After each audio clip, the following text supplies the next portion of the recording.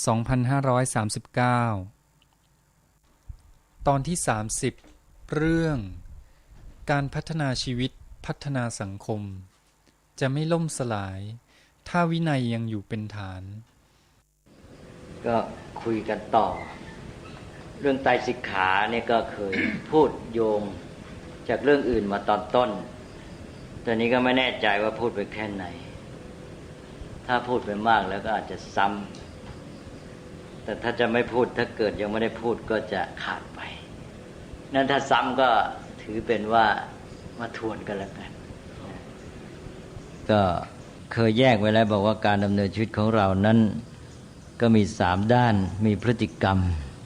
จิตใจแล้วก็ปัญญาซึ่งสัมพันธ์กันอยู่แยกจากกันเด็ดขาดไม่ได้เพราะว่าเราจะเคลื่อนไหวร่างกายแล้วก็พูดจาอย่างไรก็ต้องออกมาจากความตั้งใจมีเจตนาแล้วก็มีแรงจูงใจอยู่เบื้องหลังมีความอยากความปรารถนาความรู้สึกต่างๆเคลื่อนไหวกายและกล่าววาจาไปตามนั้นอันนี้นี่ก็เป็นเรื่องที่ว่าพฤติกรรมมาจากจิตใจนอกจากนั้นจะพูดอะไรแล้วจะเคลื่อนไหวทำอะไรได้แค่ไหนก็อยู่ที่ปัญญาที่มีความรู้เข้าใจด้วยเพราะฉะนั้นพฤติกรรมก็ต้องออกมาจากปัญญาอยู่ในขอบเขตของปัญญาส่วนจิตใจเองก็ต้องอาศัยปัญญามีความรู้เข้าใจมองสิ่งต่างๆอย่างไรมองด้วยความเข้าใจอย่างไรก็จะมีผลต่อความรู้สึกในทางจิตใจหรือถ้าไม่รู้ไม่เข้าใจเช่นไม่รู้จะปฏิบัติต่อสิ่งนั้นอย่างไรมันคืออะไรก็จะอึดอัดบีบคั้นก็เกิดความทุกข์เพราะนั้นปัญญาก็จะมีผลต่อจิตใจถ้าปัญญารู้เข้าใจดีก็จะทำให้จิตใจโล่งโปร่งกว้างขวางอันนี้จิตใจเองก็เป็นปัจจัยแก่ปัญญาว่าถ้าหากว่าจิตใจเข้มแข็งมีความเพียรมีความอดทนเป็นต้นก็จะทำให้สามารถใช้ความคิดได้ดีจิตเป็นสมาธิจิตแน่วแน่ก็ยิ่งคิดอะไรต่ออะไรได้แจ่มชัดแล้วก็ลึกซึ้งเพราะฉะนั้นสภาพจิตใจก็มีผลต่อปัญญาหรือว่าจิตใจที่ดีก็ช่วยหนุนการพัฒนาปัญญาแล้วก็พฤติกรรมก็มาหนุนปัญญาว่า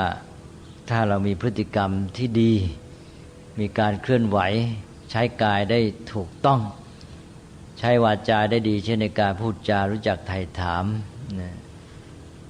รู้จักสนทนาเป็นต้นมันก็เป็นทางของการพัฒนาปัญญามันเปิดช่องให้กับปัญญานี่ก็เหมือนกับว่ากายวาจานี่เป็นเครื่องมือเป็นอุปกรณ์ของจิตใจและปัญญาอย่างที่คนโบราณก็บอกว่าใจเป็นนายกายเป็นบ่าวกายรวมทั้งวาจาด้วยเนี่ยก็รับใช้จิตใจแต่ว่าที่จริงไม่ใช่แค่จิตใจละรับใช้ปัญญาสิสำคัญเวลาเราพูดว่าจิตเป็นนายกายเป็นบ่าวเนี่ยคำว่าจิตในที่นี้ก็จะรวมไปถึงปัญญาด้วยโดยเฉพาะปัญญาจะเป็นตัวสำคัญที่ใช้ร่างกายและวาจาเพราะว่าความคิดความตั้งใจก็อย่างที่ว่ามันไม่ได้มีเปล่าๆมันอยู่ที่ว่ามีความรู้แค่ไหนความตั้งใจมันก็จะไปตามปัญญาอีกทีก็ใจนั้นทำอะไรได้ภายในขอบเขตของปัญญาเพราะฉะนั้นมันก็สัมพันธ์กันหมดแหละแปลว่า3ด้านของชีวิตนี้แยกกันไม่ได้นี่เราก็ต้องฝึกทั้งพฤติกรรมให้ดีขึ้นจิตใจดีขึ้นปัญญาดีขึ้นแล้ว3อย่างมันจะมาหนุนกันให้ชีวิตเจริญงอกงามให้ดีไปด้วยกันหมดอันนี้การฝึกในด้านพฤติกรรมนี่ก็เรียกว่าศีลนะแล้วฝึกในด้านจิตใจก็เรียกว่าสมาธิแล้วฝึกในด้านปัญญาไทยเราที่จริงก็ฝึกในด้านความรู้ความเข้าใจแหละเรียกว่าปัญญาไทยเราก็เลยใช้ศัพท์ ของบาลีไปเลยว่าปัญญาพฤติกรรมจิตใจและปัญญานี่เป็นเรื่องของชีวิตของเรานะเป็นกระบวนการตามธรรมชาติเพราะฉะนั้นก็อยู่ในฝ่ายธรรมะนี่ที่เราพูดไปแล้วนี่เรื่องวินัยเป็นเรื่องของการจัดสรรภายนอกนะเป็นเรื่องของมนุษย์จะมาตกลงกันจะเอาอย่างไรอันนี้พอมาใช้วินัยมาฝึกคนมันเข้ามาเกิดผลต่อพฤติกรรมมันก็เข้ามาสู่ด้านธรรมะนะแล้วพอฝึกด้านพฤติกรรมนั้นก็เป็นการฝึกด้านจิตใจและปัญญาไปด้วยอย่างที่พูดเมื่อวานฉันอย่างยกตัวอย่างง่ายๆแค่ว่าเราจะทำอะไรตามข้อกำหนดที่เรียกว่าวินัยเนี่ยจิตใจของเราต้องมีความตั้งใจนะต้องรู้จักบังคับควบคุมใจของตัวเองมีความอดทนหรือมีความเพียรและมีความตั้งจิตตั้งใจต่อข้อกำหนดกฎเกณฑ์กติกานั้นถ้าตั้งความรู้สึกไว้ไม่ดีเป็นบังคับนะก็จะรู้สึกเป็นทุกข์จำใจนะแสดงว่าผลต่อจิตใจเกิดถ้าตั้งจิตใจไว้ดีว่ามีความพอใจว่าจะได้ฝึกตัวเองก็เกิดความสุขความพอใจสภาพจิตก็จะมีผลไปอีกแบบหนึ่งแล้วก็ในการที่เราจะฝึกได้เราปฏิบัติตามข้อกำหนดตามกติกาเราต้องเรียนรู้มันนะเราเรียนรู้กติกาข้อกำหนดเป็นอย่างไรมีรายละเอียดอย่างไรตลอดจนถ้าหากว่าให้ดียิ่งขึ้นก็รู้เหตุรู้ผลรู้ความมุ่งหมายรู้ประโยชน์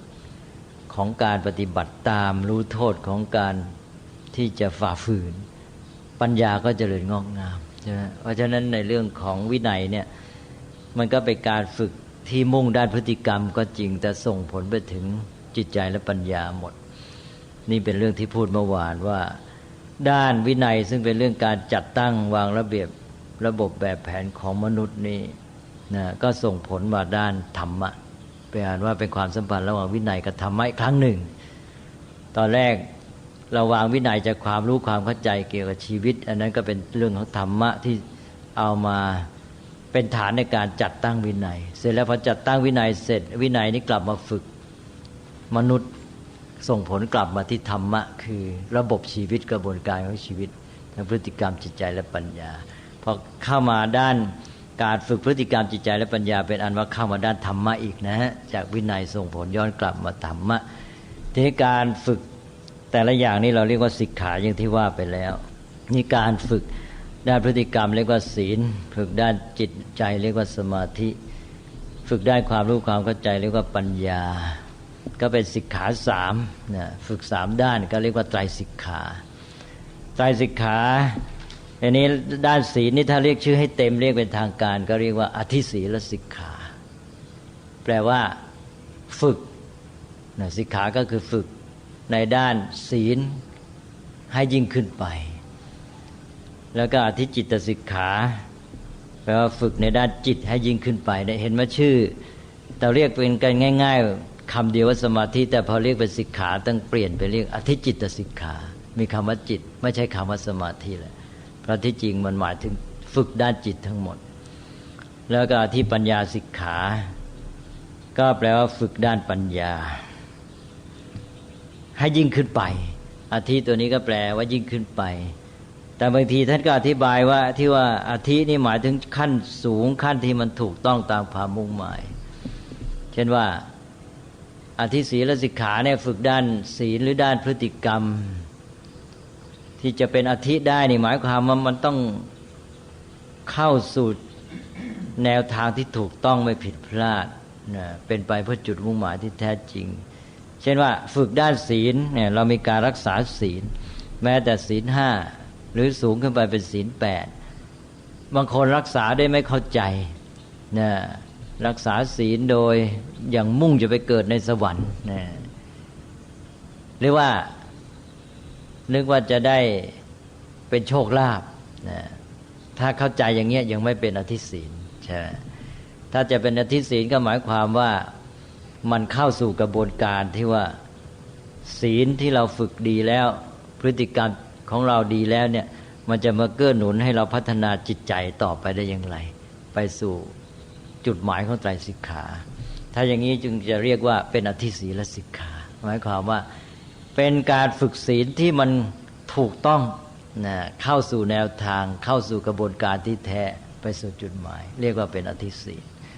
แต่เอากันง่ายๆก็แปลว่าฝึกศีลยิ่งขึ้นไปฝึกสมาธิฝึกจิตยิ่งขึ้นไปฝึกปัญญายิ่งขึ้นไปก็แล้วกันนี่แปลแบบง่ายๆนะเรียกกันสั้นๆก็แค่ว่าศีลสมาธิปัญญาอันนี้ด้านพฤติกรรมนี่ก็มาทวนกันอีกนิดหน่อยว่าด้านพฤติกรรมก็ได้แก่เรื่องของการแสดงออกทางกายวาจาของเรานะ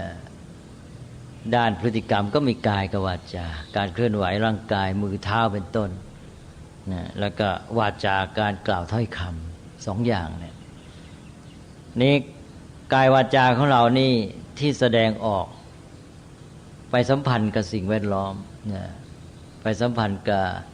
โลกภายนอกเพื่อให้เราดำรงชีวิตไปได้โดยดีถ้าเราใช้พฤติกรรมไม่ดีเราจะดำเนินชีวิตไม่ได้โดยดีจะเกิดความสัมพันธ์กับโลกภายนอกหรือสิ่งแวดล้อมอย่างเสียหายขัดแย้งเกิดผลร้ายกับตนเองและก็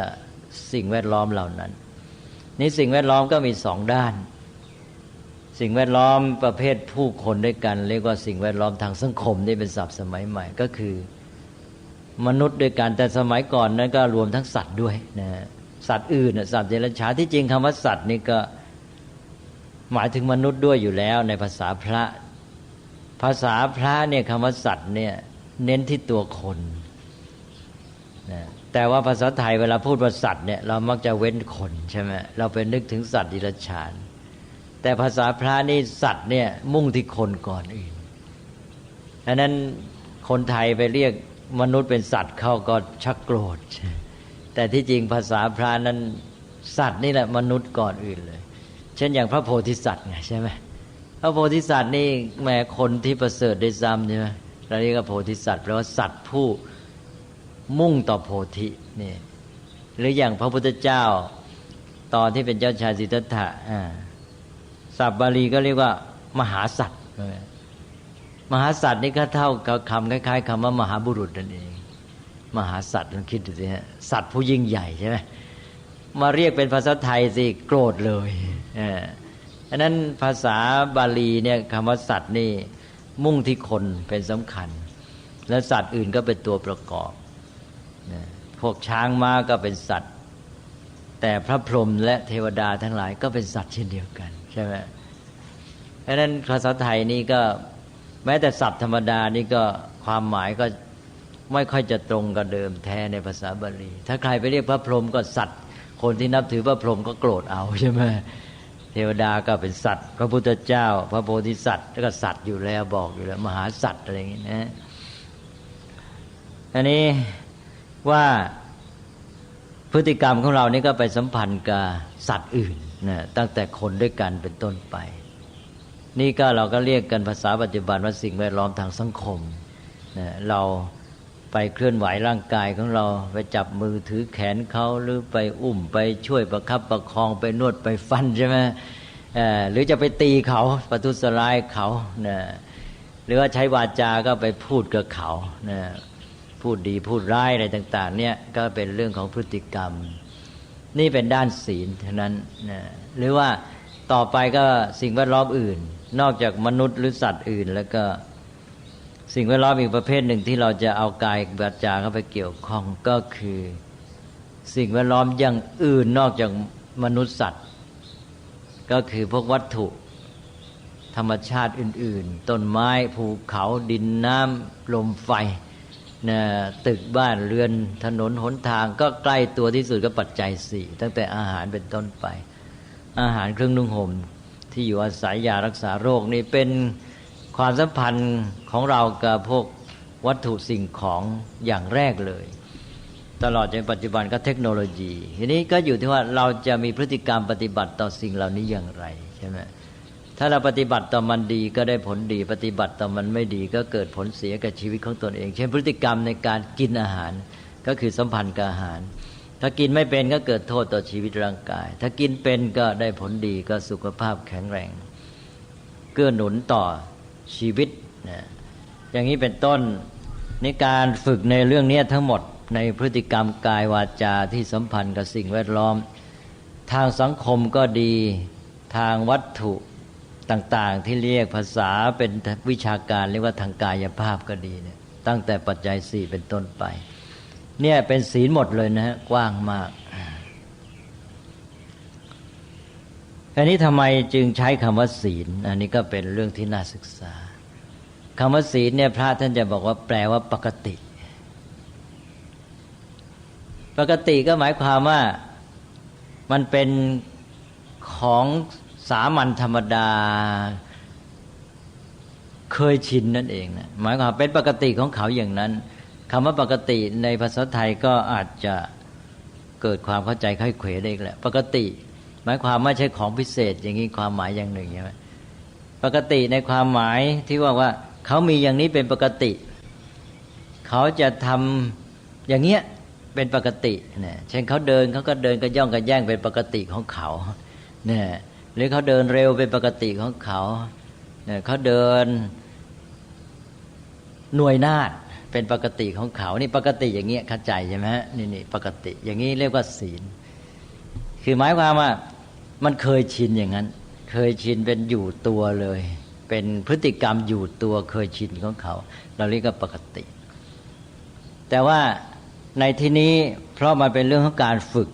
นะเป็นสิกขาแล้วท่านหมายถึงพฤติกรรมเคยชินหรือเป็นปกติที่ดีนะไม่ได้หมายเอาด้านร้ายหมายความว่าฝึกให้มันเป็นพฤติกรรมที่ดี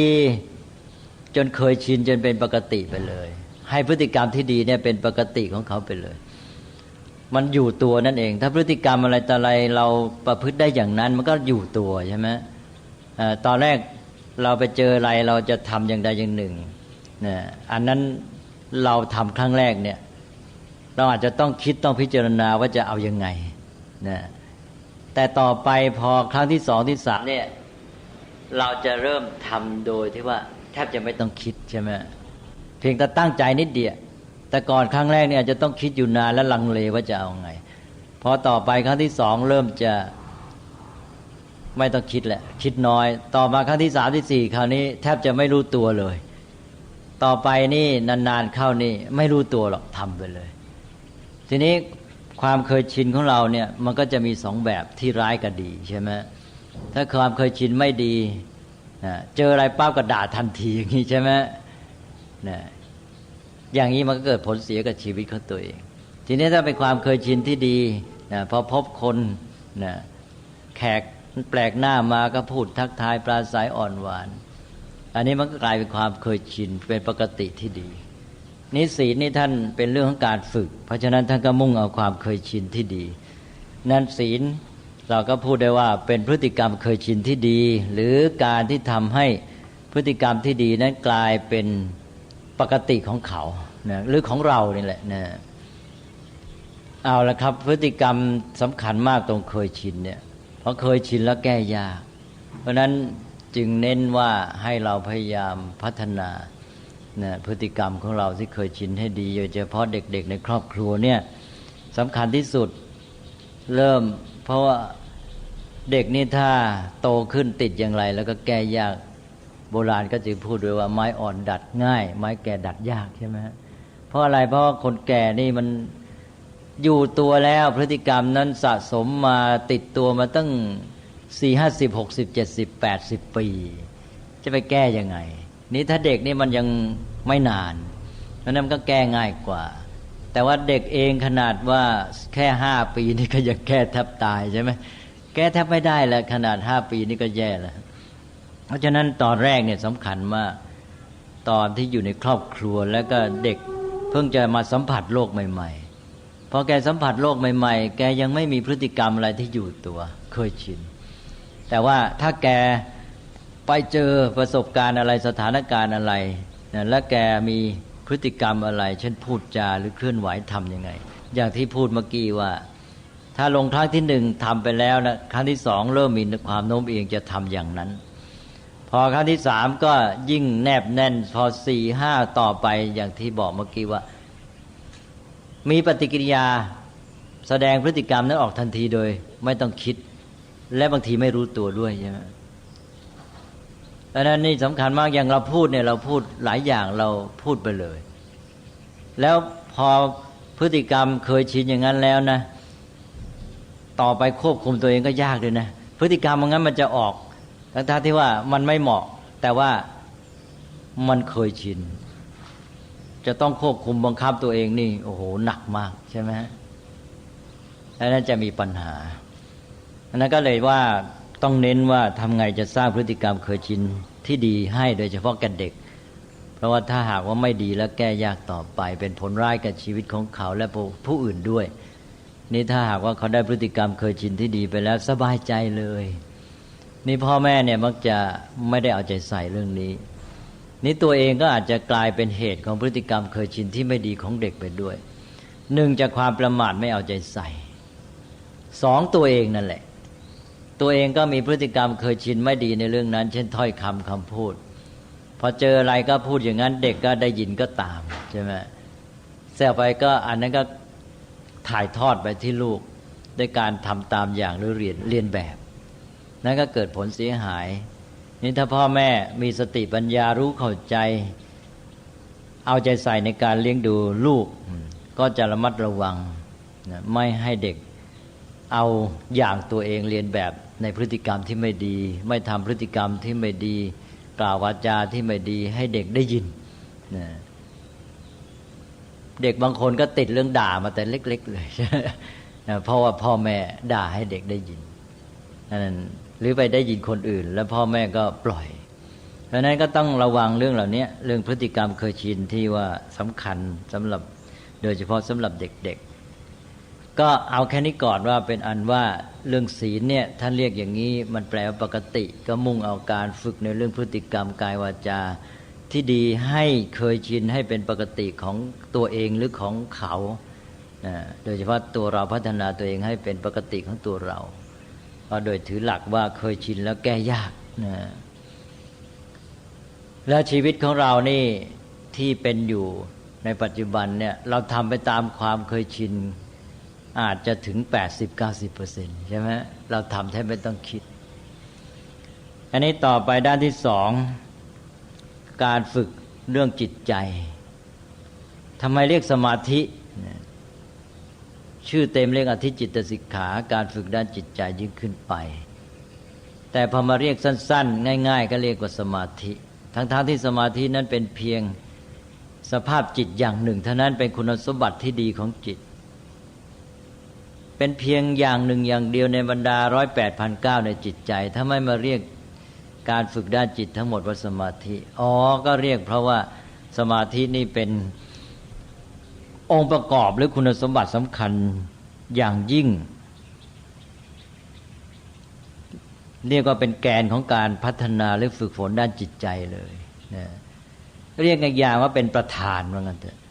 เป็นประธานของคุณสมบัติอื่นทางด้านจิตใจเพราะถ้าสมาธิไม่มาหรือไม่มีบ้างเลยเนี่ยการฝึกด้านจิตใจการสร้างสรรค์คุณสมบัติที่ดีทางจิตใจอย่างอื่นปลูกฝังได้ยากมากพัฒนาได้ยากมากแต่ว่าถ้ามีสมาธิซะแล้วการพัฒนาคุณสมบัติด้านจิตใจอื่นๆนี่มาได้ง่ายเอาว่าคุณสมบัติอะไรบ้างด้านจิตใจถ้าเราใช้ศัพท์สมัยใหม่เราจะแยกเป็นคุณสมบัติประเภทคุณธรรมความดีงามเราอาจจะเรียกว่าคุณภาพของจิตใจเช่นความมีศรัทธาความเมตตากรุณานะคือความรักความปรารถนาดีความมีไมตรีความเคารพความกตัญญูอะไรพวกนี้นะนี่เป็นคุณสมบัติเป็นเรื่องของคุณธรรมเป็นเรื่องของสิ่งที่ดีงามเราอาจจะใช้คำว่าคุณภาพของจิตใจถ้าไม่มีคุณภาพจิตนั้นก็เป็นจิตที่ร้ายจิตที่แข็งกระด้างจิตที่โกรธจิตที่ลบหลู่อะไรต่างๆเป็นต้นนี่เป็นเรื่องของอกุศลเป็นบาปเป็นเรื่องของกิเลสอันนี้เราต้องการส่วนที่ดีๆก็พัฒนาด้านดีขึ้นมาให้มีคุณภาพทีนี้อีกด้านหนึ่งคืออะไรคือเรื่องความเข้มแข็งของจิตใจความสามารถของจิตใจเช่นว่าขันติความอดทนวิริยะความเพียรความมีใจสู้ความบักบั่นก้าวไปข้างหน้าไม่ยอมท้อถอยความมีสติ การที่ระลึกทันต่อเหตุการณ์การที่สามารถบังคับควบคุมจิตใจได้รวมทั้งสมาธิเองด้วยความที่จิตใจตั้งมั่นมั่นคงแน่วแน่ไม่หวั่นไหวต่อสิ่งต่างๆนี่ด้านสมรรถภาพจิตใจและอีกด้านหนึ่งก็คืออะไรก็คือเรื่องของความสุขความร่าเริงเบิกบานใจความมีจิตใจผ่องใสสงบสดชื่นร่าเริงอะไรพวกนี้นะนี่ด้านความสุขอาจจะเรียกว่าสุขภาพจิตก็เอาศัพท์สมัยใหม่มาใช้นะว่าเป็นคุณภาพจิตสมรรถภาพจิตสุขภาพจิตทั้งหมดเนี่ยเป็นด้านจิตใจทั้งนั้นทีนี้การที่จะฝึกในด้านจิตใจอย่างที่ว่ามาเนี่ยต้องอาศัยสมาธิทั้งนั้นสมาธิแปลว่าความแน่วแน่หรือตั้งมั่นสมัยเก่าเวลาเราแปลตามศัพท์ทางพระก็จะเรียกว่าความตั้งมั่นจิตตั้งมั่นก็เรียกว่าเป็นสมาธิตั้งมั่นนี่มันก็อยู่ตัวนะจิตอยู่ตัวถ้ามันยังไม่ตั้งมั่นมันไม่อยู่ตัวมันวอกแวกมันฟุ้งซ่านมันหวั่นไหวแกว่งไกวกระวนกระวายกระสับกระส่ายนะทีนี้พอมันหวั่นไหวนี่เหมือนกับว่าอย่างโต๊ะเก้าอี้หรือที่รองอะไรสักอย่างเนี่ยถ้ามันไม่มั่นคงมันหวั่นไหวเรียกว่าไม่ตั้งมั่นเนี่ยของเล็กๆน้อยๆวางอยู่บนนั้นก็กลิ้งระเนระนาดหมดใช่ไหมดีไม่ดีก็หล่นเลยนะอย่างน้อยมันก็อาจจะเลื่อนไปนะล้มไปอย่างที่ว่าทีนี้คุณสมบัติต่างๆในจิตถ้าไม่มีสมาธิก็หมายความว่าตัวรองรับไม่ดีไม่มั่นคงคุณธรรมหรือคุณสมบัติอื่นในจิตใจนั้นก็เหมือนกับว่าไม่มีที่รองที่ดีก็จะหวั่นไหวนะอาจจะไม่มั่นคงตั้งอยู่ไม่ได้ดีนะเสี่ยงต่อการที่จะเสื่อมลงไปหรือแม้แต่ว่าหล่นไปเลยนะคุณธรรมที่พัฒนาขึ้นมาได้ขาดสมาธิเดี๋ยวหล่นหายไปสิแหละแต่ถ้าสมาธิมีเหมือนกับมีที่รองรับที่มั่นคงคุณสมบัติเหล่านั้นก็อยู่ได้เราจะเห็นได้เลยว่าถ้าจิตมันไม่ตั้งมั่นไม่สงบมันกระวนกระวายมันวุ่นวายเนี่ยความสุขมีได้ไหมใช่ไหมความสุขความสดชื่นไม่ได้เพราะฉะนั้นสมาธิต้องไปแกนให้ทีนี้ด้านคุณธรรมอื่นๆก็เหมือนกันถ้าจิตพลุ่งพล่านกระวนกระวายนี่เมตตามาไม่ได้ใช่ไหมมีแต่โกรธสิมาได้ใช่ไหมเพราะฉะนั้นความเข้มแข็งล่ะจิตไม่มั่นคงไม่มีสมาธิมันไม่มีความเข้มแข็งแน่สมรรถภาพจิตก็ไม่เกิดเพราะฉะนั้นจึงเอาสมาธิเนี่ยมาเป็นตัวแทนของด้านการพัฒนาจิตใจก็เลยเรียกการพัฒนาหรือศิกขาหรือการฝึกด้านจิตใจทั้งหมดด้วยคำแทนคำเดียวว่าสมาธิเอาสมาธิเป็นตัวแกนเป็นตัวนำเป็นประธานเลยนะเอาแล้วนะครับเป็นอันว่านี่คือเหตุผลที่เรียกการฝึกในด้านจิตด้วยคำว่าสมาธิทั้งที่สมาธิที่จริงเป็นเพียงคุณสมบัติอย่างหนึ่งของจิตแต่มันเป็นคุณสมบัติที่สำคัญอย่างยิ่งบทบาทใหญ่ทีนี้ต่อไปก็ขั้นด้านที่สามก็คือปัญญาเรื่องความรู้ความเข้าใจด้านนี้ก็เป็นเรื่องยิ่งใหญ่ความจริงนั้นปัญญาว่าไปแล้วมันเป็นคุณสมบัติอย่างหนึ่งของจิตใจนั่นเองสมัยปัจจุบันนี้อย่างพวกวิชาการตะวันตกเนี่ยบางทีก็แยกไม่ออกระหว่างด้านจิตกับด้านปัญญาเพราะเขามองว่าปัญญาก็เรื่องของจิตใจนี่ใช่ไหมอย่างในเวลาแยกแบบขันธ์ห้าเนี่ยเราจะเห็นได้ชัดว่าปัญญาเนี่ยไปอยู่ในด้านจิตใจอันนี้ยังไม่ได้เรียนเรื่องการแยกเรื่องรูปนามแล้วก็แยกเป็นขันธ์ห้าเรียนแล้วยังขันธ์ห้ายังนะอันนั้นเป็นการแยกองค์ประกอบของชีวิตออกไปนะเป็นภาคเหมือนกับภาคของนิ่งแยกออกเป็นส่วนๆเหมือนกับอนาโตมีของชีวิตนะอนาโตมีของชีวิตนี่แยกออกไปเป็นส่วนๆว่ามีอะไรบ้างประกอบด้วยอะไรบ้างเนี่ยถ้าแยกแบบนั้นเนี่ยปัญญาจะไปอยู่ในภาคจิตใจยังไม่ได้เรียนก็อย่าไปถือเป็นสำคัญผมจะพูดให้ฟังนิดหน่อยนะฮะก็ถือว่าพอได้ผ่านหูไว้คือว่าชีวิตของเราเนี่ยทางพระท่านแยกส่วนออกไปว่าเป็นการประชุมเข้าของส่วนประกอบ5อย่างหรือ5กอง 5ประเภทมีรูปเนี่ยรูปธรรมฝ่ายร่างกายแล้วก็เวทนาความรู้สึกสุขทุกข์ไม่สุขไม่ทุกข์สัญญาความกำหนดหมายที่ทำให้จำได้หมายรูปเขียวแดงเหลืองเป็นต้นแล้วก็สังขารคุณสมบัติที่ปรุงแต่งจิตใจนะให้ดีให้ชั่วแล้วก็วิญญาณตัวรู้เห็นได้ยินได้กลิ่นเป็นต้นทีนี้ปัญญาเนี่ยก็ไปอยู่ในสังขารเครื่องปรุงจิตปรุงแต่งให้จิตดีจิตชั่วจิตมีกำลังมีความสามารถหรือทำให้จิตอ่อนแอเป็นต้นจะเห็นว่าปัญญาไปอยู่ในหมวดเดียวกันเรื่องเครื่องปรุงของจิตเลยใช่ไหมอยู่ในสังขารก็อยู่ในพวกจิตปนกันอยู่แต่ทีนี้พอมาแยกแบบการพัฒนาชีวิตเป็น3ด้านการดำเนินชีวิตเป็น3ด้าน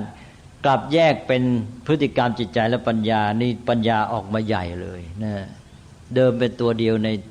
เครื่องปรุงจิตเท่านั้นเองออกมาเป็นตัวบทบาทใหญ่อันนี้คล้ายๆกับสรีรวิทยานะถ้าเทียบแพทย์ถ้าแยกเป็นขันธ์5เหมือนอนาโตมีเข้าใจไหมฮะอนาโตมีนี่หมายความว่าเป็นการแยกส่วนร่างกายว่ามีอะไรบ้างอะไรบ้างเหมือนของตายนะเหมือนของตายมาแยกส่วนออกแต่สรีรวิทยานั่นก็คือการทำงานของร่างกายระบบความสัมพันธ์มันทำไงไอ้นี่ทำหน้าที่อะไรต่างก็เหมือนกับคล้ายๆกับเรื่องของการดำเนินชีวิตนี่เราแยกเป็น3ด้านพฤติกรรมจิตใจและปัญญาทีนี้พอมาแยกแบบด้านพฤติกรรมจิตใจและปัญญาเป็น3ด้านก็ปัญญาเป็นตัวสำคัญทำไมแยกออกมาล่ะก็เพราะว่าปัญญานี่เป็นเรื่องใหญ่อย่างยิ่งเลยนะจิตใจมันเป็นเรื่องของคุณสมบัติอยู่ภายในนะเป็นเรื่องของตัวเองแต่ปัญญานี่เป็นเรื่องที่จะก้าวออกไปสู่จักรวาลโลกทุกอย่างเลยที่จะรู้เข้าใจอะไรต่างๆนะแดนใหญ่มีหน้าที่มีงานมีขอบเขตมากมายเหลือเกินเรื่องปัญญาเรื่องเดียวใช่ไหมนะแล้วมนุษย์จะพัฒนาได้ชีวิตจะดีงามเนี่ยมันขึ้นต่อปัญญาเป็นสำคัญตลอดจนจะเป็นพระพุทธเจ้าได้นะจะพัฒนาวิชาการแม้แต่วิชาการทางโลกอาชีพต่างๆวิทยาศาสตร์นิติศาสตร์รัฐศาสตร์อาศัยปัญญาทั้งนั้นฉะนั้นปัญญานี่เป็นเรื่องใหญ่ในการดำเนินชีวิตของมนุษย์ที่ออกมาสู่เรื่องของการสร้างสรรค์ในโลกของมนุษย์อะไรต่างๆฉะนั้นปัญญาก็แยกเป็นด้านสำคัญตั้งหากออกไปเลยนะแทบจะว่าใหญ่กว่าด้านจิตอื่นที่มีองค์ประกอบเป็นร้อยๆนะปัญญาไปโยงไปหาหมดเป็นตัวบอกหมดจะให้เจ้าตัวไหนทำหน้าที่อะไรจะทำงานยังไงจะควบคุมจะจัดยังไงหมดเลยใช่ไหมไอ้เจ้าตัวอื่นจะทำไงก็รับใช้ปัญญาถ้าปัญญาดีสักอย่างไอ้เจ้าปัญญาบอกบทเสร็จหมดใช่ก็เลยแยกปัญญาเป็นเรื่องใหญ่เป็นแดนหนึ่งของพฤติกรรมและเป็นแดนที่สูงสุดเลยเอานะฮะทีนี้แปลว่านี่ด้านปัญญาทีนี้ด้านปัญญานี่ก็มีทั้งปัญญาที่รู้เรื่องที่มนุษย์จัดสรรตกลงกันยังไงเพียงแต่ว่าตามวัฒนธรรมประเพณีระบบแบบแผนจัดตั้งที่เราเรียกว่าวินัยนะสืบถ่ายทอดกันมาวางเป็นตายตัวแล้วเราก็รู้ไปตามนั้นแล้วเราก็ประพฤติปฏิบัติดำเนินชีวิตได้ใช่ไหมนี่ปัญญารู้เรื่องตามที่มนุษย์ตกลงกันทั่วๆไปอันนี้เป็นเรื่องสามัญแต่แค่นี้ก็สำคัญแล้วเพียงแต่เรียนรู้สิ่งที่มนุษย์ได้จัดวางตั้งไว้เพื่อจะให้สังคมของตัวอยู่กันได้เนี่ยแค่นี้ก็เรียนกันแทบตายนะใช่ไหมนี่ก็ด้านหนึ่งแหละทีนี้ปัญญาที่ลึกซึ้งกว่านั้นก็คือรู้เข้าไปถึงความจริงที่อยู่เบื้องหลังสิ่งที่มนุษย์มาตกลงกันจัดวางนี้ใช่ไหมเบื้องหลังในกรในขอนี่ในกรในขอนี่ก็เป็นเรื่องความรู้ในระดับที่มนุษย์จัดตั้งใช่ไหมว่าคนนั้นชื่อกอคนนี้ชื่อขอเป็นความรู้ระดับสมมติระดับวินัยเท่านั้นแต่เบื้องหลังในกรในขอคืออะไรนั่นคือชีวิตคนที่แท้จริงอยู่ในธรรมชาติใช่ไหมมีจิตใจมีสภาวะยังไงเกิดมาได้ยังไงร่างกายเขาเกิดจากอะไรมาประกอบทำไมเขาจึงเกิดมาได้เนี่ยแล้วเขาชีวิตของเขานอกจากกายมีด้านจิตใจเป็นยังไงกฎธรรมชาติมันโยงไปหาสิ่งต่างๆรู้เข้าไปถึงความจริงของธรรมชาติอันนี้นี่ลึกซึ้งมากใช่ไหมฮะนั่นก็ไปอ่านว่าเราจะดำเนินชีวิตธรรมดานี่ปัญญาในระดับรู้เข้าใจสิ่งที่มนุษย์จัดตั้งวางระบบไว้นี่พอแหละ เนี่ยก็เป็นมนุษย์แค่นี้ก็ทำให้มันดีเถอะ ให้อยู่ในแนวทางที่มนุษย์ผู้มีปัญญาได้วางไว้แล้วก็สังคมก็ได้ถ่ายทอดกันมาลงตัวยอมรับว่าอันนี้ดีเป็นประโยชน์แต่ว่ารู้แค่นี้พอจริงไหมไม่พอเพราะว่าแค่นี้นะบางทีไม่รู้เหตุรู้ผลเขาวางทำไมเป็นเพราะอะไรจึงวางอย่างนี้และที่มนุษย์รุ่นเก่าวางไว้ต่อมาสังคมเปลี่ยนแปลงนะอาจจะไม่เหมาะก็ได้ใช่ไหมหรือว่าอาจจะวางด้วยความเข้าใจผิดพฤติกรรมระบบสังคมอย่างของฝรั่งเดี๋ยวนี้ที่รู้ตัวว่าวางมาตั้ง 2,000 ปีบางอย่างก็ผิดใช่ไหมทำให้เกิดโทษกับชีวิตทีนี้ถ้าไม่มีปัญญารู้ความจริงธรรมชาติลึกซึ้งกว่านั้นแก้ไม่ได้ใช่ไหมก็ไปเป็นทาสของอารยธรรมเป็นทาสของวัฒนธรรมเก่านั้นก็เลยต้องมีปัญญาที่รู้ถึงความจริงของธรรมชาติแท้ๆซึ่งเป็นความจริงแน่นอนเป็นระบบความสัมพันธ์ในธรรมชาติอันนี้ที่ยิ่งใหญ่นี่คือความรู้ที่ว่าสามารถทำให้เป็นพระพุทธเจ้าได้รู้โลกชีวิตตามเป็นจริงนะอันนี้ก็แปลว่าอย่างน้อยก็แยกปัญญาสองระดับแหละใช่ไหมระดับที่เกี่ยวกับเรื่องที่มนุษย์จัดวางตั้งให้ดำเนินชีวิตกันได้สามัญในสังคมแล้วก็ปัญญาที่รู้เข้าถึงความจริงที่เป็นปรมัตถ์เป็นความจริงแท้เนี่ยตามกฎธรรมชาติแต่นอกจากนี้แล้วก็ยังมีปัญญาที่ตื้นลึกกว่ากันเยอะแยะใช่ไหมปัญญาในแง่ของการรู้ข้อมูลเข้าใจสิ่งที่มองเห็นเฉพาะหน้ารับรู้สิ่งต่างๆรับรู้เข้าใจตามเป็นจริงไหมไม่ใช่ดูตามชอบใจชอบไม่ชอบใจแค่นี้รับรู้ก็มีเรื่องปัญญาเข้ามาเกี่ยวข้องรู้เข้าใจมันต่อไปก็รู้ลึกลงไปอีกนะสามารถคิดเชื่อมโยงสิ่งโน้นสิ่งนี้ข้อมูลโน้นข้อมูลนี้นะไม่ใช่เมื่อกี้นี้รู้ข้อมูลนั้นข้อมูลนั้นเฉพาะแต่ละอย่างก็เข้าใจต่อมาสามารถเชื่อมโยงข้อมูลเหล่านั้นอีกใช่ไหมนอกจากรู้ว่าคืออะไรแล้วรู้ว่าเป็นอย่างไรอีกนะต่อไปยังรู้ว่าเป็นเพราะเหตุไรอีกสามารถสืบสาวเหตุปัจจัยที่สืบเนื่องกันมาอีกใช่ไหมต่อไปก็สามารถที่จะคิดวิเคราะห์แล้วก็นอกจากวิเคราะห์ยังวินิจฉัยอีกวินิจฉัยว่ามันมีทางเลือกอย่างนี้เอายังไงอันไหนจะดีที่สุดเอาวินิจฉัยอย่างนี้การวินิจฉัยนั้นก็จะมีปัญหาอีกเช่นว่าทางด้านจิตเข้ามาใช่ว่าวินิจฉัยเกี่ยวกับการตัดสินใจในเรื่องคนก็จะมีว่าเกิดต้องการผลประโยชน์หรือมีความลำเอียงก็จะวินิจฉัยไม่เที่ยงธรรมไม่ตรงความจริงหรือมีความโกรธแค้นการวินิจฉัยก็จะผิดพลาดดังนั้นก็จะมีเรื่องของด้านจิตเนี่ยเข้ามาเกี่ยวข้องตลอดนอกจากพฤติกรรมไปหาข้อมูลแล้วด้านจิตใจก็จะมาครอบงำทำให้ปัญญานี้บริสุทธิ์หรือไม่บริสุทธิ์ถ้ามาครอบงำถูกกิเลสครอบงำฝ่ายจิตใจก็มามีอิทธิพลต่อฝ่ายปัญญาทำให้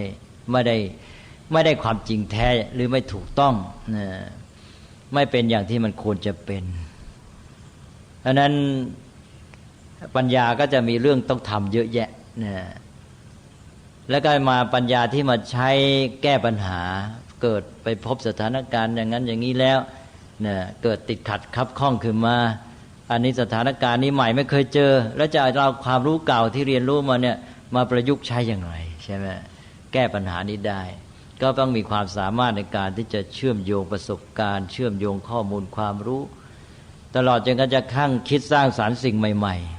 ๆทำสิ่งที่ไม่เคยทำก็เอาความรู้เดิมนั่นแหละมาสร้างเป็นความรู้ใหม่ขึ้นมาเป็นความสามารถในการเชื่อมโยงความรู้เนี่ยปัญญามีเรื่องเยอะเลยจนกระทั่งในที่สุดก็รู้เข้าถึงความจริงของธรรมชาติของชีวิตที่แท้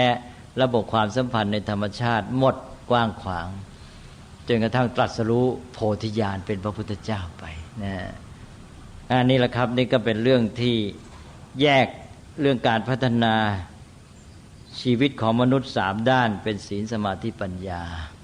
แล้วทั้ง3อย่างนี้สัมพันธ์เกื้อหนุนกันอย่างไรก็ได้อธิบายไปแล้วเกี่ยวกับคุณอาจารย์ในเรื่องของเรื่องศีลเป็นปกตินะครับเรามุ่งในแง่ดีแล้วไปถึงขั้นไปเรื่องฝึกนี่ก็เมื่อฝึกเราต้องฝึกให้มันดีดิแล้วอย่างนี้คำว่าวาสนากับคำว่าศีลเนี่ยมันใกล้เคียงกันมากไหมครับวาสนามันคำกลางๆมันดีร้ายก็ได้ ช่ไหมวาสนาร้ายๆไงพูดกระโชกโคกห้างหรืออะไรเงี้ยมันไม่ได้เป็นเรื่องฝึกคือว่าศีลนี่เป็นเรื่องของการฝึกโดยตั้งใจทำให้มันดีใช่ไหมส่วนวาสนานั้นเป็นการสั่งสมของคนนั้นรวมๆกันไปใช่ไหมเลวก็ได้ดีก็ได้เป็นพฤติกรรมเคยชินเหมือนกันนี่ก็พฤติกรรมเคยชินแต่ว่ามันไม่ได้ประกอบด้วยความตั้งใจในกระบวนการฝึกคนเนี่ยเพราะฉะนั้นเราจึงเอาเรื่องศีลเข้ามาประยุกต์ใช้ในวาสนาเพื่อปรับวาสนาให้มันดีไง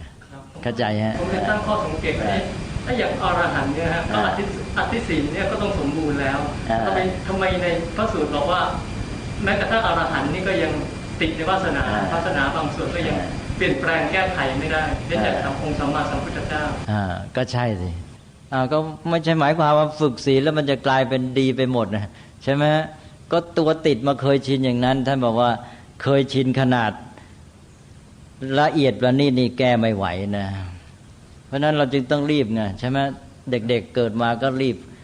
ให้ฝึกให้เป็นศีลที่ดีไปซะสิเพราะงั้นละวาสนามาทีนี้แย่ไปเลยแล้วถึงขั้นวาสนานี้ก็คือก็วาสนานี่ก็หมายความว่าแก้ได้เหมือนกันแต่ว่ามันแก้ยากแก้ได้แต่หยาบทีนี้พอมันลึกละเอียดแก้ไม่ไหวแก้ได้แต่พระพุทธเจ้าเนี่ยแก้หมดคือหมายท่านเรียกว่าละกิเลสพร้อมทั้งวาสนาทั้งหมดพระพุทธเจ้าแต่พระอรหันต์นี่ละวาสนาได้ไม่หมดนะขณะที่ฝึกศีลมาฝึกจิตฝึกปัญญามาอย่างดีก็ยังละวาสนาได้ไม่หมดไอ้ส่วนที่มันเป็นความเคยชินเป็นเรื่องละเอียดอ่อนแต่ไม่ถึงกับเป็นภัยอันตรายท่านบอกว่าละไม่ได้วาสนาก็เป็นของรวมๆจากการสะสมของคนนั้นไม่ว่าดีว่าร้ายนะฮะนี่ศีลนี่เป็นอย่างที่ว่าเป็นเรื่องความตั้งใจฝึกนะตอนนี้มาถึงเรื่องของสมาธิน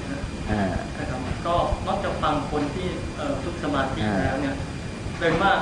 บางสายหรือบางสำนักเนี่ยก็รู้สึกดีใจและภูมิใจที่ว่าฝึกแล้วเนี่ยตัวเองได้มีนิมิตในเรื่องของสมาธินะฮะที่เกิดนิมิตต่างๆแต่ในขณะเดียวกันเนี่ยก็มีบางคนเนี่ยนะฮะก็ได้ความสงบจะไม่เกิดนิมิตเลยผมก็เลยอยากจะขอเรียนถามพระเดชพระคุณอาจารย์ว่าจริงๆแล้วเนี่ยมีความจำเป็นมากน้อยแค่ไหนที่ในการฝึกสมาธิเนี่ยต้องมีนิมิตเกิดขึ้นถ้าหากว่าไม่เกิดนิมิตจะมีความสงบนี่หมายความว่าล้มเหลวไหมครับท่านในเรื่องลักษณะว่าเอาตามพระสูตรเนี่ยจำเป็นที่จะต้องการทำสมาธิต้องเกิดนิมิตเอางี้ก่อนนิมิตมี2 อย่างโดยหลักใหญ่แต่ก่อนที่จะพูดถึงนิมิต2 อย่างนะพูดถึงฝันก่อนคนฝันนั่นเรียกว่านิมิตภาษาพระเรียกว่านิมิตนะคำว่าฝันเนี่ยสิ่งที่มองเห็นในฝันเรียกว่านิมิตถ้าคนหลับฝันก็คนหลับไม่ฝันได้ดีกันใช่ไหมเพราะนั้นคนที่ปฏิบัติบำเพ็ญสมาธินี่เห็นนิมิตกับไม่เห็นนิมิตไหนดีกันเนี่ยถ้าหลับไม่ฝันมันก็แสดงจิตมันก็ราบเรียบมันก็ไปได้ดีนี่ไอ้นิมิตสิเป็นตัวที่ทำให้วุ่นใช่ไหมจิตมันถูกทำให้ไหวหรือว่าทำให้ไม่เรียบไม่รื่นแต่ว่าอย่างที่บอกเมื่อกี้นิมิตมี2 อย่างนะต้องระวังมันมีนิมิตอย่างหนึ่งที่จำเป็นเพราะมันเกี่ยวกับสิ่งที่ตัวปฏิบัติเป็นนิมิตของกรรมฐานนั่นเองนิมิตของสิ่งที่เรากำหนดเพื่อใช้ในการฝึกสมาธิอันนั้นนิมิตนั้นสำคัญนะนิมิตอื่นที่แทรกเข้ามาในระหว่างนั้นเป็นตัวโกนทั้งนั้นนะเป็นตัวที่เป็นตัวอาจจะเป็นเพียงอาการปรากฏการณ์ที่มันเกิดขึ้นในระหว่างที่จิตมันไปสู่ระดับนั้นมันมีการปรุงแต่งก็เป็นภาพขึ้นมาอันนี้มันมีนิมิตอันหนึ่งที่เป็นนิมิตที่เป็นตัวแทนของสิ่งที่เรากำหนดใช่ว่าเราเพ่งกสิณแล้วหลับตาไปไอ้ตัวกสิณนั่นเองท่านก็เรียกว่านิมิต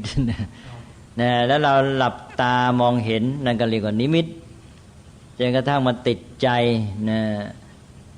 มันก็มาเป็นตัวแทนของตัวกสิณข้างนอกคราวนี้ไม่ต้องลืมตามองละหลับตาเอาเลยก็อยู่ในใจเห็นภาพกสิณนั้นอันนั้นก็เรียกว่านิมิตแล้วก็ลมหายใจเมื่อเรากำหนดลมหายใจไป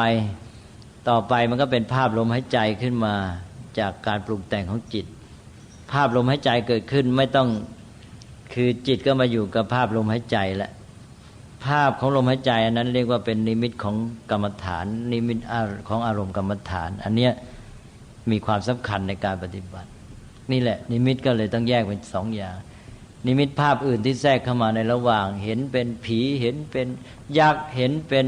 แสงอะไรต่างๆนั่นเป็นนิมิตที่ถือว่าเข้ามากวนต้องรู้ทันแต่นิมิตที่เป็นตัวแทนของกรรมฐานที่เราปฏิบัติอันนี้เป็นส่วนหนึ่งของการปฏิบัติเลยแยกได้แล้วนะเราจะรู้ได้อย่างไรครับว่าอันนี้เป็นนิมิตที่เราใช้กรรมก็ไม่ยากอะไรก็มันเป็นตัวแทนอยู่แล้วมันก็เหมือนกับของนั้นอย่างตัวอานาปานสตินะครับการที่เอาลมหายใจเป็นนิมิตนะฮะนิมิตจะเกิดเป็นตัวแทนของลมหายใจจะเป็นลักษณะไหนเป็นลักษณะที่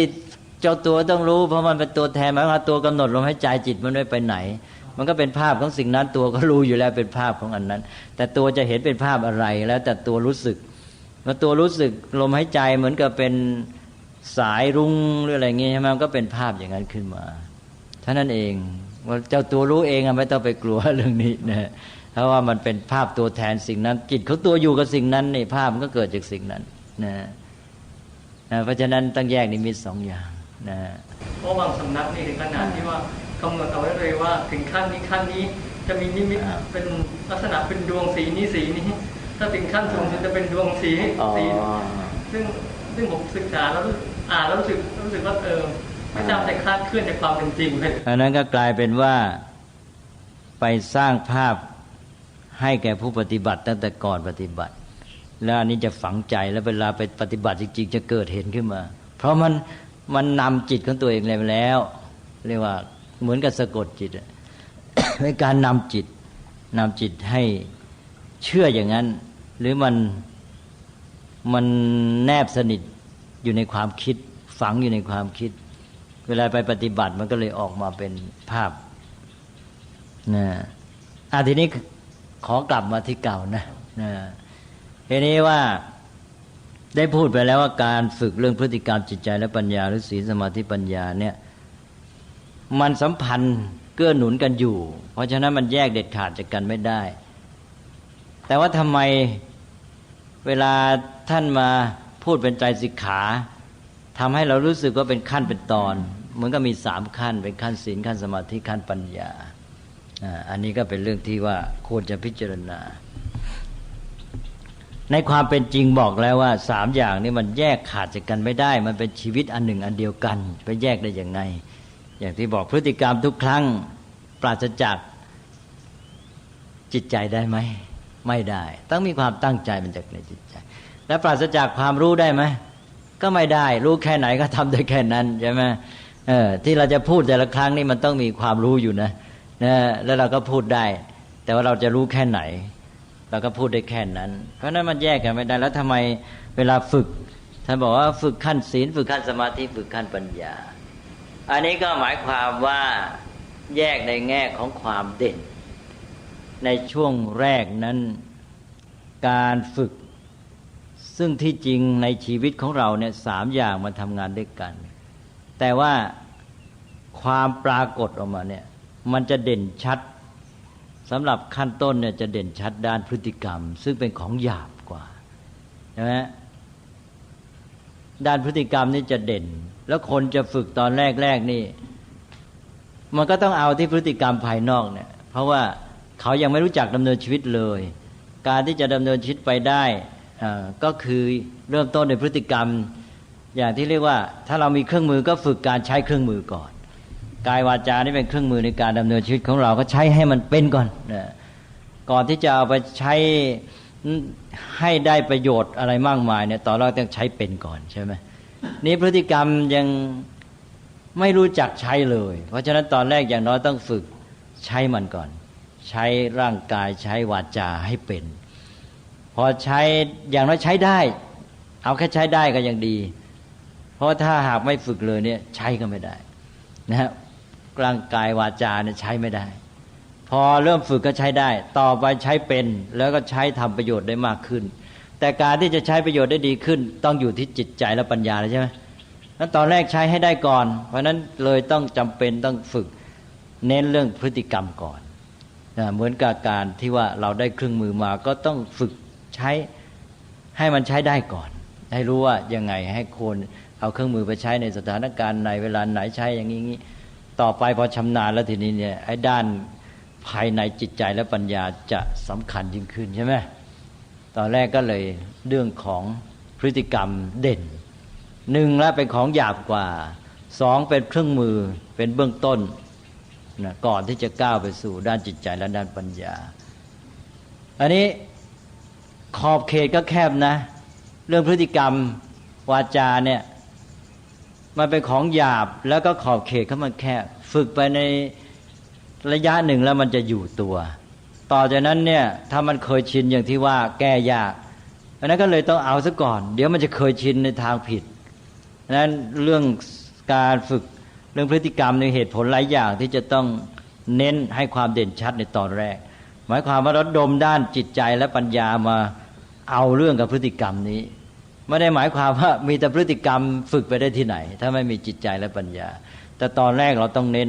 เหมือนกับระดมทั้งจิตใจและปัญญาเนี่ยมาอยู่ที่การฝึกในเรื่องพฤติกรรมว่าทำไงพฤติกรรมมันจะดีมันจะใช้ได้นะเครื่องมืออุปกรณ์นี้จะได้ใช้ประโยชน์ได้ดีต่อไปข้างหน้าเพราะเราอยากใจจะเอาไอ้ร่างกายและวาจาของเรานี่ไปเป็นอุปกรณ์ใช้งานต่อไปในการดำเนินชีวิตอีกเยอะแยะรวมทั้งไปฝึกจิตใจฝึกปัญญาด้วยใช่ไหมตกลงว่าเรื่องฝึกพฤติกรรมหรือศีลจึงเป็นสำคัญในตอนแรกปรากฏชัดเหมือนกับเป็นพื้นฐานหรือเป็นอุปกรณ์ไว้ทีนี้พอขั้นที่สองด้านจิตใจนี่ขยายกว้างขวางแล้วทีนี้แล้วเป็นเรื่องละเอียดประณีตนี่พอฝึกเรื่องร่างกายใช้พฤติกรรมอยู่ตัวแล้วเรื่องจิตโอ้ยังยุ่งยังเยอะแยะเหลือเกินนะเป็นเรื่องละเอียดอ่อนจะต้องฝึกกันไปอีกนานเลยเชื่อไหมเพราะฉะนั้นฝึกพฤติกรรมอยู่ตัวแล้วนี่จิตยังไปอีกไกลทีนี้พอฝึกจิตได้เก่งนะจนกระทั่งอยู่ตัวมีสมาธิดีแล้วนะก็เป็นจิตที่พร้อมจะใช้งานแล้วจะไปเป็นฐานของปัญญาอีกทีไม่คล้ายๆกับว่าพฤติกรรมนี่อยู่ตัวก็มาฐานรองรับจิตดีแหละถ้าจิตใจในฝึกดีแล้วก็ไปเป็นฐานรองรับการใช้ปัญญาอีกใช่ไหมสมาธิจิตดีแล้วสงบแน่วแน่มั่นคงไม่มีอะไรกวนจะใช้ความคิดจะปลูกฝังพัฒนาปัญญาก็ได้ผลดีแต่ว่าขนาดจิตอยู่ตัวดีแล้วนะฝึกจิตได้ดีแล้วเรื่องที่ปัญญาจะต้องรู้อีกมากมายเหลือเกินเชื่อไหมนั่นเราคิดดูสิอะไรขอบเขตกว้างกว่ากันถ้ามองในแง่ข่าวความแคบความกว้างเนี่ยไอ้เรื่องพฤติกรรมมันแคบกว่าเยอะเลยใช่ไหมพอไปแดนของจิตใจนี่โอ้โหเรื่องละเอียดอ่อนไปเยอะเลยเพราะจิตใจอยู่ตัวแล้วเรื่องปัญญายังไปเยอะกว่าเยอะเพราะปัญญานี่มันรู้ไปทั้งจักรวาลเลยไปถึงทุกสิ่งทุกอย่างนะเพราะนั้นเรื่องปัญญามันก็มองในความแคบความกว้างมันก็กว้างกับเขานะแล้วมันต้องอาศัยทั้งพฤติกรรมและจิตใจเป็นฐานเป็นเครื่องมือหมดเลยฉะนั้นก็เลยพูดไปตามลำดับนี้เป็นอันว่าในการฝึกหรือสิกขานี้เด่นชัดตอนแรกก็เด่นที่พฤติกรรมกายวาจาที่เรียกว่าศีลแล้วก็มาขั้นที่สองเมื่อเอากับพฤติกรรมพออยู่ตัวพอสมควรแล้วใช้ได้ตอนนี้ก็จะมาเน้นเรื่องจิตใจซึ่งเป็นเรื่องที่ยังอีกกว้างขวางยังต้องฝึกพัฒนากันอีกมาก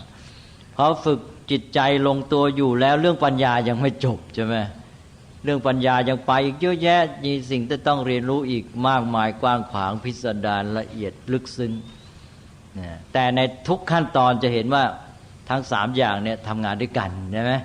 แล้วถ้ามองแต่ละจุดแต่ละตอนเนี่ยมันทำงานอยู่ทั้งสามอย่างนะแต่ถ้ามองเป็นขั้นใหญ่ๆเราจะแยกได้เลยเป็นขั้นศีลขั้นสมาธิขั้นปัญญาเอานะฮะคิดว่าคงจะชัดเจนไหมนะว่าในแง่ของการที่ว่ามันอาศัยทำงานด้วยกันนี่ก็แน่นอนทุกขณะไปด้วยกันแต่ในแง่ของการแยกเป็นช่วงกว้างก็จะแยกได้เช่นเดียวกันว่าเป็นขั้นศีลขั้นสมาธิขั้นปัญญานะฮะทีนี้ในการฝึกคนเพื่อจะให้คนพัฒนาไปได้ดีเนี่ยเราก็ใช้หลักที่ว่าสามอย่างเนี่ยมันทำงานด้วยกันเนี่ยเอามาฝึกให้มันได้ผลดีเลยให้มันไปด้วยกันเลยเราเองก็ตามหรือเราจะฝึกเด็กจะเคลื่อนไหวทำพฤติกรรมอะไรหรือทำกิจกรรมอะไรสักอย่างหนึ่งเนี่ย นะเราก็เอาศีลสมาธิปัญญามาใช้แล้วฝึกมันซะทีเดียวเลยมันจะได้ผลดีไม่ใช่ทำไปอย่างที่ว่าจับพลัดจับผลูก็ได้นะเกิดมันไม่บังเอิญไม่พอเหมาะมันก็ไม่ได้อะไรเนี่ยทำด้วยความรู้เข้าใจก็ฝึกได้ผลเวลาจะทำกิจกรรมอย่างใดอย่างหนึ่งเช่นว่าเด็กมาครูจะให้จัดกิจกรรมอย่างหนึ่งก็มาฝึกให้ครบเช่นว่ามาช่วยกันพิจารณาดูที่ว่ากิจกรรมที่เราจะทำเนี่ยมองในแง่ศีลนะกิจกรรมที่เราจะทำเนี่ยมันจะแสดงออกเป็นพฤติกรรมกายวาจากิจกรรมที่เราจะทำเนี่ยนะมันก่อความเดือดร้อนเบียดเบียนผู้อื่นหรือเปล่าหรือเป็นการช่วยเหลือเกื้อกูลสร้างสรรค์ใช่ไหมกิจกรรมทุกอย่างนี้มองได้ถ้าเป็นกิจกรรมที่เสียศีลก็คือมันจะก่อความเดือดร้อนเบียดเบียนใครก็มองดูกิจกรรมของเราที่จะทำวันนี้ไม่เบียดเบียนก่อความเดือดร้อนแก่ใครแต่เป็นการสร้างสรรค์เป็นไปในทางที่ดีเกื้อกูลต่อสังคมเพื่อนมนุษย์ได้และเรื่องศีลต่อไปกิจกรรมเดียวกันนี้มองด้านจิตใจเราเป็นไงจิตใจเราที่จะทำกิจกรรมเนี่ยเรามีแรงจูงใจว่าคิดจะทำกิจกรรมนี้เพื่อหาผลประโยชน์เห็นกับตัวหรือทำได้ขัดเคืองใครทำด้วยจิตโลภหรือโกรธหรือเปล่าหรือมีความหรือว่ามีความสุขหรือความทุกข์จิตใจขุ่นมัวเศร้าหมองหรือจิตใจผ่องใสร่าเริงเบิกบานมีความสุขที่จะทำใช่ไหมพิจารณาได้ทีนี้ถ้าจิตมันไม่ดีก็ปรับซะให้มันดีบอกว่าเราจะทำกิจกรรมทั้งทีนะให้จิตใจของเราทำด้วยแรงจูงใจที่ดีอยากจะทำประโยชน์ทำด้วยเมตตากรุณาทำด้วยความสุขสดชื่นนี่ได้จิตได้แหละต่อไปได้ปัญญากิจกรรมอันเดียวกันนี้ที่เรากำลังจะทำอยู่เนี่ยเรามีความรู้เข้าใจมันดีหรือยังรู้เข้าใจรายละเอียดของมันขั้นตอนกระบวนการนะรู้วิธีปฏิบัติแล้วก็รู้ว่ามันจะเกิดผลดีผลเสียอย่างไรแล้วเรารู้ว่าเหตุผลไหมว่าเราทำเพราะเหตุผลอะไรการกระทำของเราสมเหตุสมผลไหมจะมีผลดีผลร้ายตามมาอย่างไรใช่ไหมนี่เรียกว่าในด้านปัญญานี่ถ้าหากว่าปัญญามันยังไม่ชัดก็จะได้พัฒนาซะตอนนั้นพอทำกิจกรรมนั้นปั๊บพร้อมเลยได้ทั้งศีลสมาธิปัญญาได้ผลดีพัฒนาหรือจะใช้ตรวจสอบก็ได้เราทำอะไรไปแล้วในแง่ศีลเป็นอันว่าเบียดเบียนเขาหรือเกื้อกูลในด้านจิตใจสภาพจิตของเรามีโลภะโทสะหรือว่ามีความเมตตากรุณาหรืออะไรหรือดีหรือเปล่าแล้วก็จิตใจของเรามีความสุขหรือมีความทุกข์เบิกบานผ่องใสหรือเศร้าหมองขุ่นมัวเร่าร้อนใช่ไหมด้านปัญญารู้เหตุรู้ผลเข้าใจต่างๆชัดเจนทีนี้เราก็ใช้ตรวจสอบแล้วเราก็วางแผนที่จะปรับปรุงให้มันดียิ่งขึ้นถ้าหากว่ากิจกรรมทุกกิจกรรมนี้ดำเนินไปด้วยศีลสมาธิปัญญาอย่างนี้ก็พัฒนาแน่ใช่ไหมแล้วเกิดผลดีแน่นอนก็ตกลงว่าเอาศีลสมาธิปัญญาไตรสิกขานี้มาฝึกในการดำเนินชีวิตในการประกอบกิจกรรมทุกอย่างเลยโดยเฉพาะครูเนี่ยหรือพ่อแม่เนี่ยในการสัมพันธ์กับเด็กนี่จะฝึกเด็กได้ดีมากเดี๋ยวนี้เราไม่ได้คิดกันเลยไม่ได้พิจารณาเท่านั้นทำกิจกรรมสักแต่ว่าสนุกกันแล้วกันจบมันก็เลยเป็นเรื่องโลภะโทสะโมหะอะไรไปตามเรื่องก็ไม่ค่อยได้อะไรก็เห็นจะพอสมควรนะวันนี้เป็นเรื่องแง่มุมต่างๆของไตรสิกขาถ้านึกอะไรออกค่อยมาพูดกันใหม่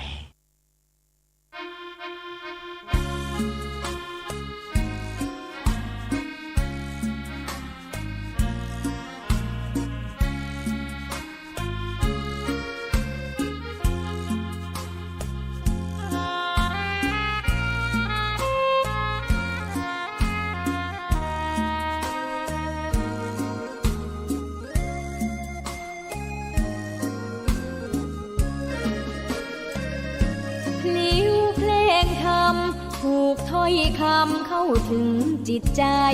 ฟังรายการวิทยุเสียงใสส่งถึงใจไปสู่ปลายนาสารธรรมน้อมนำมองพระศาสดาบอกผู้คนทั่วลาหันมาเข้าวัดฟังธรรมคลื่นเสียงนี้เป็นคลื่นธรรมะจากใจ ส่งถึงบ้านไกลบ้านไกลฟังได้สุขใจล้ำยามดึกดื่นค่ำคืนมีงานต้องทำเป็นคลื่นสารธรรมเน้นย้ำธรรมะเพื่อนใจเสียงคลื่นธรรมบอกหลักธรรมให้คลายความเหงาฟังเสียงธรรมะเบาเบาบอกเล่าถึงคนบ้านไกลสื่อธรรมะบอกลดละวางด้วยใจสื่อไปถึงสวงในเข้าใจหลักธรรมหลักดีพลิ้วเพลงธรรมผูกสัมพันธ์จิตใจร่าเริงฟังสาระธรรมะบันเทิงรื่นเริงในชีวิตยามวันว่างเดินทางไปเยี่ยมสถานีนัดพบกันน้องพี่วันนี้วันดีวันเสาร์สวดมนต์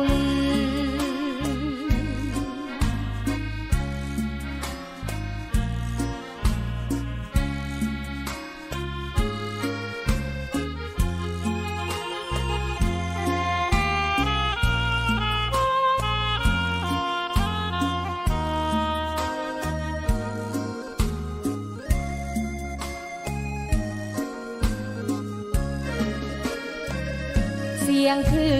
นธรรมบอกหลักธรรมให้คลายความเหงาฟังเสียงธรรมะเบาเบาบอกเล่าถึงคนบ้านไกลสื่อธรรมะบอกลดละวางด้วยใจสื่อไปถึงสวงใน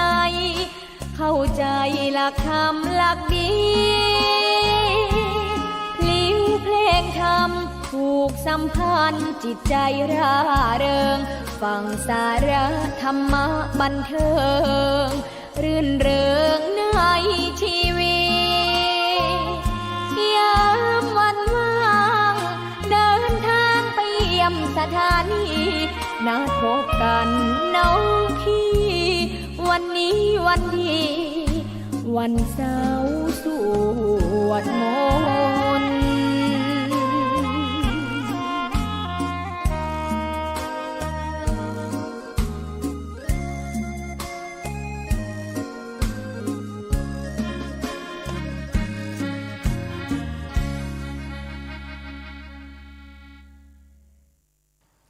ซีดีธรรมบรรยายชุดตามพระใหม่ไปเรียนธรรมโดยพระพรหมคุณาภรณ์ปอ.ประยุตโตวัดยานเวศกวันตำบลบางกระทึกอำเภอสามพรานจังหวัดนครปฐมบรรยายแก่พระนวกะรุ่นพรรษา 2539 ตอนที่ 34 เรื่องอยากได้สมาธิกันนักหนาถ้าไม่เอาสติมานำหน้าทางสำเร็จก็ไม่มีคุยธรรมะกันสืบเนื่องจากเรื่องที่พูดไปแล้วก่อนนี้ก็พูดถึงเรื่ององค์ประกอบของจิตคือว่าด้านการฝึกจิตหรือสมาธิเนี่ยได้พูดถึงว่ามีองค์ธรรมสำคัญอยู่อย่างน้อย3ตัวนี้เป็นตัวยืนในการทำงานของจิตนะซึ่งในชีวิตที่ดีงามจะต้องอาศัยมันเพราะฉะนั้นท่านก็ไปกำหนดไว้ในมรรคมีองค์8นะในฝ่ายของด้านจิตหรือสมาธิทั้งหมดเนี่ยก็มีความเพียรนะซึ่งอาจจะเรียกว่าความพยายามก็ความหมายก็ถือว่าใช้แทนกันได้ความเพียรพยายามแล้วก็สติแล้วก็สมาธิความเพียรพยายามนี่ก็เป็นตัวที่สำคัญมากเพราะมันทำให้เกิดการขยับเขยื้อนเคลื่อนไหวทำให้ก้าวไปข้างหน้านี่ถ้าหากว่าไม่มีความเพียรหยุดนิ่งเฉยไปเลย ไม่มีการเคลื่อนไหวมันก็เท่ากับจิตไม่ทำงานนั่นเองจะทำอะไรแต่อะไรก็เป็นไปไม่ได้เพราะฉะนั้นตัวนี้ก็สำคัญเพราะฉะนั้นจึงอยู่ในองค์มรรคนะเหมือนกับว่าขาดไม่ได้ในการที่ว่าจะให้เดินหน้าไปในชีวิตที่ดีงามแต่ที่จริงก็คือจะให้จิตทำงานนั่นแหละนี่ก็ต่อไปตัวที่สองก็สติสติก็มีความสำคัญมากเพราะว่าเป็นตัวจับเป็นตัวกำหนดทำให้จิตอยู่กับสิ่งที่ต้องการนี้ถ้าหากว่าสิ่งที่เราต้องการจะเกี่ยวข้องอยู่นะมันไม่ได้อยู่กับจิตไม่ได้อยู่ต่อหน้าเราเนี่ยเราก็ทำอะไรกับมันไม่ได้เลยนะเพราะฉะนั้นสติก็เป็นตัวสำคัญขาดไม่ได้อีกแหละนะจะทำอะไรกับสิ่งใดสิ่งนั้นก็ต้องอยู่นะอยู่กับเราอยู่กับที่จิตของเราอยู่ต่อหน้าเราเพราะนั้นสติก็เป็นตัวเนี่ยจับเอามาวางไว้ให้เราทำงานได้ตัวที่สามสมาธิอีกสมาธินั้นก็ถ้าจิตมันไหวมันแกว่งมันสายมันถูกกวนอยู่มันก็ทำงานไม่ได้อีกนะอย่างที่พูดไปแล้วบอกว่าสมาธินั้นมันทำให้เกิดความอยู่ตัวนะเหมือนกับมีที่รองรับเมื่อที่รองรับนั้นมันมั่นคงไม่หวั่นไหวอะไรแต่อะไรที่ตั้งอยู่บนนั้นก็อยู่ได้นะถ้าที่รองรับนั้นมันไหวมันคลอนแคลนอะไรแต่อะไรอยู่บนนั้นก็กลิ้งระเนระนาดล้มหรือหล่นไปเลยเพราะนั้นเป็นอันว่าจิตจะทำงานต้องอาศัยเจ้าตัวเนี่ยสามตัวหนึ่งต้องมีวายามะหรือมีวิริยะมีความเพียรทำให้ขยับขยื่นเคลื่อนไหวนะแล้วก็ต้องมีสติเป็นตัวจับเอาไว้แล้วก็มีสมาธิเป็นตัวที่ทำให้มันอยู่นิ่งอยู่ตัวนะไม่สายไม่แกว่งไม่ไกวนะไม่หวั่นไม่ไหวไม่คลอนไม่แคลนแล้วก็ไม่ถูกกวนเพราะนั้นในองค์มรรคก็ไปเป็นความเพียรพยายามที่ถูกต้องนะเพราะต้องการเป็นชีวิตที่ดีถ้ามันก็เพียรได้เหมือนกันในทุกกรณีแต่ว่าเกิดเพียรไม่ถูกต้องไปใช้ในเรื่องเสียหายก็มันก็ไม่เป็นมรรคนะ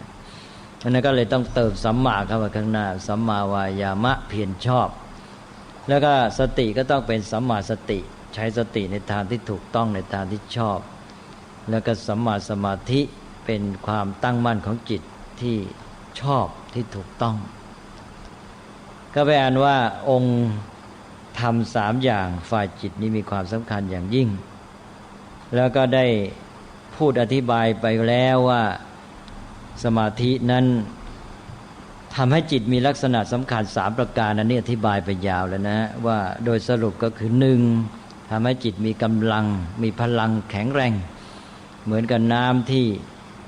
ไหลไปทางเดียวนะเป็นร่องเป็นรางเป็นทางไปนะ2ก็ทำให้จิตใสเหมือนกับน้ำที่ว่าตั้งอยู่ในที่สงบนิ่งบนที่อันมั่นคงก็ตกตะกอนแล้วก็น้ำใสมองเห็นอะไรต่างๆเอื้อต่อปัญญาแล้วก็3ก็ทำให้จิตสงบไม่มีอะไรกวนแล้วก็เลยทำให้เกิดความสุขเพราะว่าเมื่อไม่มีอะไรกวนจิตมันก็สบายนะ3อย่างนี้ต้องเอามาใช้ประสานกันในทางที่ดีงามก็คือมาใช้ในการทำงานของจิตที่ทำให้จิตเป็นกัมมนิยะแปลว่าจิตนั้นควรแก่การงานเหมาะกับการใช้งานพอเหมาะกับการใช้งานก็เอาไปหนุนปัญญาก็ทำให้ปัญญานี้ทำงานได้ผลดีนี่ถ้าใช้ไม่ถูกทางก็อาจจะเอาพลังจิตไปใช้ทางฤทธิเดชปาฏิหาริย์ฮึกเหิมใจหรือว่าเอาไปใช้ในทางสงบก็เลยถ้าติดเพลินไปสบายก็เลยขี้เกียจนะเพราะนั้นก็ต้องเอาทั้งด้านพลังความแข็งแรงเข้มแข็งของจิตนี้แล้วทั้งด้านของความสงบเนี่ยมันหนุนการทำงานในด้านที่ว่าจิตมันผ่องใสแล้วก็ทำให้มองเห็นอะไรชัดเจนคือเกื้อหนุนกับการใช้ปัญญาถ้ามันได้ลักษณะ3อย่างนี้มันหนุนซึ่งกันและกันแล้วก็มันก็มาประกอบประสานทำให้จิตทำงานได้ผลดีนะไปสู่จุดหมาย ทีนี้ก็ได้พูดไปแล้วอีกอย่างหนึ่งบอกว่าเนี่ยตัวสมาธิเองเนี่ยเพราะเหตุที่มันทำให้จิตมันสงบมันไม่ถูกอะไรกวนมันก็ทำให้มีความโน้มเองในทางที่ว่ามีความสุขสบายแล้วก็ชักจะเสวยความสุขเมื่อเสวยความสุขมันก็เลยเกียจคร้านเพราะฉะนั้นเจ้าตัวสมาธิก็เลยเปิดช่องให้แก่โกสัจฉะแปลว่าความเกียจคร้านความเกียจคร้านก็ไปกันได้กับสมาธิเพราะฉะนั้นก็เลยจะต้องมีเจ้าวายามะหรือวิริยะคือความเพียรเนี่ยมาคอยถ่วงดุลไว้มาช่วยนั่นเองมาช่วยไม่ให้มันขี้เกียจไม่ให้มันอยู่นิ่งให้มันเคลื่อนไหวให้มันก้าวหน้าไปอันนั้นก็เลยให้สมาธิเนี่ยกับความเพียรเนี่ยเข้าคู่กันนะอันนี้ถ้าความเพียรซึ่งมันเป็นตัวทำให้เดินหน้าเนี่ยมันจะไปหน้าท่าเดียวนะเท่าแต่ไปหน้าท่าเดียวนี่มันรีบมันร้อนมันทำให้พลุ่งพล่านอันนั้นก็ทำให้เสียการเหมือนกันความเพียรแรงไปพลุ่งพล่านไปรีบเร่งไปบางทีก็ไม่ได้ผลใช่ไหมทั้งที่มีแรงนั่นแหละแต่ว่าทำให้พลาดเพราะฉะนั้นก็เลยต้องมีสมาธินี่จะทำให้ความเพียรนี้มันไปได้อย่างสม่ำเสมอได้ผลดีเพราะนั้นมันต้องได้ทั้งสองอย่างนะว่าเพียรก็ต้องอาศัยสมาธิมาช่วยเดินหน้าก้าวหน้าไปแต่พร้อมกันนั้นก็ต้องก้าวไปอย่างมั่นคงด้วยใช่ไหมแต่เจ้าสมาธิเองเดี๋ยวมีแต่สมาธิก็จะหยุดนิ่งอีกสบายก็ต้องเอาเพียรมาคอยเร้าเนี่ยคอยผลักคอยดันไปเนี่ยนี่แหละครับก็เพราะนั้นสมาธิกับความเพียรนี้ก็เข้าคู่กันก็ได้พูดไปแล้วทีนี้อีกตัวหนึ่งก็คือสติสตินี่เป็นตัวที่มีความสำคัญอย่างยิ่งเป็นตัวที่ว่าเป็นตัวที่จะทำให้รู้ด้วยบอกให้รู้ว่าตอนนี้ไอ้เจ้าสมาธินี่มันชักจะสงบสบายไปนะขาดความเพียรมันก็จะเป็นตัวบอกให้รู้แล้วก็เอาความเพียรมาใช้นะมันเหมือนเป็นยามนะมันเป็นยามคอยตรวจตราคอยสอดส่องทีนี้ถ้าหากว่าเพียรมากไปเจ้าสติก็บอกอีกว่าตอนนี้เพียรมากไปแล้วนะให้มีความสงบบ้างอย่าพลุ่งพล่านรีบเร่งเกินไปนะมันก็จะทำให้เกิดความพอดีเพราะฉะนั้นสตินี้ก็เป็นตัวที่มีความสำคัญทีนี้เรื่องวิริยะความเพียรกับสมาธินี่พูดไปแล้วพอสมควรวันนี้ก็เลยจะพูดถึงเรื่องสตินะซึ่งอยู่ใน3องค์ประกอบในฝ่ายจิตเนี่ยที่มีความสำคัญนี้สติคืออย่างไรนะสติต่างกับสมาธิอย่างไรนะสตินี้เป็นตัวที่มีความสำคัญอย่างยิ่งมันจะมีเรื่องต้องพูดอีกเยอะเลยวันนี้เอาเฉพาะในแง่ที่ว่าสติคืออย่างไรแล้วก็ทำงานสัมพันธ์กับสมาธิอย่างไรอยู่ในฝ่ายจิตด้วยกันสตินะเราแปลกันว่าความระลึกได้นะถ้าแปลง่ายกว่านั้นเป็นไทยแท้ก็นึกนั่นเองนะเอาเป็นว่านึกก็ตามระลึกก็ตามก็เป็นสติลองนึกดูสิฮะภาษาไทยเนี่ยนึกกับระลึกเนี่ยคล้ายๆกันนะนึกถึงอะไรระลึกถึงอะไรคล้ายๆกันนึกไม่เหมือนคิดนะคิดคนละอย่างนะนึกนี่มันดึงออกมานะจิตไปกำหนดอันนั้นเอาไปว่าแปลกันไทยง่ายๆก็ระลึกบ้างนึกบ้างแต่ว่าถ้าแปลให้เป็นรูปธรรมเนี่ยเราต้องมาเทียบกับเรื่องของวัตถุสตินี้ก็ทำหน้าที่เป็นตัวที่จับเป็นตัวที่ยึดเป็นตัวที่กำหนดเป็นตัวที่ดึงเป็นตัวที่ตรึง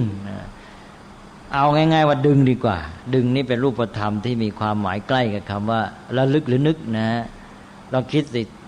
ว่าระลึกในทางจิตใจกับดึงในทางรูปธรรมเนี่ยจะคล้ายๆกันดึงนี่เป็นยังไงคือหมายความว่าสิ่งที่มันผ่านเข้ามาแล้วมันจะเลยไปเราจะเอามันไว้เนี่ยถ้ามันผ่านไปเราจัดการกับมันไม่ได้เราก็ดึงมันไว้ก่อนไม่ยอมให้มันผ่านเลยไปนะนี่หนึ่งแล้วนะดึงไว้มันผ่านมาแล้วมันจะเลยไปซะดึงมันไว้ก่อนเนี่ยเพราะเราจะจัดการกับมันเราจะทำงานกับมัน ต้องดึงไว้ถ้ามันผ่านไปเราก็ทำงานกับมันไม่ได้ทีนี้หนึ่งแล้วนะครับสิ่งที่ผ่านมาแล้วจะผ่านไปก็เลยดึงมันไว้มันก็อยู่ต่อหน้าเราก็ทำงานกับมันได้ทีนี้สอง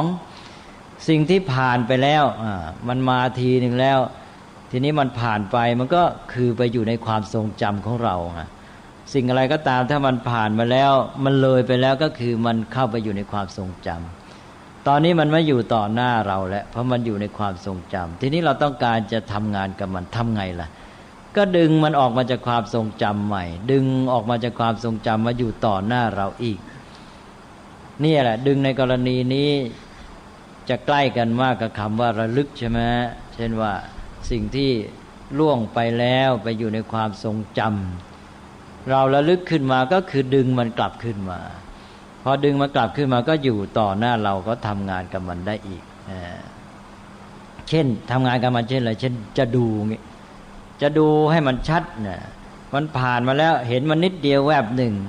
มันยังไม่ทันรู้ว่าเป็นอะไรยังไม่รู้รายละเอียดดึงมันไว้ก่อนเพราะมันอยู่ต่อหน้าก็ดูชัดเจนทีนี้สิ่งที่ผ่านไปแล้วไปอยู่ในความทรงจำก็เหมือนกันมันยังไงกันแน่นะอยากจะดูให้มันชัดอีกทีนะดึงมันกลับออกมาก็มาดูชัดนะเป็นอันว่าได้ความแล้วนะฮะนี่แหละครับสติละสติก็คือดึงเอา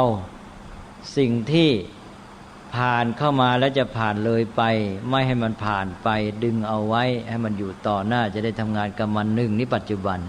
สองก็คือดึงสิ่งที่ผ่านไปแล้วในอดีตเป็นความทรงจำกลับออกมาอยู่ต่อหน้าเราใหม่เพราะฉะนั้นการทำงานของสตินี่สำคัญมากถ้าสติไม่ทำงานสักอย่างสิ่งนั้นไม่อยู่กับเราแล้วเราทำอะไรกับมันไม่ได้เลยนะก็คิดว่าคงจะเข้าใจอันนี้พอเข้าใจการทำงานหน้าที่ของสติและความหมายมันอยู่ด้วยกันหมดแล้วก็จะโยงไปถึงความสัมพันธ์กับองค์ธรรมอื่นที่สำคัญก็คือสมาธิเนี่ยสมาธิกับสตินี่ต่างกันสตินี่มันดึงไว้นะทีนี้ดึงไปดึงมาดึงไปดึงมานะถ้าสิ่งนั้นมันจะไหวจะแกว่งก็จะออกไปเรื่อยแต่ว่าทีนี้ในเรื่องจิตของตัวของคนเนี่ยมันมีการที่ว่าถ้าดึงไปดึงมาดึงนานๆเข้าเนี่ยบางทีมันอยู่ตัวเลยมันอยู่ได้อยู่นิ่งเลยนะถ้ามันอยู่นิ่งเมื่อไรมันอยู่ตัวได้นะมันไม่หลุดลอยออกไปอีกมันไม่คอยจะหลุดลอยไปไม่ต้องคอยดึงอยู่ภาวะที่มันอยู่ตัวอยู่ได้อยู่กับที่นั้นได้เรียกว่าเป็นสมาธินะก็ท่านอุปมาเหมือนอย่างนี้เหมือนกับว่าเราเนี่ยไปจับเอาวัวป่ามาวัวป่าดีกว่าวัวป่ามันก็พยศนะฮะจับเอามาแล้วนี่มันก็จะหนีเข้าป่าเรื่อยทำยังไงล่ะเราก็จะต้องเอามาให้อยู่ตอนแรกมันจะไปเรื่อยเราก็ต้องเอาเชือกมาผูกมันไว้นะเชือกผูกไว้กับอะไรกับหลักนะตอกหลักเข้าไปแล้วก็เอาเชือกมาผูกโยงระหว่างหลักกับวัวนะนะมี3อย่าง1วัวพยศ2หลัก3เชือกนะอันนี้ไอ้เจ้าวัวพยศนั้นเปรียบได้กับจิตของเราเจ้าจิตของเรานี่มันเหมือนวัวพยศคือมันไม่อยู่มันจะไปเรื่อยออกจากเรื่องนี้ไปเรื่องโน้นเรื่องโน้นเรียกว่าเป็นความฟุ้งซ่านเพราะฉะนั้นจะหาทางให้วัวอยู่กับอะไรอยู่กับหลักไงหลักนี่ก็คือสิ่งที่เราต้องการหลักคือสิ่งที่เราต้องการไอ้เจ้าวัวคือจิตของเรานี่มันไม่ยอมอยู่มันจะไปเรื่อยเราจะพยายามให้จิตของเราคือวัวเนี่ยมันอยู่กับหลักคือสิ่งที่เราต้องการเราก็เลยเอาเชือกมาผูกมันเชือกนี้เปรียบได้กับสตินะเชือกเป็นสติเป็นตัวดึง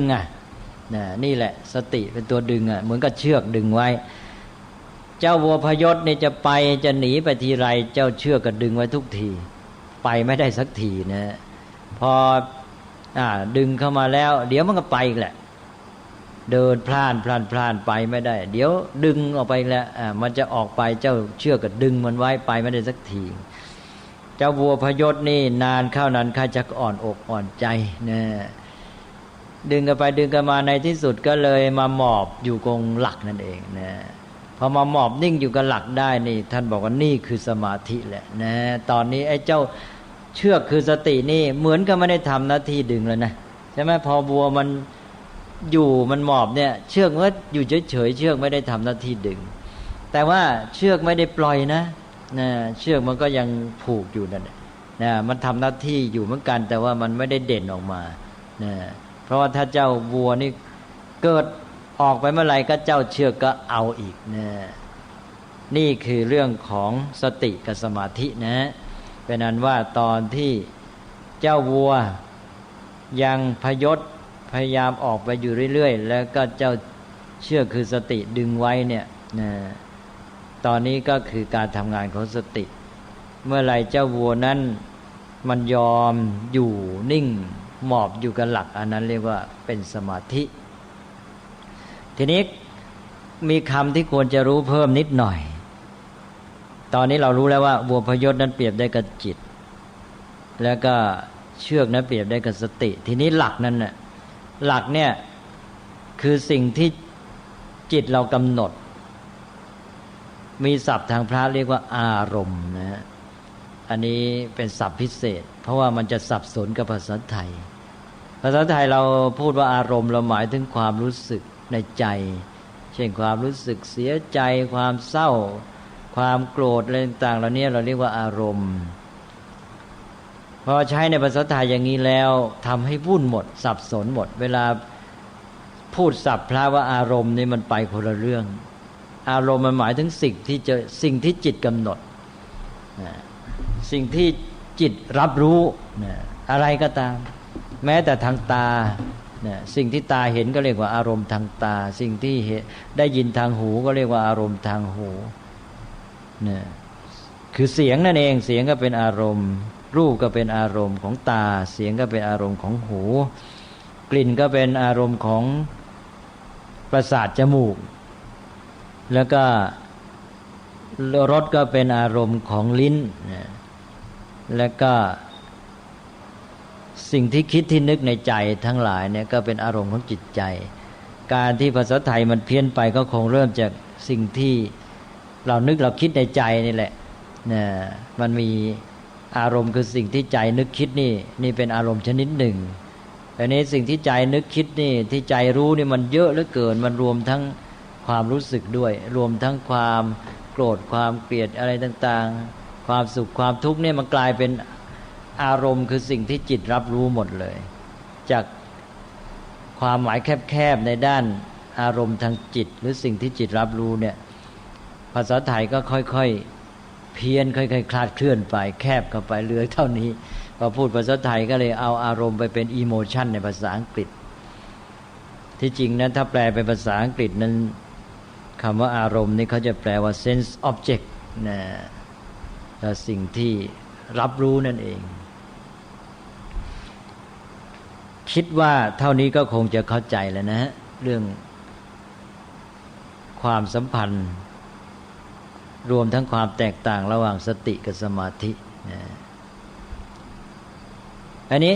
อีกอย่างนึงที่ควรจะพูดก็คือว่าในเมื่อสตินี่เป็นตัวดึงไว้แล้วก็พอจิตมันอยู่ตัวได้ก็เป็นสมาธิเราก็จะเห็น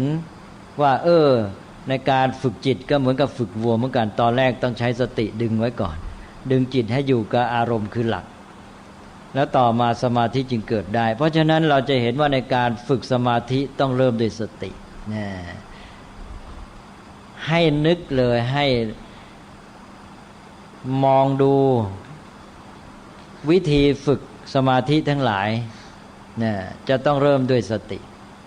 ถ้าสติมันไม่มาทำงานแล้วสมาธิมันจะอยู่มันจะมาได้ยังไงใช่ไหม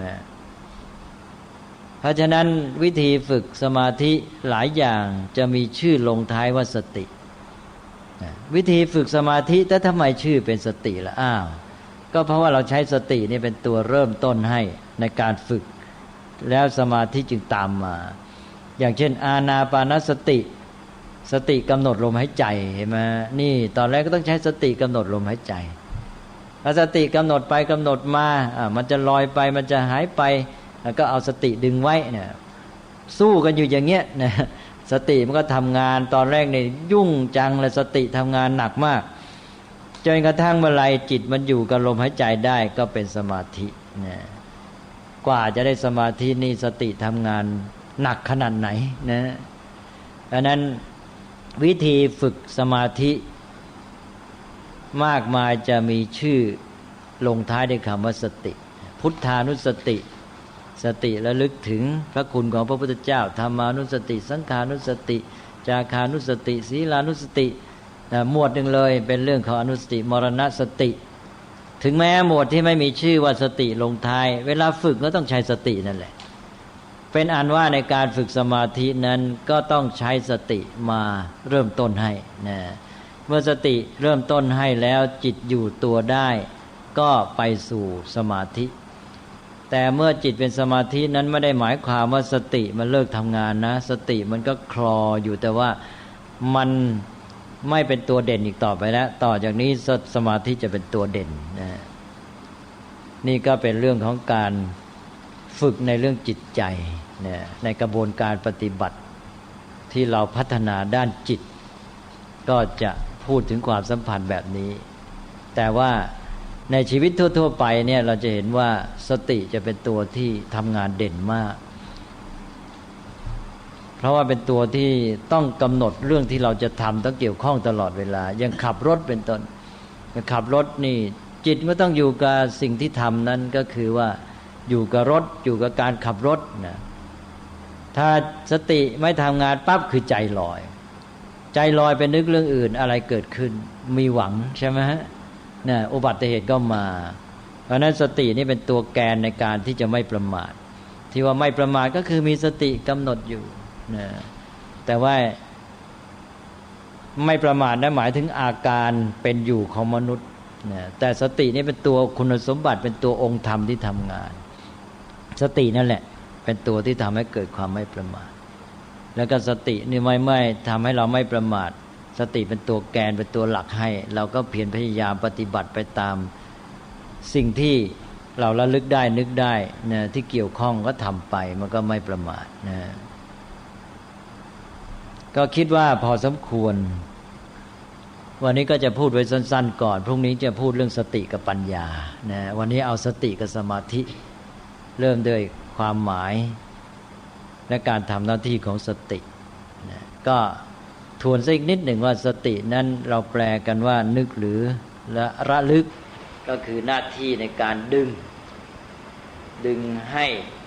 จิตนั้นอยู่กับอารมณ์นะคือสิ่งที่ต้องการแล้วก็ทำให้จิตของเราทำงานได้ในสติตัวนี้มีความสำคัญอย่างยิ่งในกระบวนการพัฒนาจิตใจและในการเป็นอยู่ที่เรียกว่าชีวิตที่ดีงามจะเป็นไปได้ต้องอาศัยสติก็อยู่ในองค์ธรรม3ประการในหมวดของจิตหรือหมวดสมาธิคือวายามะวิริยะความเพียร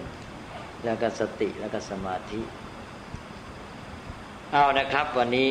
มีอะไรสงสัยไหมอยากจะกราบนมัสการพระเดชพระคุณเกี่ยวกับการปฏิบัติสมาธิครับก่อนอื่นที่เราจะปฏิบัติสมาธิเราก็ต้องรู้เกี่ยวกับกฎระเบียบต่างๆการจะเรียกว่าปริยัติถูกต้องไหมครับปริยัติเนี่ยต้องรู้ถ้าไม่รู้แล้วก็มันก็คลำก็ไม่รู้มันก็ลองผิดลองถูกก็เริ่มก็ไม่รู้จักใช้ประโยชน์จากประสบการณ์ของท่านที่ได้ปฏิบัติมาก่อนปริยัติคืออะไรปริยัติคือคำบอกเล่าประสบการณ์ของท่านผู้ได้ปฏิบัติมาก่อนนั่นเองซึ่งในที่นี้หมายถึงพระพุทธเจ้าปริยัตินั้นมุ่งเอาพุทธพจน์นะไม่ได้มุ่งเอาอื่นนะทีนี้ปริยัติคือพุทธพจน์คำบอกเล่าประสบการณ์ของพระพุทธเจ้าที่พระองค์ได้ปฏิบัติมาแล้วเนี่ยเอามาเล่าให้เราฟังเป็นสิ่งที่เราจะต้องเล่าเรียนก็เลยเรียกว่าปริยัติคำว่าปริยัติแปลว่าสิ่งที่จะต้องเล่าเรียน เราเรียนอะไรก็เล่าเรียนพุทธพจน์คือคำบอกเล่าประสบการณ์ของพระพุทธเจ้าก็เราจะเอาประโยชน์จากพระพุทธเจ้าหนึ่งเรานับถือพระพุทธเจ้าเราเชื่อว่าพระองค์เนี่ยบรรลุธรรมเป็นพระพุทธเจ้าเป็นผู้ประเสริฐจริงทีนี้เราก็จะปฏิบัติตามคำสอนของพระองค์ก็คือเราจะเอาประโยชน์จากพระองค์นะแล้วเราไม่ไปเรียนรู้ว่าพระองค์ไม่ไปฟังพระพุทธเจ้าว่าพระองค์เขาสอนว่าอย่างไงแล้วเราจะไปทำไงล่ะก็เราก็จะเป็นพระพุทธเจ้าเองหรือยังไงนะเป็นพระพุทธเจ้าเองเราก็ยังเป็นไม่ได้เราก็ต้องไปเริ่มบำเพ็ญบารมีก็ไปลองผิดลองถูกนะไปลองยังไงล่ะนะไม่มีความรู้อะไรเลยใช่ไหมปริยัติไม่มีอะไรมันก็คืออย่างที่ว่าง่ายๆคำบอกเล่าประสบการณ์ของพระพุทธเจ้าที่ถ่ายทอดต่อกันมาถึงเราถ้าเราอยากจะปฏิบัติให้ถูกตามที่พระพุทธเจ้าทรงสอนหรือทรงปฏิบัติมาก็ต้องเรียนปริยัติใช่ไหมแต่ว่าปริยัติเนี่ยอาจจะเรียนแคบๆคือว่าแทนที่จะเรียนโดยตรงจากคัมภีร์ก็อาจจะเรียนจากพระอาจารย์การเรียนจากพระอาจารย์แบบหนึ่งก็คือว่าเรียนเฉพาะส่วนที่ต้องใช้แล้วก็ฝากความไว้วางใจแก่อาจารย์โดยสมบูรณ์เรียกว่าขึ้นต่ออาจารย์เป็นปริยัติที่ขึ้นต่ออาจารย์หมายความว่าจะใช้แค่ไหนอาจารย์จะบอกแค่นั้นและอาจารย์จะเป็นผู้กำหนดว่าจะให้รู้แค่ไหนนั้นเวลาไปถึงอาจารย์บอกไม่ต้องเรียนอะไรเธอฟังฉันอย่างเดียวนั้นอาจารย์ก็จะบอกวันนี้เอานี่นะเอาไปกำหนดลมหายใจเวลากำหนดลมหายใจเข้าว่าพุทธหายใจออกว่าโธนี่คือบอกปริยัติแหละใช่ไหมปริยัตินี่คือคำบอกเล่าประสบการณ์แต่ว่าอาจารย์ไม่ได้มีประสบการณ์ที่เป็นผู้เริ่มต้นเองก็ต้องเอามาจากพระพุทธเจ้าก็ถ่ายทอดต่อกันมาแล้วก็เอามาบอกกับลูกศิษย์เพื่อให้ใช้ทีละนิดละนิดเพราะนั้นอาจารย์ก็บอกแค่นี้เอานะเธอไปกำหนดลมหายใจบอกเท่านี้ก็เป็นปริยัติแล้วนะทีนี้ก็อยู่ที่ว่าอาจารย์เนี่ยจะบอกปริยัติแค่ไหนทีนี้อาจารย์อาจจะมีความกรุณาต่อศิษย์เห็นว่าถ้าลูกศิษย์ไปเรียนมากเลือกไม่ถูกฟุ้งซ่านแล้วก็จับผิดจับถูกก็จะทำให้วุ่นวายนะแทนที่จะปฏิบัติได้ผลก็เลยผิดพลาดไปพระอาจารย์ก็เลยบอกว่าฉันมีประสบการณ์ฉันปฏิบัติตามที่พระพุทธเจ้าสอนมาก่อนเพราะนั้นเธอฟังฉันก็แล้วกันฉันจะบอกให้เพราะนั้นพระอาจารย์ก็จะบอกให้อย่างที่ว่าเอาแค่ไปใช้ปฏิบัติจริงๆเลยแค่เนี้ยแค่บอกว่าวันนี้ไปกำหนดลมหายใจเข้าออกนะหายใจเข้าก็รู้หายใจออกก็รู้หรือจะบอกว่านับ1 ถึง 10หรือจะบอกว่าหายใจเข้าว่าพุทธหายใจออกว่าโทท่านไพบูลย์ถามใหม่สิฮะในเรื่องของปฏิเวทนั้นผมติดใจสงสัยตรงนี้ครับผมในส่วนของเรื่องของโสดาบันนะครับตรงนี้ที่เราเวลาเราเล่าเรียนเราศึกษามาในระดับหนึ่งแล้วเราก็เด็กถามนะครับในหลักสูตรปวชเกี่ยวกับวิปัสสนาพูดถึงว่าคนธรรมดาสามัญเนี่ยสามารถเข้าถึงโสดาบันทีนี้ในส่วนของเด็กพระคุณนั้นมีความคิดเห็นในส่วนนี้อย่างไรหลักสูตรอะไรฮะบอกคนธรรมดาเกี่ยวกับที่เรียนศาสนานะครับแล้วหนังสือแล้วเขาเขียนว่าไงเกี่ยวกับเรื่องการปฏิบัติตนนะครับสามารถจะบรรลุในระดับคนธรรมดาเนี่ยบรรลุโสดาบันได้อันนี้จุดตรงนี้เนี่ยผมไม่แน่เป็นคำบรรยายในหลักสูตรมีอยู่ในเอกสารแบบเรียนเล่มหนึ่งผมก็จำไม่ได้ครับอันนี้มันก็ต้องระวังเหมือนกันถ้าหนังสือหรือเอกสารนั้นมาผิดก็ต้องว่าผิดแต่ผมไม่ทราบนะคำบรรยายเขาว่ายังไงก็ต้องระวังเหมือนกันแต่ว่าคำว่าคนธรรมดามันก็คนธรรมดาทั้งนั้นแหละไม่ว่าจะเป็นอะไรพอบรรลุแล้วก็เราก็เลยเรียกเป็นพิเศษดังนั้นคำว่าคนธรรมดานี่ก็คลุมเครือถ้าคนธรรมดาหมายถึงปุถุชนแล้วก็ปุถุชนก็ไม่ใช่โสดาบันถ้าเป็นโสดาบันก็ไม่ใช่ปุถุชนใช่ไหมนี่คนธรรมดาเนี่ยแม้แต่เราจะบอกว่าพระพุทธเจ้าก็เป็นคนธรรมดามันก็พูดได้นะเห็นก็แล้วแต่คำว่าธรรมดานี่มันเป็นคำที่ไม่มีความหมายจำเพาะฉะนั้นอันนี้ต้องมาตกลงกันก่อนว่าคำว่าคนธรรมดานี่หมายความว่าไงนะเพราะอย่างเราพูดว่าพระพุทธเจ้าตรัสรู้อะไรเราเล่นสำนวนเราบอกได้พระพุทธเจ้าก็ตรัสรู้ธรรมดาว่างั้นใช่ไหมก็ถูกใช่ไหมเพราะฉะนั้นคำพูดเหล่านี้ต้องมาตกลงกันให้ชัดก่อน คนธรรมดานี่แหละก็บรรลุเป็นโสดาบันจนกระทั่งเป็นพระอรหันต์เป็นพระพุทธเจ้าแต่ว่าพอเป็นคนธรรมดาตอนแรกมันเป็นปุถุชนก่อนทีนี้พอเป็นปุถุชนพอว่าได้บรรลุธรรมกำจัดกิเลสสังโยชน์3เบื้องต้นได้ก็เป็นพระโสดาบันไปใช่ไหมก็เปลี่ยนจากปุถุชนเอาก็เป็นอันว่ามันมีหลักการที่ชัดเจนนะฮะฉะนั้นเราอาจจะไปเป็นปัญหาเรื่องถ้อยคำก็ได้ทีนี้จุดสงสัยเนี่ยอยู่ที่ถ้อยคำหรืออยู่ที่หลักการอยู่ที่หลักการครับผมสงสัยยังไงสงสัยในเรื่องของคำว่าถึงโสดาบันครับก็เราจะปฏิบัติดีปฏิบัติชอบขั้นถึงปริยัติปฏิบัติปฏิเวทผลที่ได้รับที่จะเข้าสู่ปฏิเวทที่ว่าคือโสดาบันนะครับหลักการที่จะสู่ตรงนั้นในระดับสามัญชนทั่วไปก็คงอาจจะใช้คำพูดที่ไม่ค่อยคือการปฏิบัติก็เป็นเรื่องของปุถุชนเนี่ยสามัญชนเท่านั้นแหละนะเป็นแต่เพียงว่ามีฉันทะแล้วก็ไปลงมือปฏิบัติแล้วก็วิธีปฏิบัติมันก็จะมีว่าอ้าวถ้าจะพูดกว้างๆก็มีสมถะวิปัสสนานี่เป็นต้นใช่ไหมซึ่งเราก็จะพูดกันต่อไปนะสมถะนั้นจุดมุ่งหมายก็คือให้จิตเป็นสมาธิจะได้มาช่วยให้จิตเนี่ยทำงานได้ผลดีอย่างที่เราพูดอยู่แล้วสมาธินี่มันตัวทำให้จิตทำงานได้ผลดีเราก็ต้องให้จิตมันอยู่ในภาวะทำงานได้ดีก่อนสิเพราะว่าในการที่จะได้บรรลุธรรมกำจัดกิเลสเนี่ยจิตต้องทำงานอย่างน้อยทำงานในด้านปัญญานี่ถ้าไม่มีสมาธิจิตทำงานไม่ได้ผลดีอ่ะทำงานแต่เต็มที่ทำงานไม่ได้ผลดีมันก็การที่จะบรรลุธรรมก็เป็นไปได้ยากเพราะนั้นเราก็ต้องการสมาธิอย่างน้อยระดับหนึ่งพอให้จิตมันทำงานได้ในระดับที่เราต้องการหรือจำเป็นจะต้องใช้เราก็เลยต้องการสิ่งที่เรียกว่าสมถะมาฝึกจิตให้เกิดสมาธิทีนี้พอจิตเกิดสมาธิทีนี้ก็มีว่าระดับไหนล่ะเราบอกว่าเราไม่เอามากแล้วเอาสมาธิพอใช้งานในทางปัญญาเราเอาเท่านี้เราก็มาตกลงกันว่าเอาระดับไหนแต่ละคนก็ไม่เหมือนกันอีกพื้นเพแต่ละคนนี่มันต่างกันบางคนนั้นน่ะปัญญาแหมปัญญานี่เฉียบคมมากแม้ว่าจิตจะไม่แน่วเท่าไหร่แต่พอให้จิตมันอยู่ตัวนิดหนึ่งเนี่ยมัน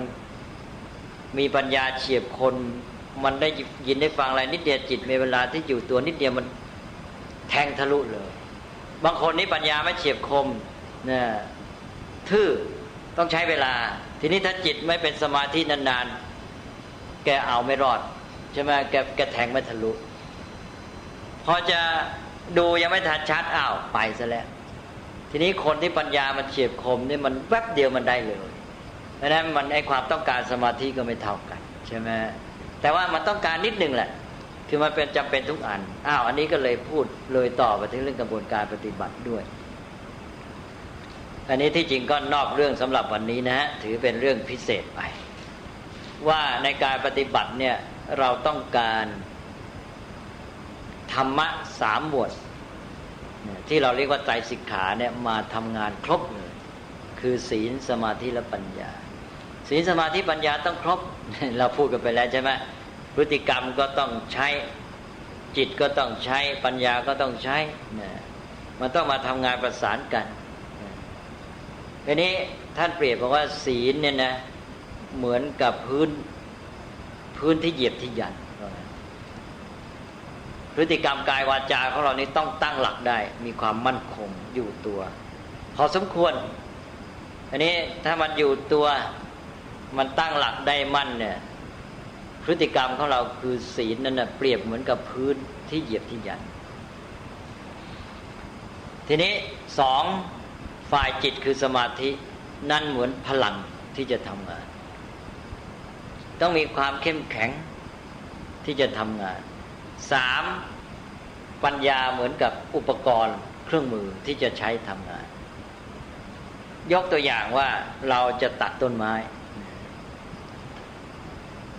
1ต้องมีที่เหยียบที่ยัน2ต้องมีกำลัง3ต้องมีอุปกรณ์คือเครื่องมือซึ่งควรจะคมเช่นมีดหรือขวานใช่ไหมทีนี้เรามี3อย่างแล้ว1เราก็มีพื้นที่เหยียบที่ยันได้แก่ศีล2มีกำลังคือจิตได้แก่สมาธิเป็นแกนแล้วก็3มีอุปกรณ์คือขวานหรือมีดที่คมได้แก่ปัญญาถ้ามี3อย่างนี้แล้วทำงานตัดต้นไม้ได้ขาดสักอันได้ไหมไม่ได้เลยขาดพื้นที่เหยียบที่ยันนี่ มันไม่มีทางตัดได้นะ2ขาดกำลังซะแล้วยกขวานไม่ขึ้นเป็นไงตัดไม่ได้3มีกำลังแต่ว่าไม่มีอุปกรณ์ตัดไม่ได้อีกใช่ไหมต้องมีทั้ง3แต่ทีนี้ว่าพอมีทั้ง3แล้วเนี่ยการที่จะมีเท่าไหร่ตอนนี้ชักจะยืดหยุ่นแล้วถ้ามีดีหมดศีลบริบูรณ์พื้นเหยียบยันก็มั่นคงนะ2กำลังก็ดีแข็งแรงมาก3อุปกรณ์มีดขวานก็คมมากตัดชั่วต้นไม้ขาดเลยใช่ไหมเนี่ยบางทีก็ครั้งเดียวขาดเลยแต่ทีนี้ถ้าเกิดว่าพื้นไม่แน่นแต่ว่ากำลังแรงดีมากอาวุธคมมากใช่ไหมที่เหยียบไม่แน่นนักชั่วเดียวมันขาดเลยใช่ไหมก็ยังพอตัดได้ใช่ไหมทีนี้เกิดว่ากำลังไม่ค่อยดีเนี่ยพื้นแน่นกำลังไม่แข็งแรงนักแต่มีดขวานี่คมจังเลยใช่ไหมก็ชั่วเดียวได้เหมือนกันบางทีก็บางทีชั่วเดียวยังไม่ขาดเพราะว่ากำลังมันน้อยไปก็ยังพอไหวใช่ไหมตัดก็ได้ทีนี้อะไรทีนี้ว่าถ้าหากว่าปัญญาเลยตัวเอาอุปกรณ์ไม่คมอุปกรณ์มีดขวานไม่คมชัด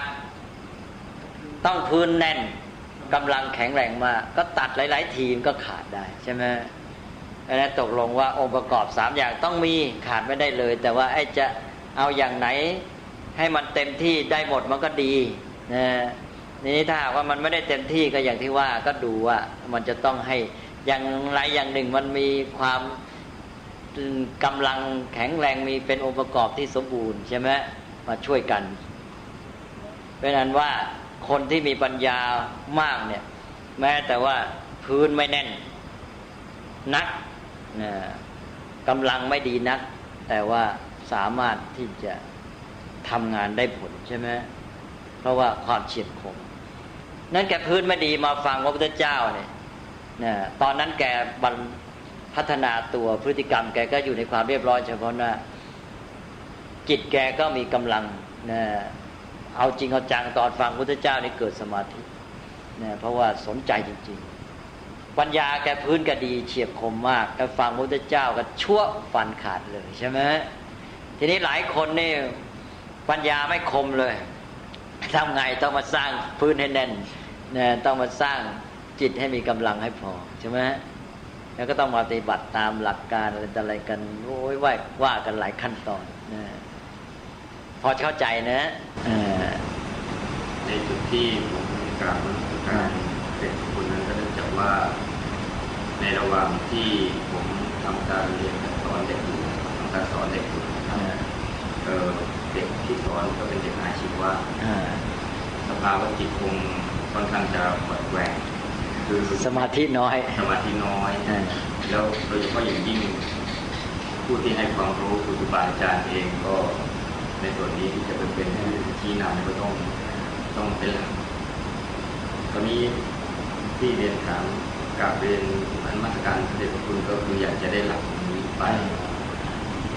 ในการเรียนในการสอนเด็กนั้นถ้าเราได้หลักไปแล้วโดยเฉพาะอย่างยิ่งที่เสด็จพระคุณได้ให้ความรู้ในวันนี้ก็นับว่าเป็นสิ่งที่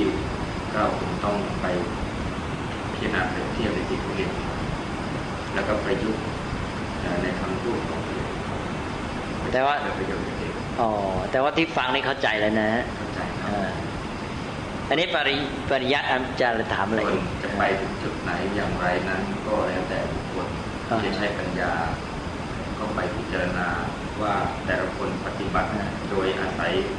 ปริยัติปฏิบัติปฏิเวทผลปฏิเวทจะเป็นอย่างไรก็ต้องขึ้นอยู่กับตัวปัญญาต้องครบสามต้องครบทั้งศีลสมาธิปัญญาไตรสิกขาโดยเฉพาะตัวที่จะเป็นตัวตัดสินก็คือปัญญานี่แหละใช่ไหมเพราะเป็นตัวทำงานแท้เลยเป็นมีดที่จะตัดกิเลสทำให้เข้าถึงเป็นตัวแสงสว่างก็ได้เป็นตัวส่องทะลุให้เห็นตัวความจริงนะเป็นแสงสว่างหรือเป็นมีดอุปกรณ์ที่คมก็ปริยัตินั่นก็คือคำบอกเล่าประสบการณ์ของพระพุทธเจ้านะปริยัติเนี่ยที่จริงไม่ใช่ทฤษฎีแต่เราไม่มีคำสมัยนี้ที่จะเทียบเราก็ใช้คำว่าทฤษฎีแต่ที่จริงไม่ใช่ปริยัติคำบอกเล่าประสบการณ์ของพระพุทธเจ้าพระองค์ผ่านมาแล้วพระองค์ก็มาเล่าให้เราฟังแล้วก็บันทึกกันไว้เพราะฉะนั้นเราจึงถือสำคัญมากในปริยัติคือพุทธพจน์ถือพระไตรปิฎกเป็นสำคัญไม่งั้นเราจะรู้ได้ไงพระพุทธเจ้าได้ตรัสรู้อะไรผ่านอะไรมาสอนว่ายังไงใช่ไหมนั่นโบราณอาจารย์ถือสำคัญมากอันเนี้ยนะถือปริยัติเป็นรากพระศาสนาเลยเพราะไม่งั้นเราก็กลับไปเป็นโยคีฤาษีดาบทตามเดิมเพราะว่าเราไม่อาศัยประสบการณ์พระพุทธเจ้าเราก็ไปลองผิดลองถูกเอาเองแล้วก็เข้าป่าไปปฏิบัติด้วยตนเองแล้วเราก็บอกว่าฉันไม่ต้องพึ่งพระพุทธเจ้าแหละใช่ไหมใครพูดว่าไม่ต้องใช้ปริยัติเท่ากับพูดบอกว่าฉันไม่ต้องพึ่งพระพุทธเจ้าเมื่อไม่ต้องพึ่งพระพุทธเจ้าก็ไม่จำเป็นต้องมาบวชด้วยใช่ไหมก็ไปค้นพระเองดิใช่ไหมก็ไว้ใจตัวเองก็หมดเรื่องปริยัติแปลว่าเป็นคำบอกเล่าประสบการณ์ของพระพุทธเจ้าแล้วก็เลยก็ถ่ายทอดกันมาเราก็เลยต้องเล่าเรียนเพื่อเราจะได้รู้ว่าพระองค์สอนว่ายังไงเราจะได้ปฏิบัติได้ในสองปฏิบัติก็คือนำเอาคำสอนของพระองค์มาปฏิบัติคำสอนถึงของพระองค์ที่สอนเราให้ปฏิบัติก็รวมแล้วก็อยู่ในศีลสมาธิปัญญาใช่ไหมเพราะนั้นปฏิบัติเนี่ยก็ได้แก่ศีลสมาธิปัญญาคำพูดสั้นๆก็คือไตรสิกขานั่นเองอันนี้คำว่าสิกขาเนี่ยแปลว่าศึกษาเพราะฉะนั้นขอให้สังเกตว่าศึกษาเนี่ยอยู่ที่ตัวปฏิบัตินี่ในภาษาไทยปัจจุบันเนี่ยศึกษาไปเอาที่เล่าเรียนยุ่งหมดนะศึกษาคือสิกขานี่ได้แก่ศีลสมาธิปัญญาเป็นตัวปฏิบัติเพราะนั้นปฏิบัติได้แก่ศีลสมาธิปัญญาปฏิบัติได้แก่ศีลสมาธิปัญญาก็ได้แก่ไตรสิกขาเพราะฉะนั้นปฏิบัติได้แก่สิกขาได้แก่การศึกษานั่นศึกษาคือปฏิบัติปริยัติเป็นเบื้องต้นในการศึกษาทีนี้เวลาพูดสั้นๆเนี่ยปฏิบัติมันต้องอาศัยปริยัติเราก็เลยพูดควบว่าศึกษาเนี่ยก็คือปฏิบัติไปตามที่ได้เล่าเรียนปฏิบัติให้ถูกต้องตามที่ได้เล่าเรียนเพราะถ้าไม่ได้เรียนมามันก็เพราะนั้นถ้าพูดสั้นๆศึกษามันก็รวมทั้งปริยัติและปฏิบัติแต่มันมาเป็นตัวจริงของศึกษาเนี่ยที่ปฏิบัติไปอ่านว่าแยกเป็นปริยัติปฏิบัติและปฏิเวทถ้าพูดสั้นๆศึกษาเท่ากับปริยัติปฏิบัติเลยนะทีนี้ต่อไปพอศึกษาหรือว่าพูดแบบแยกก็เป็นปริยัติปฏิบัติทีนี้ผลได้เกิดขึ้นมาเรียกว่าปฏิเวทปฏิเวทนี่มุ่งเอาที่มรรคผลนิพพานเลยที่จริงนะถ้าจะเอากันจริงๆเนี่ยมุ่งมรรคผลนิพพานคือปัญญาชำแรกเข้าถึงสัจธรรมเลยปฏิเวทนี่แปลว่าชำแรกแทงทะลุแทงทะลุเลยถึงตัวสัจธรรมความจริงชำแรกที่ทำลายกิเลสได้เลยอันนี้ก็ต้องถึงมรรคผลนิพพาน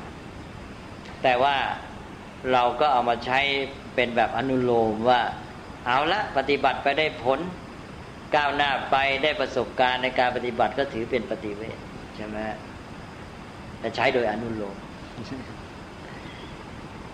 จริงๆแล้วปฏิเวททางพุทธศาสนาจุดสูงสุดคือพระนิพพานคือการบรรลุนิพพานปฏิเวทเป็นตัวการบรรลุนิพพานไม่ใช่ตัวพระนิพพานพระนิพพานนี่เป็นอสังขตธรรมปฏิเวทเป็นกิริยาการบรรลุนิพพานนอกจากว่าเราจะแปลสมัยนิพพานคือองค์ธรรมภาวะที่เราได้เข้าถึงใช่ไหมแปลเป็นกรรมไปแปลว่าภาวะที่เราได้บรรลุแต่ว่าปฏิเวทมันตัวการกระทำนี่มันแปลว่าการเข้าถึงใช่ไหมการบรรลุอะไรเงี้ยไอ้ตัวการกระทำมันไม่ใช่ตัวนั้น เหมือนกับเราเดินทางไปเชียงใหม่การถึงเชียงใหม่กับเมืองเชียงใหม่เป็นอันเดียวกันหรือเปล่าเป็นไหมเชียงใหม่กับการถึงเชียงใหม่มันคนละตัวอันนั้นปฏิเวทคือการถึงเชียงใหม่ไม่ใช่ตัวเชียงใหม่ใช่ไหมเข้าใจนะนอกจากว่าเราแปลสมัยเชียงใหม่ที่เราถึงว่างั้นนะเชียงใหม่ที่เราถึงแปลปฏิเวทเป็นเชียงใหม่ที่เราถึงไปแต่ว่าถ้าแปลตามตัวเป็นสภาวะสิก็เปรียบเหมือนกับว่านิพพานก็ถ้าเราเปรียบเหมือนจุดหมายก็อย่างเราจะไปเชียงใหม่ก็นิพพานเป็นตัวเมืองเชียงใหม่ใช่ไหมแล้วก็การบรรลุนิพพานก็คือการเดินทางไปถึงเมืองเชียงใหม่ก็เป็นปฏิเวทไม่ได้พูดในใจผมลองเปรียบเทียบเรื่ององค์ประกอบของปฐมฌานนะครับก็วิตกวิจารณ์เรื่องสติกับสมาธินี่ไม่ทราบพอจะเทียบเคียงกันได้ไหมครับว่าขั้นของการวิตกนี่คล้ายๆเป็นขั้นของที่สติทำงานและขั้นของการวิจารณ์นี่เป็นขั้นที่สมาธิเริ่มเกิดสมาธิเริ่มจะหยุดตัวอะไรอย่างเงี้ยไม่ใช่พวกนี้มันเป็นตัวประกอบเท่านั้นไม่ใช่ตัวทำงานสำคัญมันเป็นคุณสมบัติในระหว่างทำงานที่ก้าวหน้าไปถึงระดับนี้มีเจ้าพวกนี้เกิดขึ้นในว่าอย่างช่วงที่วิตกที่สติก็ต้องเป็นตัวเด่นแล้วพอถึงช่วงวิจารณ์สมาธิจะเด่นแทนตัวสติอะไรอย่างเงี้ยไม่ทราบหรือไม่เกี่ยวมันเป็นตัวรองรับในการทำงานตลอดเวลามีวิจกวิจารมีอะไรต่ออะไรคือคุณสมบัติฝ่ายจิตนี่มีเป็นหลายสิบมีเยอะแยะไปหมดแต่ว่าไอ้ตัวทำงานสำคัญก็มีเจ้า3ตัวมีเจ้าวิริยะความเพียรมีเจ้าตัวสติมีเจ้าตัวสมาธิเนี่ยเป็นตัวยืนเลยไอ้เจ้าพวกนี้ตัวยืนไอ้เจ้าอื่นก็มาประกอบอาจจะใช้ตอนนี้ใช้ตอนนั้นแล้วแต่ใช่ไหมอย่างเมตตาเข้ามาศรัทธามาอะไรแล้วแต่เยอะแยะนิวิตกวิจารเนี่ยมันก็จะเกิดขึ้นในกระบวนการที่เราฝึกสมาธิไปถึงระดับนี้เพราะสมาธิมันอยู่ตัวจิตมันอยู่ตัวถึงระดับเนี้ยคุณสมบัติในจิตมันก็เป็นไปเองมันจะมีคุณสมบัติในจิตอย่างนี้เพราะจิตมันไปถึงสมาธิระดับนี้คุณสมบัติมันก็อยู่ในระดับนั้นก็จะมีอะไรเกิดเราก็มาแยกดูซิท่านก็แยกดูสมาธิมาถึงระดับนี้นะมันจะมีคุณสมบัติประกอบอยู่ด้วยอย่างนี้นะเรียกว่าวิตกวิจารปิติสุขใช่ไหมแล้วก็เรียกว่าถ้าจิตมันเป็นสมาธิระดับนี้มีองค์ท่านกำลังติดตามรับฟังสถานีวิทยุกระจายเสียงพระพุทธศาสนาแห่งชาติคลื่นเพื่อการศึกษาพระพุทธศาสนาและวัฒนธรรมระบบ FM 104.5 เมกะเฮิรตซ์รายการต่อไปเป็นรายการทนายความพบประชาชนดำเนินรายการโดยทนายสุรชัยอาจินวัตร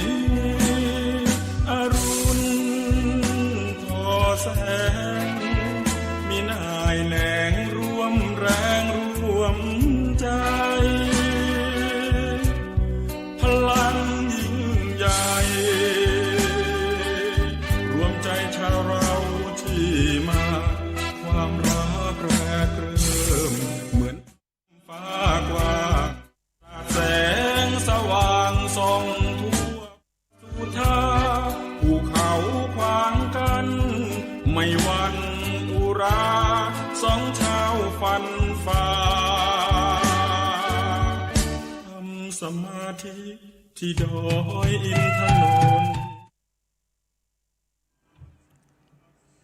สวัสดีท่านผู้ฟังที่เคารพทุกท่านครับขอต้อนรับเข้าสู่รายการทนายความพบประชาชนทางสถานีวิทยุวัดฝายหินคลื่น FM 104.50 เมกะเฮิรตซ์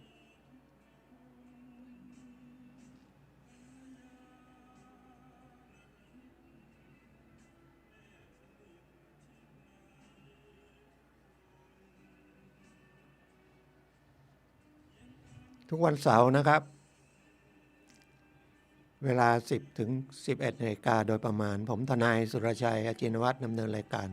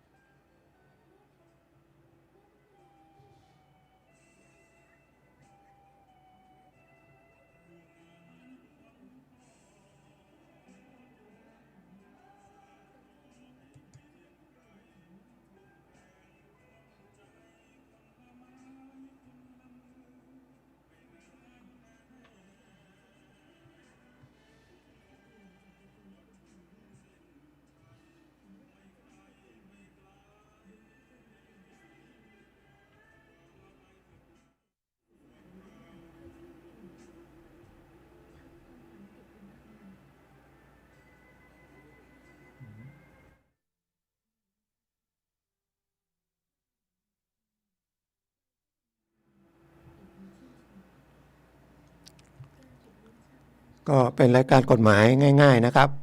ทางสถานีวิทยุวัดฝายหินคลื่น FM 104.5 0 เมกะเฮิรตซ์ทุกวันเสาร์เวลา 10 ถึง 11 นาฬิกานำรายการกฎหมายมาคุยกับท่านนะครับวันนี้ก็วันที่ 25 ธันวาคมตรงกับวันคริสต์มาสวันคริสต์มาสนี่ก็เป็นวันประสูติของพระเยซูเนาะใช้คำว่าก็เป็นของศาสนาคริสต์เมื่อเช้าผมก็เปิดวิทยุฟังมาก็เป็นท่านสมเด็จพุทธโฆษาจารย์ปอ.ประยุทธ์โตก็เป็นธรรมะที่ฟังง่ายนะสนใจสักนิดหนึ่งเรื่องสมาธิเรื่องสติเรื่องศีลเรื่องปัญญาก็วันนี้เราเข้ารายการนะครับผมก็นำรายการเรื่องของกฎหมายซึ่งเป็นเรื่องของต้องรู้นะถ้าไ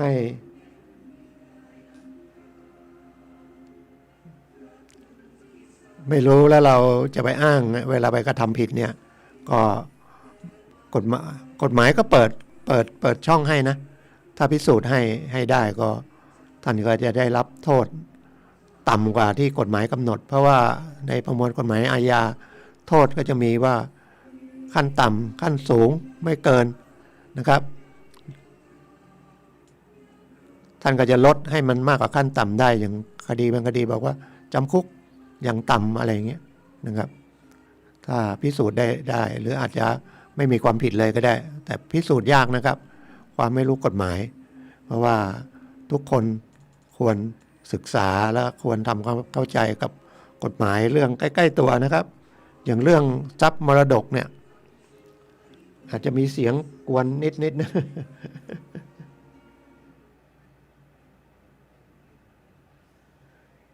เสียงเพลงของจริงๆเป็นของสถาบันพลังจิตอานุภาพนะก็ขออนุญาตสถาบันแล้วกันเพราะว่าท่านเอา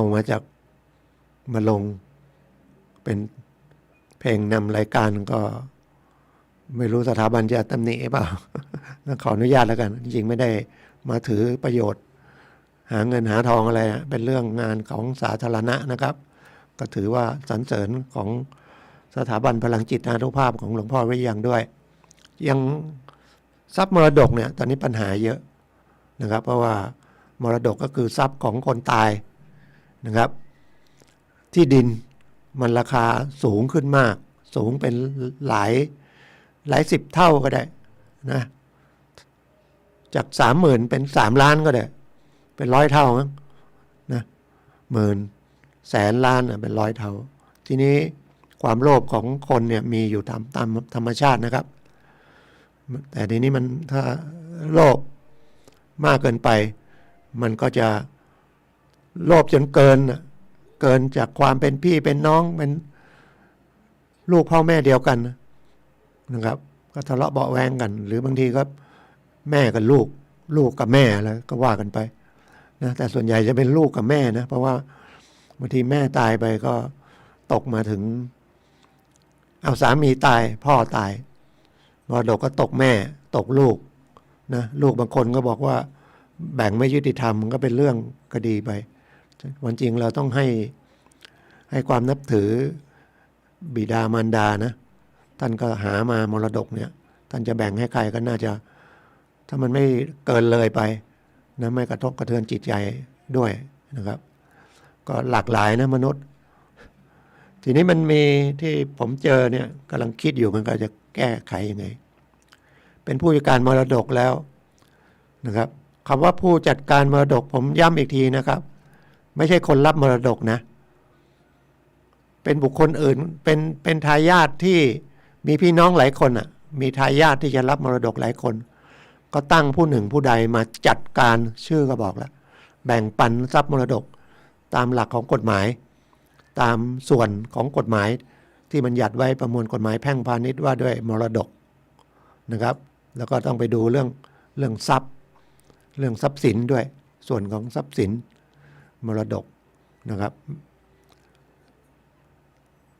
บางคนเป็นผู้จัดการมรดกแล้วก็ไม่แบ่งไม่ทำอะไรเฉยๆผู้เป็นทายาทก็อาจจะร้องขอให้ศาลให้เขาทำหน้าที่ไม่ทำหน้าที่ก็ต้องถอดถอนแล้วตั้งใหม่แต่ทีนี้มันยังไม่เป็นผู้การมรดกต้องทำอะไรหน้าที่แบ่ง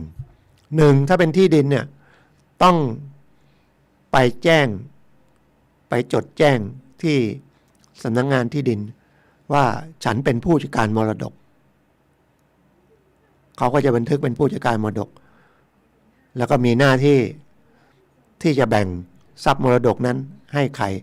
ถ้าตัวเองเป็นทายาทก็แบ่งมาส่วนหนึ่งของตัวเองได้แล้วที่เหลือก็แบ่งให้ทายาทแต่ทีนี้ไม่ไปบางทีไปแล้วที่ดินมีแปลงเดียวพนักงานที่ดินก็จะถามว่าเอาที่ดินแปลงนี้จะแบ่งกันยังไงก็บอกว่าเดี๋ยวจะขายเอาเงินแบ่งกันเพราะว่าที่ดินถ้ามันแบ่งกันมันต้องเอาความพออกพอใจด้วยนะมันไม่เหมือนเงินนะถ้าไปแบ่งถ้าที่มันยาวหน้าแคบทุกคนก็อยากได้ข้างหน้าจะทำยังไงจะแบ่งยังไงถ้าจะแบ่งให้มันเท่ากันมันก็เป็นไม่เกิดประโยชน์นะครับถ้าจะแบ่งให้คนข้างในด้วยมันก็ต้องข้างหน้าก็ต้องยอมเสียถนนเสียทางเข้าให้แก่ที่ดินแปลงข้างหลังและแปลงข้างหลังอาจจะได้เท่ากัน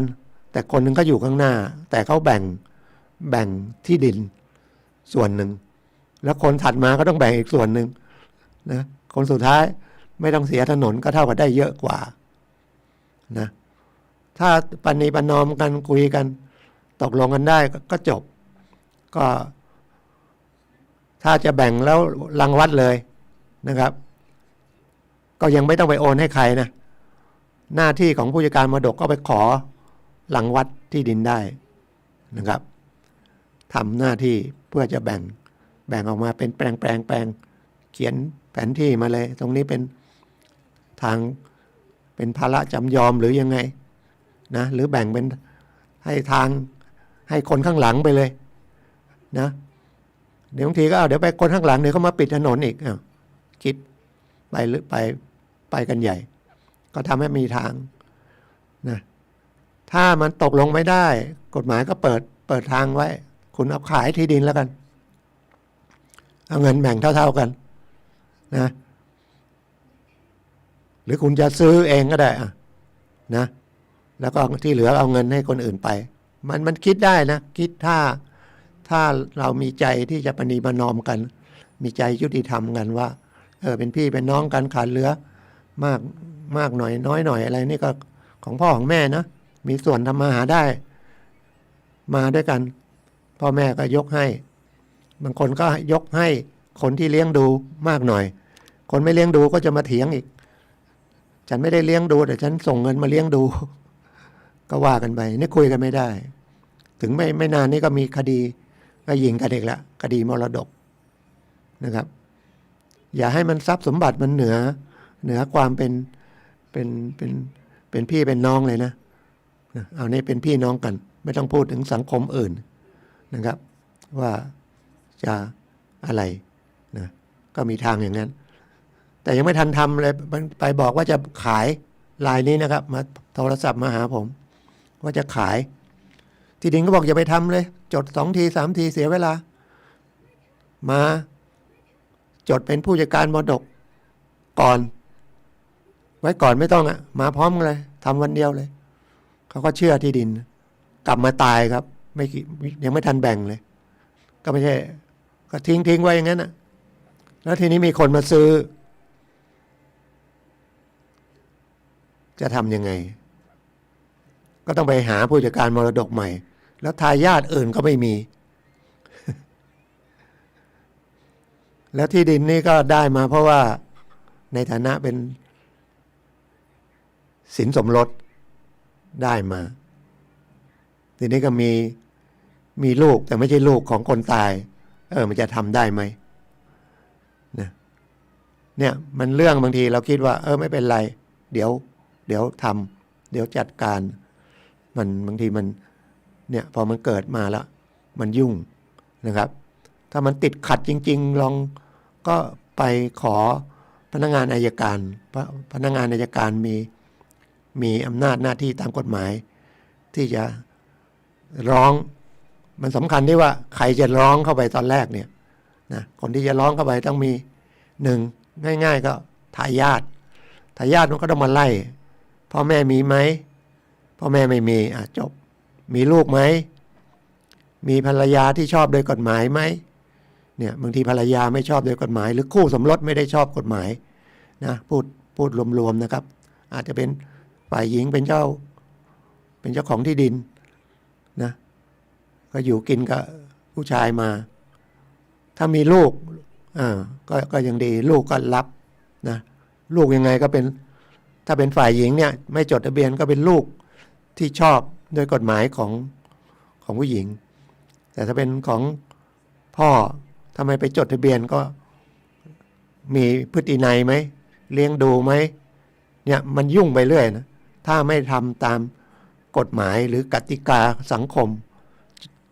สมรสกันก็ต้องจดทะเบียนสมรสมีลูกพอจดทะเบียนสมรสปุ๊บ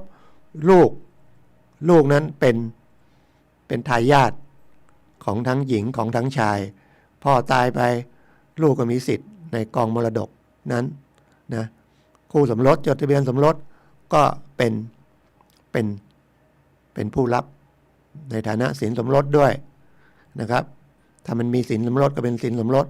ถ้าไม่มีก็ถือว่าแบ่งเท่ากับบุตรนะครับมีลูก2 คนมีภรรยาที่ถูกต้องโดยกฎหมายแบ่งสินสมรสไปแล้วนะครับที่เหลือก็ต้องแบ่งลูก2 คนภรรยาคือคู่สมรสนะทนายเป็นผู้ชายก็เลยพูดว่าภรรยาตลอดนะครับถ้าผู้หญิงมาเป็นทนายนั่งผมก็อาจจะบอกว่าสามีพอเข้าใจกันนะคู่สมรสนะครับคู่สมรสก็ต้องมีคนเดียวนะ ทีนี้ที่เขาให้จดทะเบียนว่ามันจะได้ตัดปัญหาว่าคู่สมรสหลายคนอีกนะถ้าไม่มีจริงๆคู่สมรสที่ไม่ได้จดทะเบียนสมรสก็ถือว่าเป็นผู้มีส่วนได้เสียนะครับเพราะทำมาหาได้ก็ยุ่งยากขึ้นมาอีกหรือมีกรรมสิทธิ์ร่วมที่ดินมี2 ชื่อหนึ่งตายไปอีกชื่อยังไม่ได้ตายยังเป็นคนอยู่ยังมีชีวิตอยู่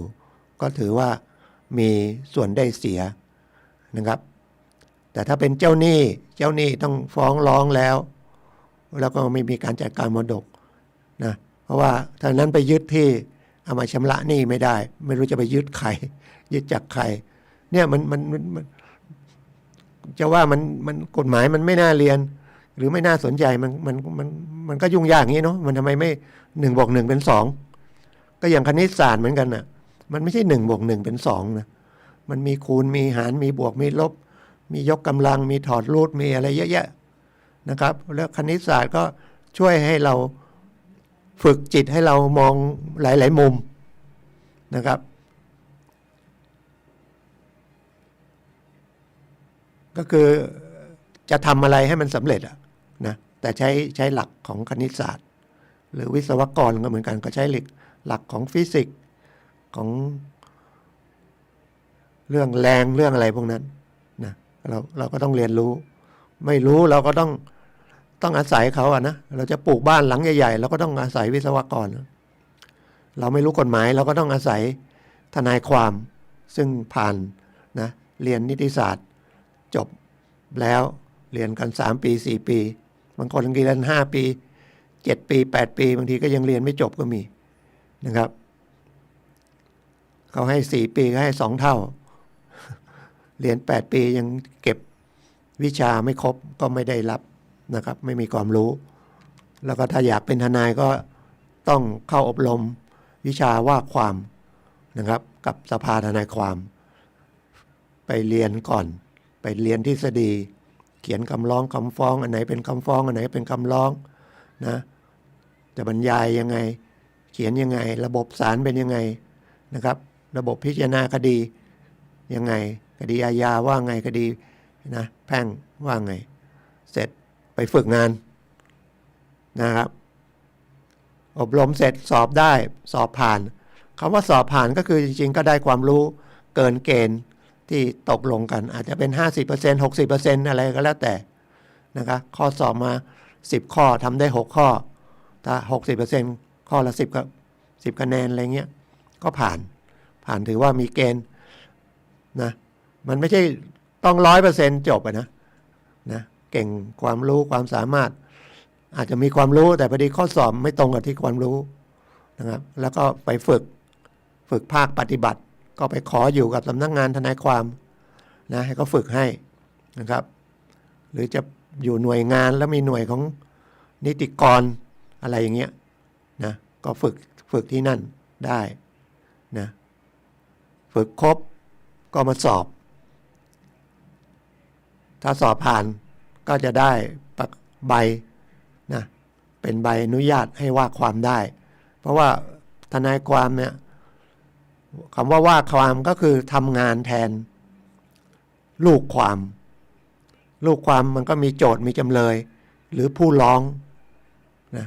คดีถ้าเป็นคดีข้อพิพาทกู้ยืมเงินไปกู้มันก็ต้องมีเจ้าหนี้เจ้าของเงินเป็นเจ้าหนี้คนกู้ก็เป็นลูกหนี้เขียนสัญญาไว้นะมีสัญญานะครับถ้ามันกว่า 2,000 บาทขึ้นไปเงินกู้ที่ผมยกตัวอย่างเนี้ยหรือมีหลักฐานเป็นหนังสืออะไรก็ได้แล้วก็มีลายมือชื่อของผู้กู้ก็มาฟ้องคดีถ้าไม่ชำระหนี้ตามกำหนดนะครับตกลงกันว่าสิ้นเดือน30 พฤศจิกาที่ผ่านมาจะชำระหนี้ไม่ชำระหนี้ผ่านไปทวงถามแล้วก็ยังไม่ชำระหนี้ไม่รู้จะทำยังไงก็ต้องไปให้ขออำนาจศาลนะครับฟ้องศาลเรียกจำเลยมาว่าทำไมไม่ชำระหนี้นะถ้ากู้ยืมเงินจริงมันก็จะมีดอกเบี้ยตามที่ตกลงกันไม่เกิน115แต่ถ้าไม่ตกลงกันมาขอดอกเบี้ย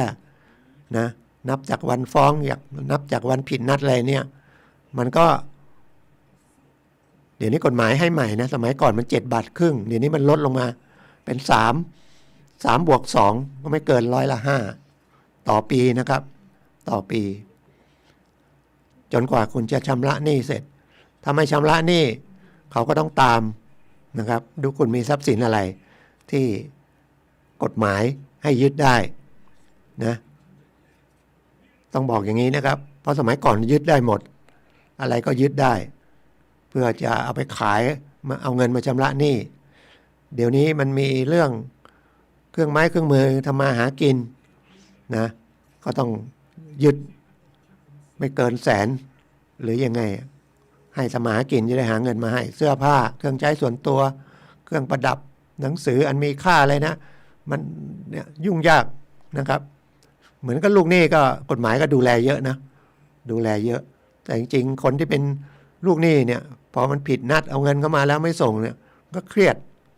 นะครับก็ทำใจนะครับคนที่เครียดน่าจะเป็นเจ้าหนี้มากกว่านะครับเพราะเขาเสียเงินมาแล้วเขาหวังได้ดอกเบี้ยต้นก็ไม่ได้ดอกก็ไม่ได้ก็น่าจะเครียดกว่านะครับยิ่งธนาคารแล้วก็ต้องเครียดเพราะเงินที่มาให้คนกู้เป็นเงินฝากแล้วคนที่เข้ามาฝากเงินก็เกิดมาถอนเงินจะไปบอกว่าฉันตามหนี้ไม่ได้นะฉันยังไม่มีเงินจ่ายก็ถ้าพูดอย่างนี้ก็ธนาคารนั้นก็ล้มนะทุกคนก็ไปถอนเงินหมดเลยนะครับแล้วก็สมมุติเล่นๆนะครับจริงๆมันก็มีนะกู้เงินธนาคารนั่นแหละสัญญากู้อันนึงแล้วเราก็มีเงินฝากธนาคารนั่นแหละแต่เราไม่ชำระหนี้นะครับเขาจะไม่ให้เราถอนเงินได้ไหมไม่ได้นะครับเงินถอนเงินฝากมันเป็นอีกสัญญาหนึ่งการฝากการถอนนะก็เรื่องของการฝากเงินคุณมามีเงินในนั้นคุณก็ต้องถอนได้นะส่วนเป็นหนี้ก็ไปว่ากันจนมาถึงคุณบังคับคดีคุณถึงจะไปอายัดมีคำสั่งศาลมาแล้วคุณถึงจะไปอายัดเงินเดือนเงินที่ฝากไว้นั่นก็ว่ากันเป็นเรื่องการพิจารณาคดีการบังคับคดีนะก็เป็นเรื่องฟังเป็นความรู้ไว้แล้วกันนะครับจริงๆก็ต้องให้ผู้เชี่ยวชาญนะครับนะแล้วก็เชี่ยวชาญก็มีหลายเชี่ยวชาญความชำนาญเพราะว่าเหมือนช่างไฟฟ้าช่างรถยนต์นะเรียนจบมาปุ๊บคุณจะไปตั้งอู่เลยไหมคุณจะมีความรู้พอที่จะไปเปิดอู่ไหมแต่บางคนเนี่ยเขาไม่ได้เรียนในมหาวิทยาลัยในวิทยาลัยหรือในอาชีวะเขาเป็นเด็กอยู่ในอู่แต่เขามีความสนใจนะครับอยู่5ปี10ปีเขาอาจจะตั้งอู่ได้นะครับเพราะเขารู้เห็นหมดแล้วเขาเรียนจริงเลยนะครับเครื่องยนต์ขัดข้องยังไงแก้ยังไงเขาเรียนรู้นะครับเขาก็เปิดอู่ได้รับจ้างได้ซ่อมมอเตอร์ไซค์ได้ซ่อมรถยนต์เล็กๆเครื่องสูบน้ำอะไรอาจจะเริ่มไปอย่างนั้นก็ได้เหมือนช่างไฟฟ้าเหมือนกันนะครับบางคนไม่ได้เรียนแต่ไปเป็นลูกมือจับนู่นแก้นี่หรือเรียนด้วยตนเองเอาของเก่ามาลื้อมาทำลองไฟก็ต้องระวังด้วยนะเดี๋ยวไฟฟ้าดูดนะครับก็แล้วแต่คนมีความสนใจที่จะเรียนรู้ไหมนะครับแต่อย่างไปเดินสายไฟเนี่ยมีกฎหมายบังคับนะครับถ้าอย่างผมเป็นนายจ้างนะขายสายไฟด้วยแล้วผมก็รับเดินสายไฟด้วยผมไม่มีความรู้ผมจ้างคนมาเดินสายไฟซึ่งคนนั้นเขาเดินเก่งนะเพราะว่าเขาทำมานานนะครับแต่ถ้าไปอย่างนั้นเดี๋ยวนี้กฎหมายเพื่อความปลอดภัยของบ้านปลอดภัยของเจ้าของบ้านนะไฟลัดวงจรไฟช็อตนะไฟไหม้บ้านคนที่เป็นลูกจ้างเราที่จะมาเดินสายไฟ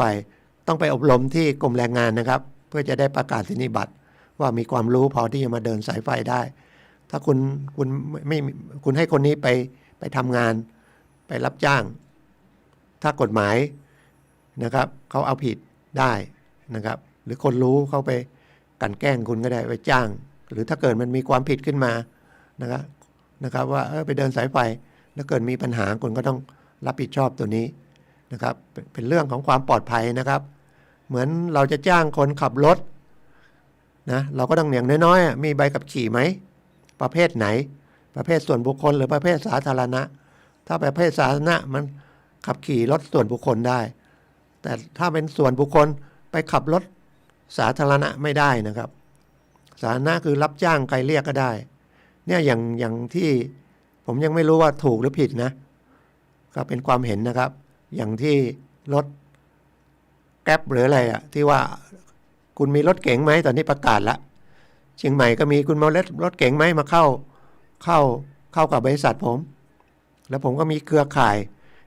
นะครับเหมือนกับเป็นรถสาธารณะนะไม่รู้กฎหมายขนส่งผมก็ยังไม่ได้ศึกษาเข้าไปมันมีเขาต้องมีใบขับขี่สาธารณะไหมขับขี่สาธารณะเหมือนกับรถแท็กซี่ป้ายเหลืองหรือรถในสนามบินรถรับจ้างสนามบินนะครับแต่แก๊ปมันจะมียังไงแม้แต่มอเตอร์ไซค์รับจ้างมันยังต้องไปมีใบอนุญาตผู้ขับขี่รับจ้างเป็นรถสาธารณะไม่ใช่เรามีมอเตอร์ไซค์เราไปเข้าวินสมัยก่อนไม่ได้ควบคุมมีมอเตอร์ไซค์เราก็ไปจอดปากซอยนะครับใครมาแล้วก็รับเดี๋ยวนี้กฎหมายก็มาคุมเพราะสมัยก่อนจะกฎหมายคุมมันก็มีคนคุมคิวรถนะครับตอนแรกไม่มีคนไงซอยเราอยู่ในนั้นเราอาจจะตั้งใจได้รายได้ด้วยช่วยคนในซอยด้วยเอารถเครื่องรถมอเตอร์ไซค์ไปจอดปากซอยเอาไปแม่เข้าบ้าน10 บาท20 บาทเดี๋ยวนี้มันไม่ได้ละกฎหมายควบคุมนะครับต้องทำตามกฎตามระเบียบมีเสื้อวินเพราะว่าบางทีรับไปเอาไปจี้ไปปล้น ก็กฎหมายก็จะตามเหตุของสังคมนั่นแหละแล้วออกมาเพื่อสังคมคนทุกคนรวมทั้งตัวเราก็เป็นส่วนหนึ่งของสังคมนะครับหรือจะขับรถบรรทุกก็ต้องมีใบขับขี่รถบรรทุกประเภทไหนอีกนะครับเพราะว่าบรรทุก6 ล้อบรรทุก10 ล้อบรรทุกกึ่งพ่วงบรรทุกพ่วงมันขับยากเย็นเข็นใจนะครับอย่างเราขับรถยนต์ธรรมดาได้เราจะไปขับ6 ล้อเนี่ยมันยากนะครับมันไม่ใช่ง่ายๆแล้วยิ่งไปขับ10 ล้ออย่างเงี้ยนะรถตู้มันยังมีรถตู้สาธารณะรถส่วนบุคคลแล้วดูที่ทะเบียนนะครับขึ้นกับขนส่งมั่งสำนักงานขนส่งตามพรบขนส่งแล้วก็หรือตามพรบจราจรก็แล้วแต่นะครับเนี่ยมันพูดไปมันก็เยอะแยะไปหมดนะกฎหมายเอาง่ายๆเมื่อกี้สรุปนะครับถ้ากฎหมายให้ทำอะไรทำเรื่องมรดกเหมือนกันเป็นผู้จัดการมรดกแล้วก็รีบดำเนินการทั้งกฎหมายก็บังคับนะให้ดำเนินการภายในทันทีนะในพอเวลาสมควรนะไม่ใช่มาแช่อยู่ทำอะไรก็ทำนะครับมันมีหลายคดีแล้วที่เจอกันไม่ทำอะไรเรายังไม่ทำนะครับอยู่ไปเถอะที่ของพ่อของแม่ให้เราก็อยู่เราลูกคนเดียวอยู่ไปอยากขายที่ดินราคาเยอะแล้วหรือจากย่ายได้เงินจะเอาไปจำนองที่ดินไม่ได้เพราะยังเป็นชื่อพ่ออยู่พ่อตายนะถือว่าเป็นมรดกไม่มีพี่น้องก็จริงเรามีคนเดียวเรารับนั่นแหละเราก็ต้องเป็นบางทีก็อาจจะจำเป็นไปจัดการมรดกหรือไม่จำเป็นจัดการมรดกก็ได้ถ้าเราไปสำนักงานที่ดินเขาสอบถามแล้วก็ไม่ติดข้องใจเลยว่าเรามีทายาทอื่นไหมเขาต้องจดทะเบียนให้เราแต่ถ้าขัดข้องมันถึงต้องไปขอผู้จัดการมรดกมันไม่ใช่ทุกครั้งจะต้องเป็นผู้จัดการมรดกเหมือนเงินฝากธนาคารนะครับถ้ามันเล็กๆน้อยๆธนาคารเขาก็ไม่ใช่อนุโลมนะเขาก็สอบแล้วนะครับคุณก็รับไปแล้วเขาเชื่อถือว่าคุณอาจจะมีถ้ามีพี่น้อง3 คนก็ไปกัน3 คนแล้วก็คุยเลยให้คนเนี้ยถอนมาคนเดียวนะครับแล้วก็ให้เขาบันทึกว่ารับเงินไปแล้วถ้ามีเรื่องอะไรก็รับผิดชอบเป็นคนเดียวนะครับธนาคารไม่เกี่ยวข้องนะครับผมเห็นบางทีมาชาวบ้านก็ยากจนนะที่ดินก็แปลงน้อยไปจดที่ดินบอกไปเป็นผู้การมรดกก่อนถึงจะทำให้ไม่ทราบว่าลองสมัยไม่สอบแล้วก็มีการประกาศอีกมีใครคัดค้านไหมไปรับมรดกมันไม่ใช่รับทันทีนะครับต้องมีการประกาศ30 วันถ้ามีใครคัดค้านก็ว่ากันนะครับบางทีพนักงานที่ดินกับเขารู้จักคนนี้มั้งเขาจริงๆมีลูกอีกมีเมียอีกอะไรเงี้ยเขาก็ไม่ทำแต่จริงๆมันจะไปจ้าเออะไรขนาดนั้นเลยนะข้อมูลเราแต่เขาก็กันไว้บางทีเขาก็เคยอาจจะโดนค คนไปหลอกแล้วก็มีเรื่องมีราวก็ต้องไปขึ้นศาลอะไรเงี้ยเสียจิตด้วย ถูกขึ้นศาลก็เครียดตำแหน่งหน้าที่การงานก็อาจจะแทนจะได้นะขั้น2ขั้นอะไรอาจจะโดนแป๊กทำงานไม่รอบคอบก็เลยเดี๋ยวนี้คุณไปปุ๊บเนี่ยมีลายอย่างเงี้ยจำนองที่สามีตายของสามีเขาชำระหนี้เสร็จเรียบร้อยจำนองธนาคารขอใบโฉนดที่ดินกับสำเนาโฉนดเอาโฉนดที่ดินตัวจริงคืนไม่ได้เขาบอกต้องเป็นผู้การมรดกความจริงน่าจะอนุโลมให้เขานะครับบันทึกไว้เขาไม่ต้องไปเสียเวลาขึ้นศาลเสียเงินเสียทองจ้างทนายความขึ้นเสียค่าธรรมเนียมในการขอเป็นผู้การมรดกนะครับคือธนาคารหรือเอาประโยชน์ส่วนตัวโดยไม่ได้มองถึงตัวลูกค้าเขาชำระหนี้เรียบร้อยไม่มีหนี้นะครับแล้วก็เตือนด้วยนะครับเวลาได้โฉนดมาแล้วมันจำนองนะครับเขาจะคืนสัญญาจำนองมาด้วยนะครับแล้วเขาจะบันทึกไว้ข้างหลังนะเขาจะเขียนสลักหลังไอ้สัญญาจำนองว่าชำระหนี้เสร็จสิ้นแล้วยินยอมให้ถ่ายถอนจำนองได้แล้วเขาก็จะมีมอบอำนาจของผู้จัดการเพราะคนรับจำนองเป็นธนาคารนะครับ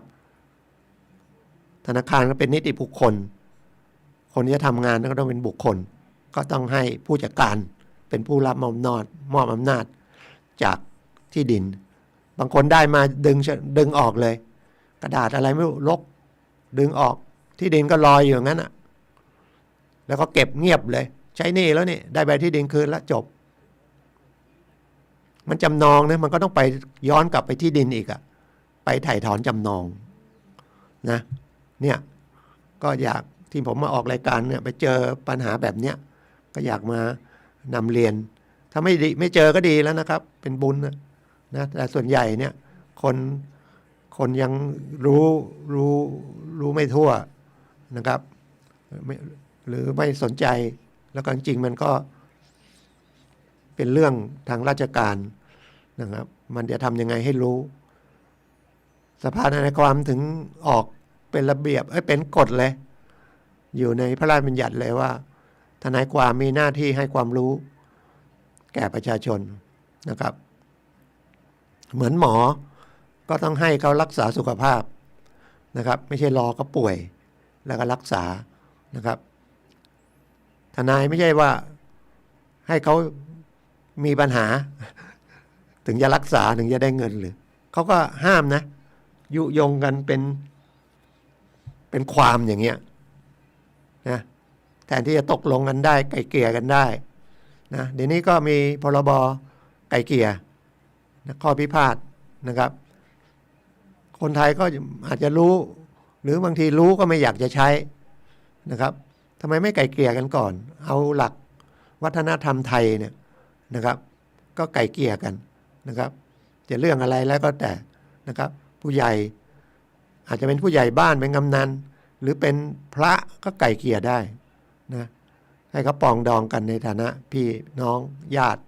ไกล่เกลี่ยกันไม่ต้องขึ้นศาลทะเลาะเบาะแว้งถึงก็มันไม่แค่นั้นนะเดี๋ยวก็เลยจากคดีแพ่งกลายเป็นคดีอาญาทะเลาะเบาะแว้งตีกันถึงกับฆ่ากันก็มีนะครับก็มีพรบรองรับนะครับไกล่เกลี่ยมันไม่ใช่ไกล่เกลี่ยแล้วนั่นแล้วก็ทำสัญญาปณีประนอมกันเลยนะครับแล้วก็มีสภาพบังคับได้นะครับก็หน่วยงานที่ทำเนี่ยเรื่องนี้ที่ดูแลเราเนี่ยสำนักงานยุติธรรมจังหวัดฟังดีๆนะครับสำนักงานยุติธรรมจังหวัดอย่าไปสับสนกับลืมละร้องเรียนนั่นนะอยู่ที่ไหนนะครับเชียงใหม่ก็อยู่ในศูนย์ราชการนะครับนะเป็นสำนักงานยุติธรรมจังหวัดเลยก็คือมาช่วยเป็นกรมคุ้มครองสิทธิ์นะของประชาชนเนี่ยนะถ้าอยู่ที่ตามต่างจังหวัดก็เป็นสำนักงานยุติธรรมจังหวัดนะที่เป็นหลักก็คือ ผู้เสียหายในคดีอาญาไม่ได้ผิดแต่ถูกจับพิสูจน์ได้ว่าไม่ได้กระทำความผิดก็ไปขอชดเชยเป็นเงินนะครับหรือผู้เสียหายนะอันนั้นนะจำเลยหรือผู้เสียหายก็เนี่ยอย่างถูกลูกหลงไหมเมื่อเร็วๆนี้มีไหมลูกหลงปืนเนี่ยยิงขึ้นฟ้าตกลงมามันเท่าแรงวิ่งขึ้นไปกับแรงลงมาก็เสียชีวิตนะครับอันเนี้ยเอาเป็นร้องขอเงินได้ถ้าตายก็100,000ถ้ารักษาพยาบาลมันก็จะมีอีกส่วนหนึ่งนะครับไปติดต่อที่สำนักงานยุติธรรมจังหวัด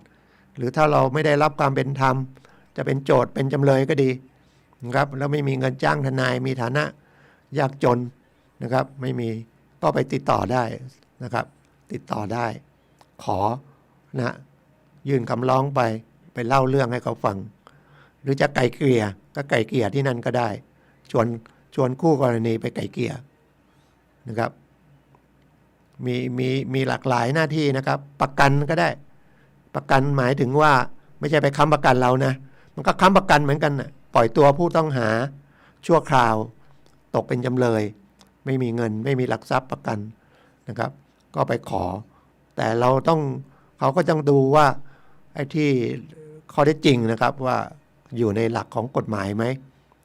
ไอ้ส่วนทำผิดไม่ทำผิดกฎหมายถ้ายังไม่ได้ตัดสินมานะครับก็ยังถือว่าเป็นผู้บริสุทธิ์อยู่นะครับเราก็มีสิทธิ์นะขอปล่อยตัวชั่วคราวหรือประกันตัวเนี่ยระหว่างคดีอาญาเนี่ยนะครับเดี๋ยวนี้ศาลถ้าไม่ใช่คดีร้ายแรงศาลก็พยายามจะให้ประกันตัวนะครับอาจจะติดเครื่องมือแต่เครื่องมือมันซื้อมามันจะมีครบไหมเพราะคนร้ายคนโดนจับก็เยอะนะครับอย่างช่วงโควิดบางทีจับเยอะเลยนะเพราะว่าไปรวมกันเกิน5 คนนั่งกินเหล้าด้วยกันหรือนั่งเล่นไพ่กันนะครับถูกจับนอกจากเรื่องของการเล่นไพ่เล่นการพนันแล้วนะครับมันจะโดนเรื่องพรบฉุกเฉินห้ามมั่วสุมป้องกันโรคระบาดมั่วสุมเกิน5 คนขึ้นไปนะครับนะแต่ก็ได้โดนปรับนะครับก็เป็นเรื่องที่นำมาฝากนำมาให้ท่านที่รับฟังของสถานีวิทยุวัดฝายหินนะครับซึ่งเปิด24 ชั่วโมงนะวิทยุนะครับเป็นธรรมะมั่งเป็นกฎหมายมั่งเป็นเรื่องความรู้อ่ะนะแต่รู้สึกจะไม่มีบันเทิงนะถ้าเป็นธรรมะบันเทิงมีนะครับธรรมะนิยายอะไรอย่างเงี้ยนะตื่นมานอนหลับไปแล้วตื่นมายังไม่หลับก็เปิดฟังได้เที่ยงคืนตี 1 ตี 2 ตี 3มีตลอด24 ชั่วโมงนะครับผมก็จะมาเฉพาะช่วง10 โมงถึง11 โมงก็คือ10 โมงเช้าถึง11 โมงเช้านะสายๆนะครับก็เดินทางมาพบกับท่านนะครับทุกวันเสาร์ก็นำรายการมาคุยประมาณเนี้ยนะถ้าท่านมีปัญหากฎหมายนะผมก็ยินดีให้คำปรึกษานะครับทางโทรศัพท์นะครับผมก็ขออนุญาตใช้บอกเบอร์โทรศัพท์ให้นะครับก็เบอร์เดิมนะครับ089 635 5649 089 635 5649ถ้าวันนี้ฟังแล้วนะจะโทรหาผมก็ขอให้จบรายการไปสัก10 นาที15 นาทีนะครับเดี๋ยวผมออกจากรายการแล้วก็สัก15 นาทีก็โทรได้หรือวันอื่นนะครับจดเบอร์ไว้มีอะไรก็ผมก็จะคุยกับท่านในเรื่องกฎหมายหรือเรื่องอื่นๆก็ได้นะครับ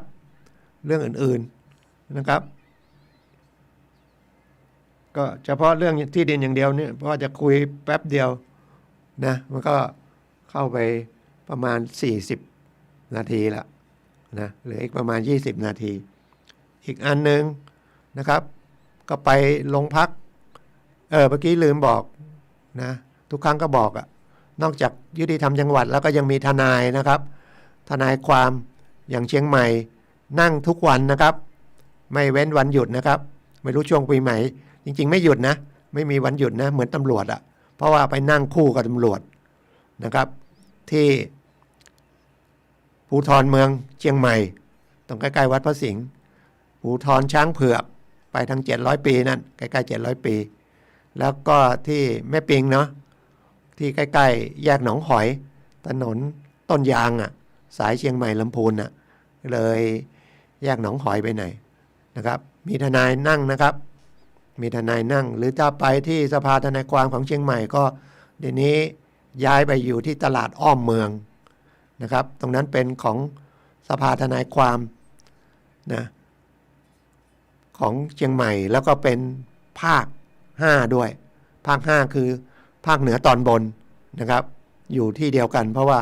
สามีเป็นภาคภรรยาเป็นประธานจังหวัดนะก็ช่วยเหลือสังคมนะครับถนนอ้อมเมืองก็เส้นที่จะออกเมืองเส้นสนามบินเนี่ยก่อนแยกดอนจันทร์ทางซ้ายมือมันจะมีตลาดอ้อมเมืองของพูดได้แค่นี้เนาะ ไปไม่ถูกก็เปิด Google ดูได้นะสภาทนายความหรือถ้านั่นโทรมาผมอาจจะมีเบอร์แต่ตอนนี้ไม่ได้จดมานะหรือถ้าที่ศาลจังหวัดก็นะมีทนายนั่งช่วงวันราชการศาลเด็ก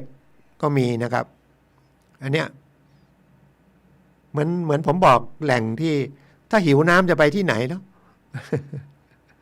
หรือป่วยตู้ยามันอยู่ที่ไหนนะไปหาความรู้ที่นี่นะครับไม่เสียค่าใช้จ่ายนะครับเอาเอกสารที่มันเกี่ยวข้องทั้งหมดไปเลยแล้วเอาตัวจริงๆไปนะอย่าให้ไปฝากถามนะครับเพราะรายละเอียดบางทีเราไปเป็นเพื่อนได้แล้วก็ฟังคนที่เขาเดือดร้อนคุยนะครับว่ายังไงค่อยๆช่วยกันถามไม่ใช่เขาถามคนป่วยคนพาคนป่วยตอบอย่างเดียวเลยยกเว้นคนป่วยพูดไม่ได้ นะแต่จริงก็ช่วยกันได้นะแต่บางทีคนป่วยไม่ได้พูดอะไรเลยหมอถามมีอาการยังไงนะเจ็บหัวเจ็บทางไหนปวดหัวทางไหนเจ็บท้องตรงไหนคนพามาตอบอย่างเดียวเลย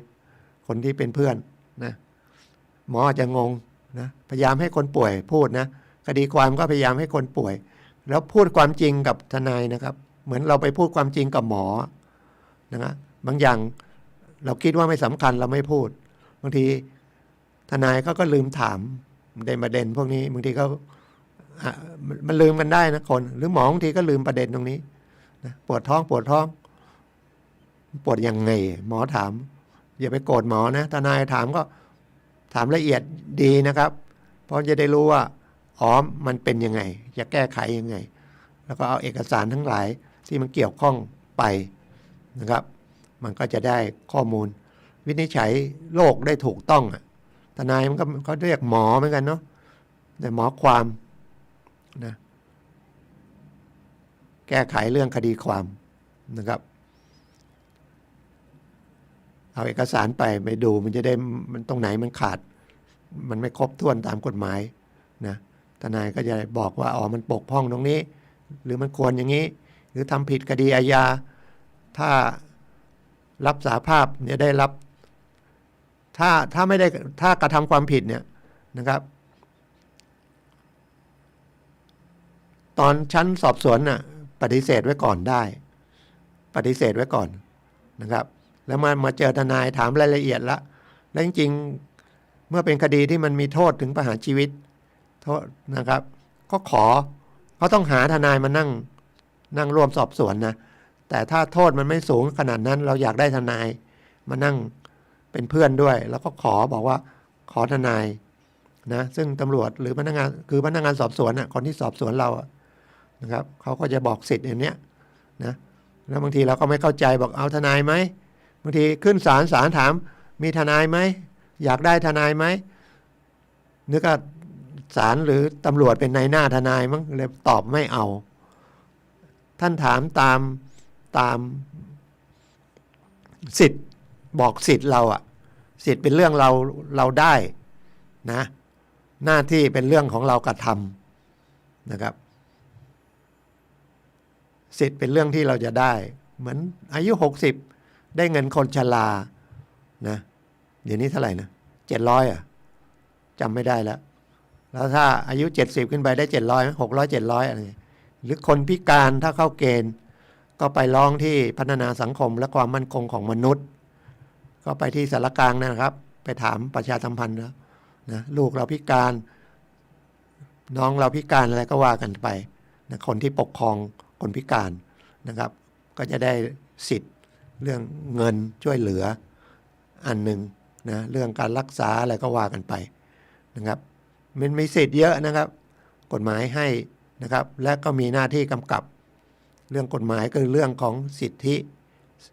สิทธินั่นแหละสิทธิและหน้าที่อย่างไปเป็นทหารเนี่ยเป็นหน้าที่นะเสียภาษีก็เป็นหน้าที่ไปเลือกตั้งสมัยก่อนเป็นสิทธิ์เลยไปมั่งไม่ไปมั่งเดี๋ยวนี้กลายเป็นหน้าที่ไม่ไปถูกโทษนะครับจะมาลงสมัครเป็นผู้ใหญ่บ้านเป็นพ่อหลวงบ้านเป็นกำนันเป็นสจสทอะไรไม่ได้นะครับยกเว้นเมื่อเลือกตั้งอีกทีแล้วคุณไปนะหรือบางทีเป็นมีข้อต้องห้ามในเรื่องเป็นสสนะครับมีคดีอยู่ก็ยังมาสมัครนะครับถือว่าแจ้งนะครับมันไม่ถึงกับแจ้งเท็จนะปกปิดเนาะคุณสมบัติเป็นสสด้วยเนี่ยโดนถอดแล้วนะครับย้อนไปเป็นคดีเยอะเลยแล้วมันยังมีโทษทางคดีอาญาด้วยนะมีปรับมีจำคุกและสำคัญก็คือห้ามลงสมัครสสอีกนะครับรู้สึกจะ20 ปีนะคือหมายว่าเลิกชีวิตนักการเมืองเลิกชีวิตนะพวกลงเลือกตั้งเพื่อจะช่วยเหลือประชาชนนะครับนักการเมืองทั้งหลายท้องถิ่นก็ดีอะไรก็ดีห้ามเลยนะครับแล้วก็ต้องชดใช้ค่าเลือกตั้งโดยมั้งที่เขาเลือกตั้งรุ่นของคุณนะแล้วคุณได้มานะครับก็เป็นเกร็ดความรู้นะครับถือว่าเป็นเกร็ดความรู้เล็กๆน้อยๆนะครับนำมาคุยกับท่านเท่าที่นะโน้ตมานิดๆหน่อยๆนะแล้วก็คุยไปก็ตามที่พบเห็นมาเรียกว่าประสบการณ์ก็แล้วกันนะครับเพราะว่าผมก็ไปเป็นทนายนั่งโรงพักนั่งศาลนะครับก็เห็นคนหลากหลายนะครับมาวันก่อนก็มาโอนเงินไปแล้วจะไปฉีดให้หน้ามันสวยมันนั้นไม่ใช่หน้าสวยผู้หญิงหน้าสวยอยู่แล้วจะไปฉีดหน้าอกฉีดสะโพกโอนเงินไปแล้วหลบหนีหายไปไหนเดี๋ยวนี้มีอย่างนี้เยอะนะครับหรือเป็นหมอปลอมอะไรที่ทำเสริมสวยโอ้โหใจกล้าเนาะผมบาดเจ็บผมยังไม่อยากให้หมอผ่าตัดหมอเย็บเลยเจ็บกลัวนะครับนี่จะยอมไปให้เขาฉีดเพื่อความสวยงามผ่าตัดเพื่อความสวยงามมันต้องฟิตร่างกายเอาเนาะกินอาหารเนาะไม่กลัวเหรอนะครับก็เป็นเรื่องที่หลากหลายมันก็เห็นมาอย่างนี้นะครับบางคนก็เสียเงินเสียทองไปไม่น่าจะเสียนะครับเอาเงินไปให้เขานะครับผมก็พูดย้ำแล้วย้ำอีกมันก็มีตลอดนะเดี๋ยวนี้ก็มีอะไรเงินอิเล็กทรอนิกส์เสียอีกหรือยืมเงินกู้ยืมเงินทางออนไลน์นะเอา 5,000 ไหมกู้ฟรีไม่มีอะไรพอลงเอาข้อมูลให้เขาหมดแล้วอนุมัติ 5,000 แต่ผมหักค่าใช้จ่ายไว้ 1,000 คุณเอาไป 4,000 แล้วคุณต้องผ่อน512 เดือน512 เดือนเท่าไหร่ 6,000 โอ้โห ได้เงินมา 4,000 ใช้ 6,000 เราข้อมูลไปหมดพอไม่ใช้ผิดนัดไม่ใช้เอาไปประจานไม่ต้องไปกลัวนะครับไม่ต้องไปกลัวนะเราก็ปิดเฟซปิดอะไรไปเถอะปิดบัญชีไปเถอะเราได้เงินมาแล้วเนี่ยนะครับบางทีเขาบอกต้องสมัครก่อน1,000แล้วเดี๋ยวโอนให้ 5,000แล้วเราก็เอาเผลอเอาบางทีไม่ได้ตังค์เลยนะโอนไป1,000ก็ปิดเฟซเงียบไปเลยหรือปิดไลน์ที่ชวนเล่นแชร์นะอย่าทำเลยนะครับแต่ถ้ามันได้มาแล้วไม่ต้องไปคืนมันหรือเล่นพนันออนไลน์อะไรพวกนี้นะครับมันไม่มีตัวตนอ่ะขนาดเพื่อนฝูงยืมกันเห็นตัวบางทียังไม่ได้คืนเลยพี่น้องยืมกันบางทียังไม่ได้คืนเลยนะครับบอกเดี๋ยวไปลงทุนนี่ได้กำไรแค่นี้หายจ้อยมันเจ๊งไปแล้วไม่รู้จะเอาอะไรคืนอ่ะจะทำไงอันเนี้ยเป็นพี่น้องกันเป็นเพื่อนฝูงกันอ่ะเห็นกันชัดๆแล้วนี่ใครก็ไม่รู้เข้ามาในจอเข้ามาในมือถือเชื่อได้ยังไงนะไม่ใช่คนไม่มีความรู้นะบางคนเห็นเขาเสียหายแล้วนะครับก็เป็นคนที่มีความรู้นะครับแต่ลืมไปขาดสตินะครับเห็นแก่เงินผลประโยชน์ได้เลยผลประโยชน์10%ปีนึงก็ได้1,000,000ได้100,000ไว้ธนาคารได้10,000โอ้ได้มา10 เท่าเอาเงินให้เขา1,000,000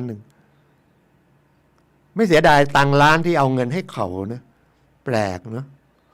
อยากได้ตังค์100,000อยากได้ตังค์เดือนละ10,000นะคิดได้ไง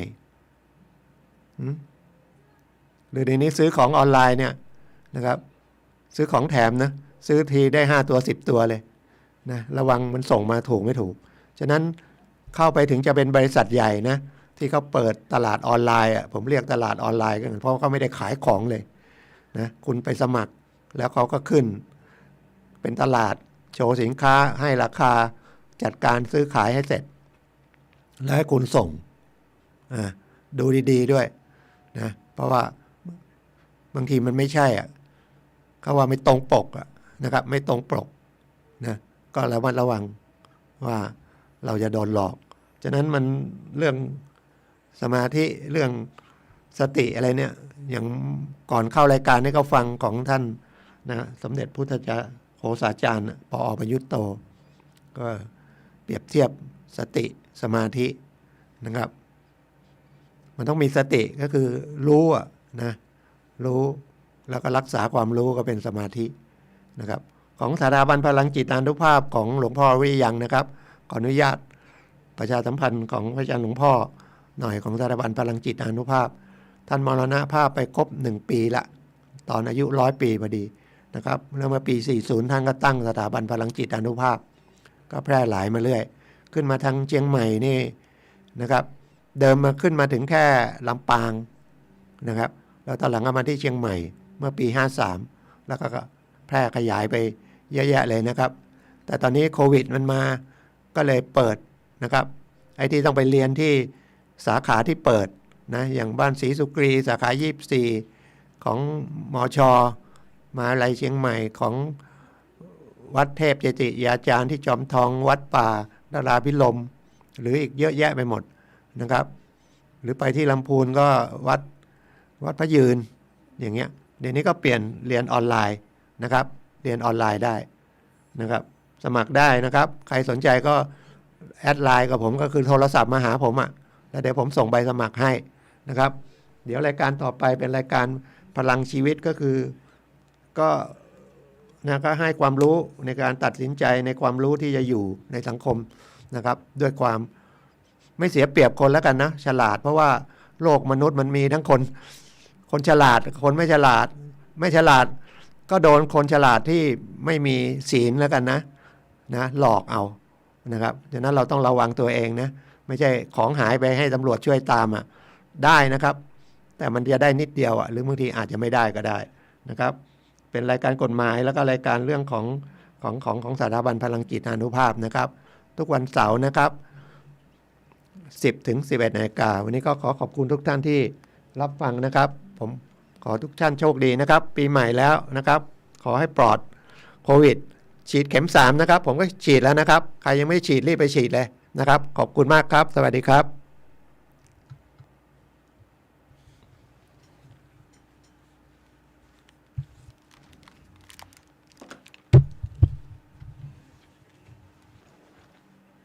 จะไปไหนไม่รู้ไปรับนิมนต์ปิดอาจารย์เป็นไปเหรอ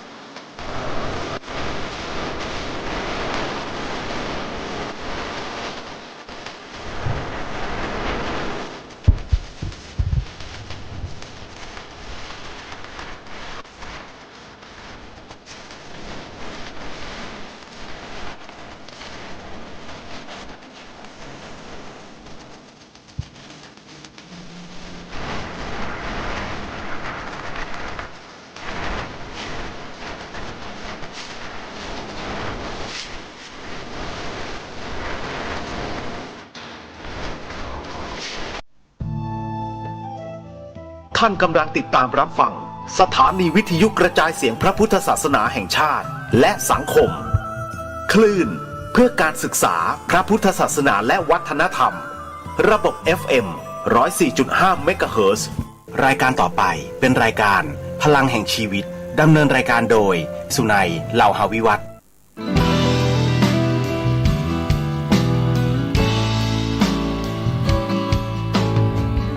ลุกขึ้นมาฉายแสงเถิดชีวิตเป็นเช่นเจ้าสร้างขอต้อนรับเข้าสู่รายการพลังแห่งชีวิตรายการเพื่อการสร้างแรงบันดาลใจโดยผมสุนัยเหล่าหาวิวัฒน์ผู้ดำเนินรายการมาพบกับท่านผู้ฟังทุกวันเสาร์เวลา 11 โมงถึงเที่ยงทางสถานีวิทยุเพื่อการศึกษาพระพุทธศาสนาและวัฒนธรรมคลื่น FM 104.5 เมกะเฮิรตซ์ออกอากาศณวัดฝายหินมหาวิทยาลัยเชียงใหม่จังหวัดเชียงใหม่สำหรับท่านผู้ชมที่ชมผ่านทางโซเชียลมีเดียนะครับ2 ช่องชัดเจนนะครับ Facebook นะครับทางด้านนี้นะครับ Facebook แล้วก็ทางด้านนี้ก็จะเป็น YouTube โดยพิมพ์คำว่าวัดฝายหินภาษาไทยนี่แหละครับท่านผู้ฟังครับรายการของเราเป็นรายการสดครับท่านผู้ฟังในช่วง15 นาทีสุดท้ายก่อนหมดรายการท่านผู้ฟังสามารถโทรศัพท์เข้ามาซักถามได้นะที่หมายเลขโทรศัพท์0857088122ตอนนี้เป็นช่วงส่งท้ายปีเก่าต้อนรับปีใหม่นะครับเพราะวันนี้ตรงกับวันที่25 ธันวาคมพุทธศักราช 2564 เหลืออีก6 วันก็จะสิ้นปีแล้วนะครับฉะนั้นหัวข้อที่ผมจะพูดคุยกันในวันนี้ก็คือเรื่องของชีวิตเราในช่วงที่ผ่านมาโดยตั้งชื่อเรื่องที่จะคุยกันว่าคุณทบทวนชีวิตครั้งสุดท้ายเมื่อไหร่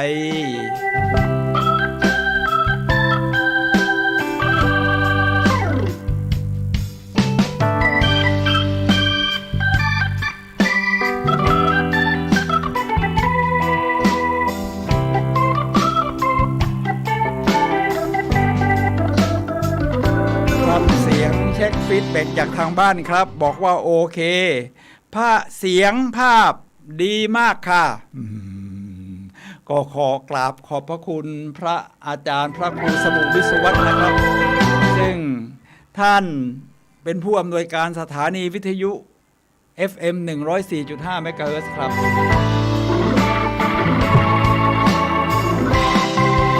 ท่านผู้ฟังครับวันนี้เราคุยกันในเรื่องคุณทบทวนชีวิตครั้งสุดท้ายเมื่อไรกัน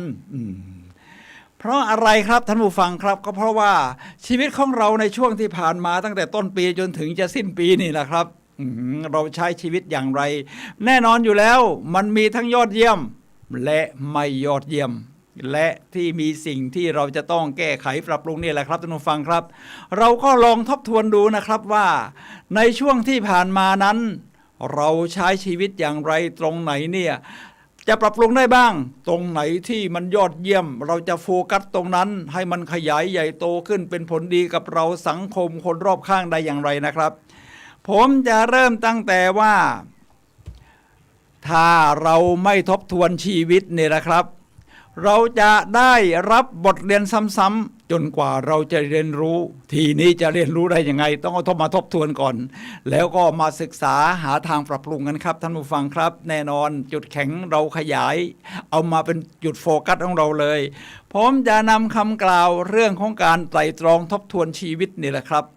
จากปราชญ์ชาวกรีกเมื่อ 2,000 กว่าปีก่อนก็คือโสเคราติสซึ่งเป็นอาจารย์ของอริสโตเติลหลายๆคนเนี่ยนะครับท่านผู้ฟังครับทั้งเพลโตเลยนะโสเคราติสบอกว่า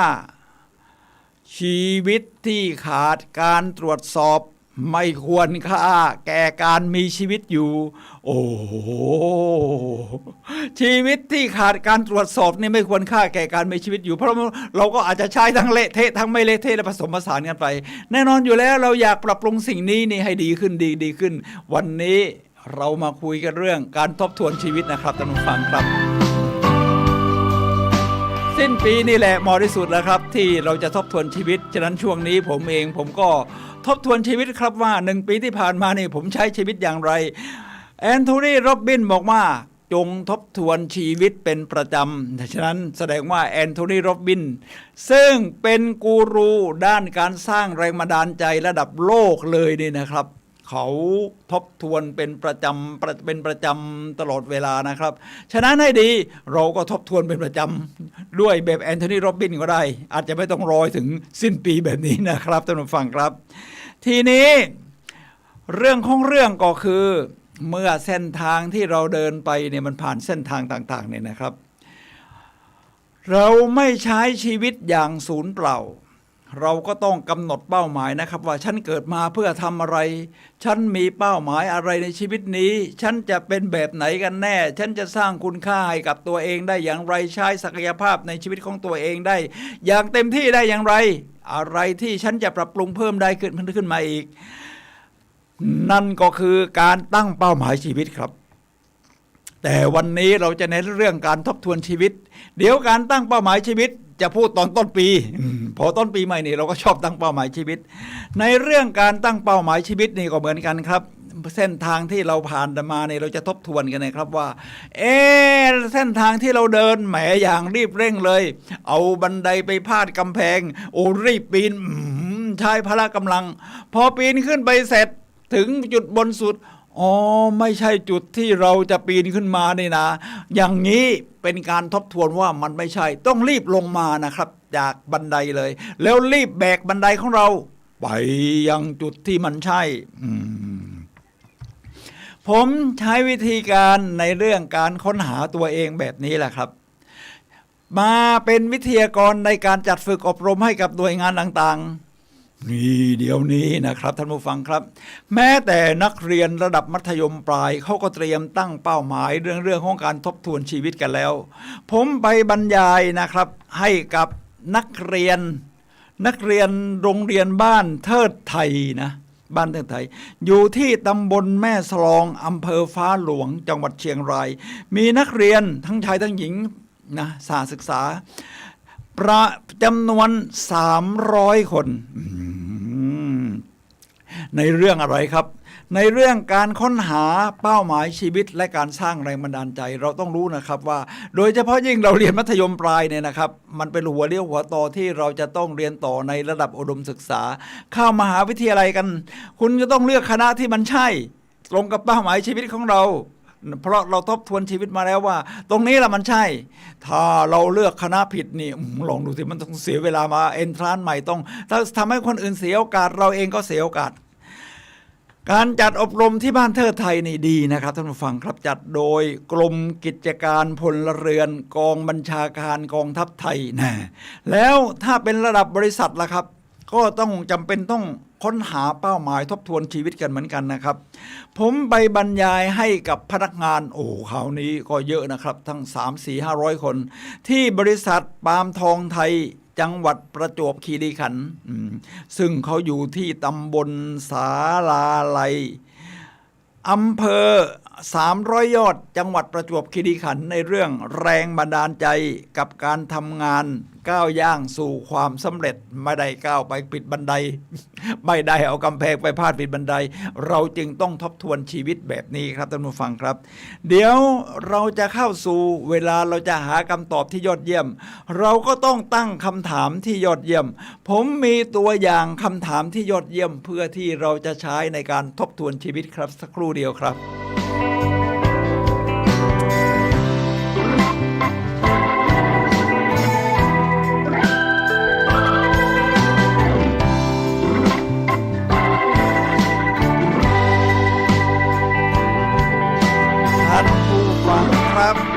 คำถามเพื่อที่จะทบทวนชีวิตเนี่ยนะครับผมมีชุดคำถามอยู่หลายคำถามคำถามที่ดีก็จะได้คำตอบที่ยอดเยี่ยมผมจะเริ่มที่คำถามในรูปแบบของแคนไอเป็นภาษาอังกฤษแปลว่าฉันสามารถจะทำแบบนี้ได้ไหมอันทรงพลังของแอนโทนี โรบบินส์วิทยากรสร้างแรงบันดาลใจระดับโลกที่ผมกล่าวมาแล้วนะครับเมื่อสิ้นวันเนี่ยนะครับคือแอนโทนี โรบบินส์นี่เขาจะทบทวนชีวิตนี่ทุกสิ้นวันเขาก็จะตั้งคำถามของเขานะว่าวันนี้ฉันเรียนรู้อะไรบ้างฉันได้เรียนรู้อะไรบ้างในวันนี้นะสมมติว่าถ้าเราจะนอนคืนนี้จะนอนผ่านมาเมื่อเช้าลองทบทวนสิจัดรายการวิทยุนี่เตรียมเนื้อหาไปดีหรือเปล่าเพราะเวลามาจัดรายการนี่เพื่อให้คุ้มค่ากับเวลาของสถานีนี่นะครับเราก็ต้องเตรียมเนื้อหามาเพราะที่ให้ดีทีเดียวเพราะว่าคุ้มค่าทั้งผู้พูดและผู้ฟัง2ฉันได้อุทิศอะไรออกมาหรือทำอะไรให้ดีขึ้นการอุทิศหมายความว่าเรามีความศรัทธามุ่งมั่นทุ่มเทสร้างสิ่งนั้นทำสิ่งนั้นอย่างจริงจังแล้วเราทำให้มันดีขึ้นได้อย่างไรเรียกว่าเรานี่มีศักยภาพภายในที่มันยิ่งใหญ่ทุกคนนะครับทุกคนมีทรัพยากรที่ยิ่งใหญ่ที่ซ่อนเร้นอยู่ภายในที่จะประสบความสำเร็จเราใช้มันอย่างเต็มที่หรือยังแล้ว3ถามว่าฉันเบิกบานกับอะไรแน่นอนชีวิตเราก็ต้องโฟกัสไปที่เบิกทำให้เราเบิกบานมีพลังไม่ใช่โฟกัสที่ทำให้หดหู่เศร้าหมองชีวิตมันก็เศร้าแย่อะไรที่ทำให้เราเบิกบานแต่ละคนก็จะต่างกันไปบางคนชอบฟังดนตรีคลาสสิกบางคนเพลงป๊อปสำหรับผมชอบการเดินทางท่องเที่ยวชีวิตคือการเดินทางไม่ใช่จุดหมายปลายทางผมก็เดินทางเลยเที่ยวเวลาดูเรื่องเที่ยวนี่นะครับมันเบิกบานครับโดยเฉพาะเรื่องเที่ยวของตัวเองเพราะว่าก็เที่ยวมาเยอะแล้วรอบโลกเนี่ยนะครับมันก็เบิกบานประมาณนี้นะครับตอนนี้ทำคลิปวิดีโอท่องเที่ยวลง YouTube ไปเยอะที่ตัวเองเดินทางมาแล้วมาทบทวนเรียกว่าทบทวนชีวิตตั้งแต่ต้นทางนะครับเมื่อหลาย10 ปีก่อนว่าเราใช้ชีวิตมาอย่างนี้นะมันก็เรียกว่าคุ้มค่าใช้ได้ใช้ชีวิตสุดคุ้มเดินทางไปโน่นไปนี่เนี่ยนะไม่ใช่เอาเงินมาซื้อของเอาแล้วแต่สไตล์นะครับนี่แล้วแต่สไตล์บางท่านก็ชอบสะสมของอะไรก็แล้วแต่ทีนี้นี่คือ3คำถามที่ยิ่งใหญ่ทีนี้ผมจะพูดถึงกูรูดังๆในยุคศตวรรษที่19กันบ้างกูรูดังๆถ้าเราชอบอ่านหนังสือนี่2คนนี้เขาเขียนหนังสือที่ในแนวลึกซึ้งครับชื่อว่าราฟวันโดอีเมอร์สันกับเฮนรี่เดวิดโทโรเขาเป็นเพื่อนกันจบจากมหาวิทยาลัยฮาร์วาร์ดแต่เขาก็มาใช้ชีวิตในแนวสไตล์ของเขานะ เวลาเขาเขียนหนังสือเนี่ยไม่เยอะนะครับ แล้วเขาก็ไปอยู่กันเหมือนหากระท่อมอยู่อะไรเงี้ยแล้วก็สร้างปลูกผักปลูกถั่วกินเองใช้ชีวิตเขียนหนังสือที่ยอดเยี่ยมอยู่หลายเล่มครับ เวลา2 คนนี้เขาเจอกันก็ถามว่าอะไรรู้ไหม เป็นการทบทวนชีวิตก็ถามว่าตั้งแต่เจอกันครั้งที่แล้วนายได้เรียนรู้อะไรมาบ้างโอ้โหมันสุดยอดนะครับท่านผู้ฟังครับฉะนั้นถ้าเรามีเพื่อนที่เป็นมาใน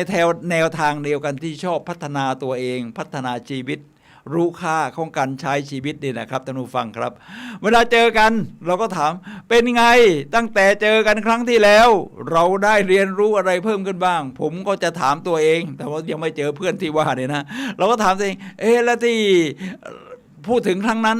ตอนนี้เราได้เรียนรู้อะไรเพิ่มขึ้นบ้างมันมีสิ่งน่าเรียนรู้เยอะกันนะครับในโลกนี้มันไม่ใช่ปล่อยสั่งผ่านไปเรื่อยๆจนความรู้หรือว่าน้ำชาเต็มถ้วยไม่ต้องรู้อะไรอีกไม่ครับมันยังมีสิ่งอีกมหาศาลที่เราเรียนรู้ในโลกนี้เวลาไปที่ไหนเราถึงตื่นตาตื่นใจเบิกบานทีนี้ผมจะนำภาพยนตร์บ้างครับผมชอบดูหนังอะภาพยนตร์นี้เรียกว่าชื่อว่าอาร์เธอร์นิวแมนอาร์เธอร์เป็นชื่อคนพระเอกนิวแมนแปลว่าเป็นคนใหม่ทำไมชีวิตเดิมมันเป็นยังไงมันไม่ดีใช่ทบทวนชีวิตแล้วชีวิตที่ฉันผ่านมาของฉันเนี่ยมันเฮงซวยว่าประมาณนั้นโอ้โหเขาก็เลยอยากแปลงกายเป็นคนใหม่นะคือใช้ชีวิตสังกตายไม่หาสิ่งใหม่ๆไม่หาความเบิกบานไม่เรียนรู้ไม่ใช้ศักยภาพที่ซ่อนเร้นอยู่ข้างในอย่างเต็มที่เขาก็เลย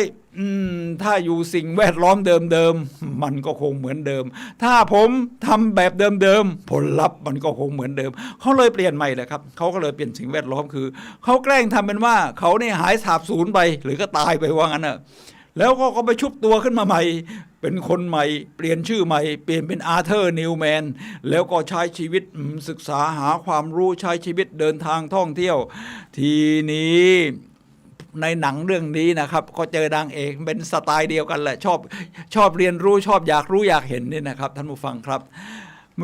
เขาก็ไม่ตั้งคำถามที่ผมเอามาตั้งเป็นชื่อเรื่องที่เราคุยกันในวันนี้ว่าคุณประเมินชีวิตตัวเองครั้งสุดท้ายเมื่อไหร่นี่เป็นการพูดคุยระหว่างพระเอกกับนางเอกนี่เป็นคำถามที่ยอดนะครับท่านผู้ฟังครับเดี๋ยวเราจะพูดถึงกูรูอีกหลายๆคนครับที่เขาใช้ชีวิตโดยการทบทวนตัวเองเป็นประจำครับท่านผู้ฟังครับ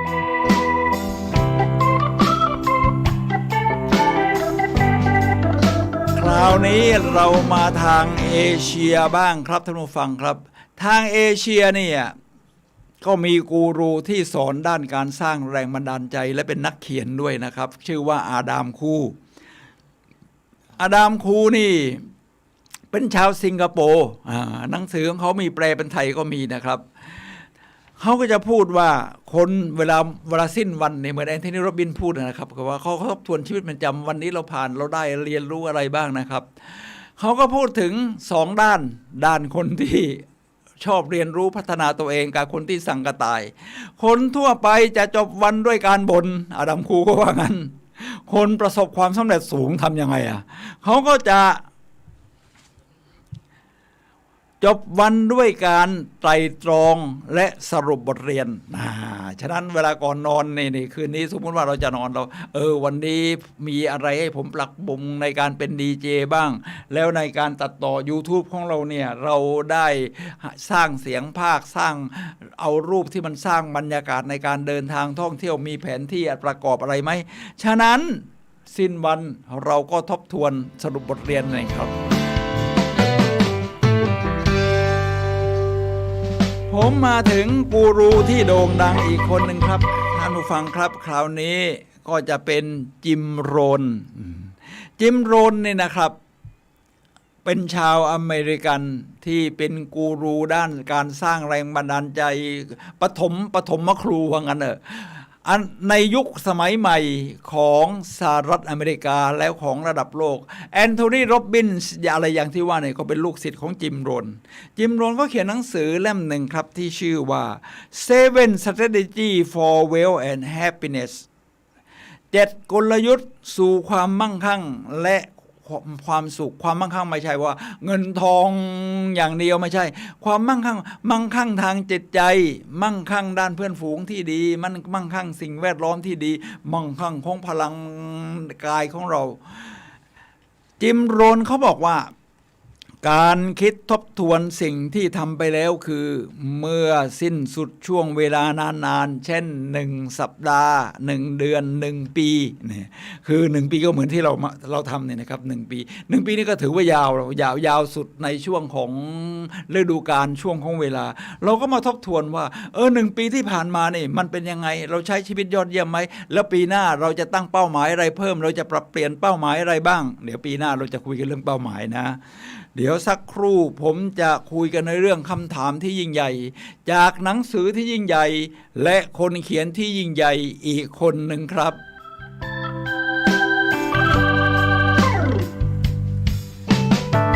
ท่านผู้ฟังครับหนังสือเล่มนี้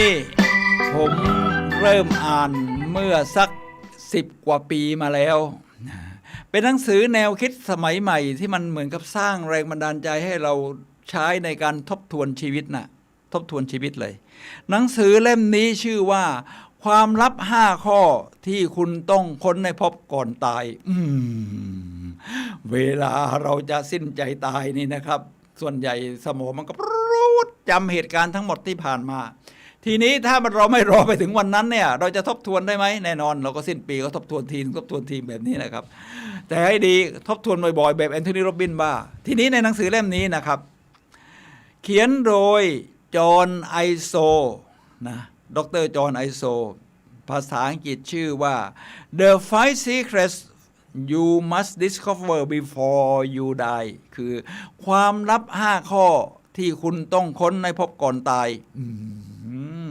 มันมีอะไรบ้างมันเกี่ยวกับเรื่องการทบทวนชีวิตที่เรากำลังพูดถึงไหมมีแน่นอนครับนี่หน้าตาของหนังสือนะครับท่านผู้ฟังครับความลับ5 ข้อที่คุณต้องค้นให้พบก่อนตายก็คือเป็นหนังสือที่พิมพ์มานานเป็น10 กว่าปีแต่ผมว่าน่าจะยังหาซื้อได้นะตามหนังสือมือ2ลองเสิร์ชเข้าไปดูนะครับร้านที่เขาขายหนังสือมือ2กันน่าจะมีเป็นหนังสือที่ดีมากครับใน5 ข้อนี้ล้วนแล้วแต่เป็นเรื่องของการทบทวนชีวิตทั้งนั้นครับเดี๋ยวเราจะกล่าวรายละเอียดกันนะครับจะกล่าวหัวข้อ5 ข้อแต่ที่เราจะคุยกันเป็นหลักในวันนี้คือแต่ละหัวข้อเขาจะมีคำถามนะครับเพื่อให้เราทบทวนชีวิตนะครับทีนี้ใน5 ข้อนี้มีอะไรบ้างครับยอดเยี่ยมทุกข้อในความเป็นผมนะว่า1คุณเกิดมาทั้งทีให้ซื่อสัตย์กับตัวเองปกติถ้าเราเคร่งศาสนาเราก็ถูกสอนว่าให้ซื่อสัตย์หมายความว่าไม่โกหกคนอื่นไม่ขโมยลักทรัพย์ในศีล 5ในศาสนาพุทธเราทีนี้ถ้ากับตัวเองล่ะเป็นอย่างไรซื่อสัตย์กับตัวเองในแนวคิดของจอห์นไอโซคือหมายความว่าถ้าคุณมีเป้าหมายของคุณที่ชัดเจนคุณรู้ว่าคุณเกิดมาเพื่อทำอะไรนะครับให้คุณซื่อสัตย์กับสิ่งนี้นั่นก็คือสิ่งที่เป็นเป้าหมายลึกๆอยู่ข้างในของตัวเองที่เป็นแพชชั่นของคุณนี่นะครับท่านผู้ฟังครับถึงเราจะใช้ชีวิต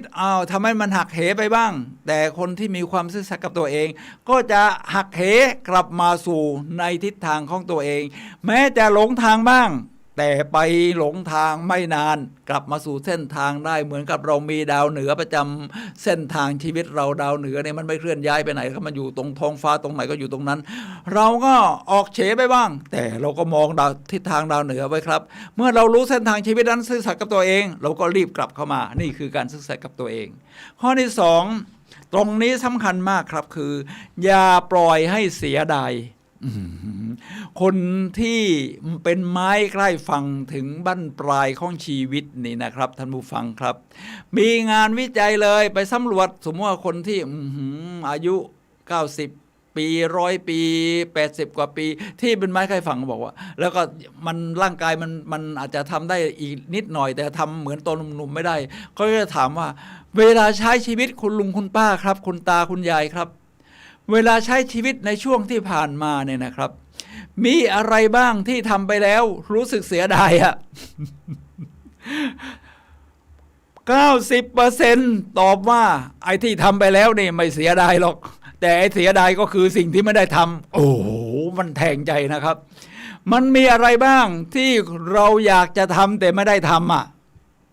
หรือไม่มีโอกาสจะทำสิ่งแวดล้อมขัดขวางใจคุณไม่มั่นคงพอเพื่อที่จะเดินทางไปทำมันเหมือนกับหนังภาพยนตร์เรื่องอาเธอร์นิวแมนที่ผมพูดถึงที่เขาเปลี่ยนจากคนเดิมแกล้งทำเป็นตายหายสาบสูญและเป็นคนใหม่เขาอยากทำสิ่งที่อยากทำอยากเดินทางอยากผจญภัยอยากโลดโผนบ้างเขาก็สามารถทำได้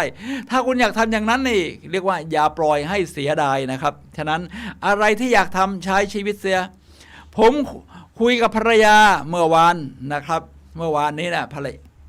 คุณสิรินันท์เนี่ยนะครับท่านผู้ฟังครับคุณสิรินันท์เขาบอกว่าเราใช้ชีวิตนี้ต้องเรียกว่าอย่าปล่อยให้เสียดายเขามีเพื่อนที่เป็นอดีตอาจารย์ในมหาวิทยาลัยเชียงใหม่นะครับคุณผู้ชายที่ว่านี้อาจารย์ที่ว่าเนี่ยเป็นมะเร็งที่ตับไปผ่าตัดตับมาแล้วคีโมก็ทำมาแล้วฉายแสงก็ทำมาแล้วเป็นมะเร็งที่ตับนี่โอ้มันเป็นเรื่องใหญ่มากที่คนไทยเนี่ยตายด้วยมะเร็งเนี่ยอันดับหนึ่งอยู่แล้วถ้ายิ่งเป็นผู้ชายตายด้วยมะเร็งตับเนี่ยนะครับ 80% ผมฟังหมอเมื่อเช้าพอดีฟังตกใจคุณสินันบอกว่านี่เขาเป็นมะเร็งนะเขารู้เลยว่าเขาจะมีชีวิตอยู่ไม่นานเขาก็เดินทางไปเที่ยวโน่นเที่ยวนี่นะคะ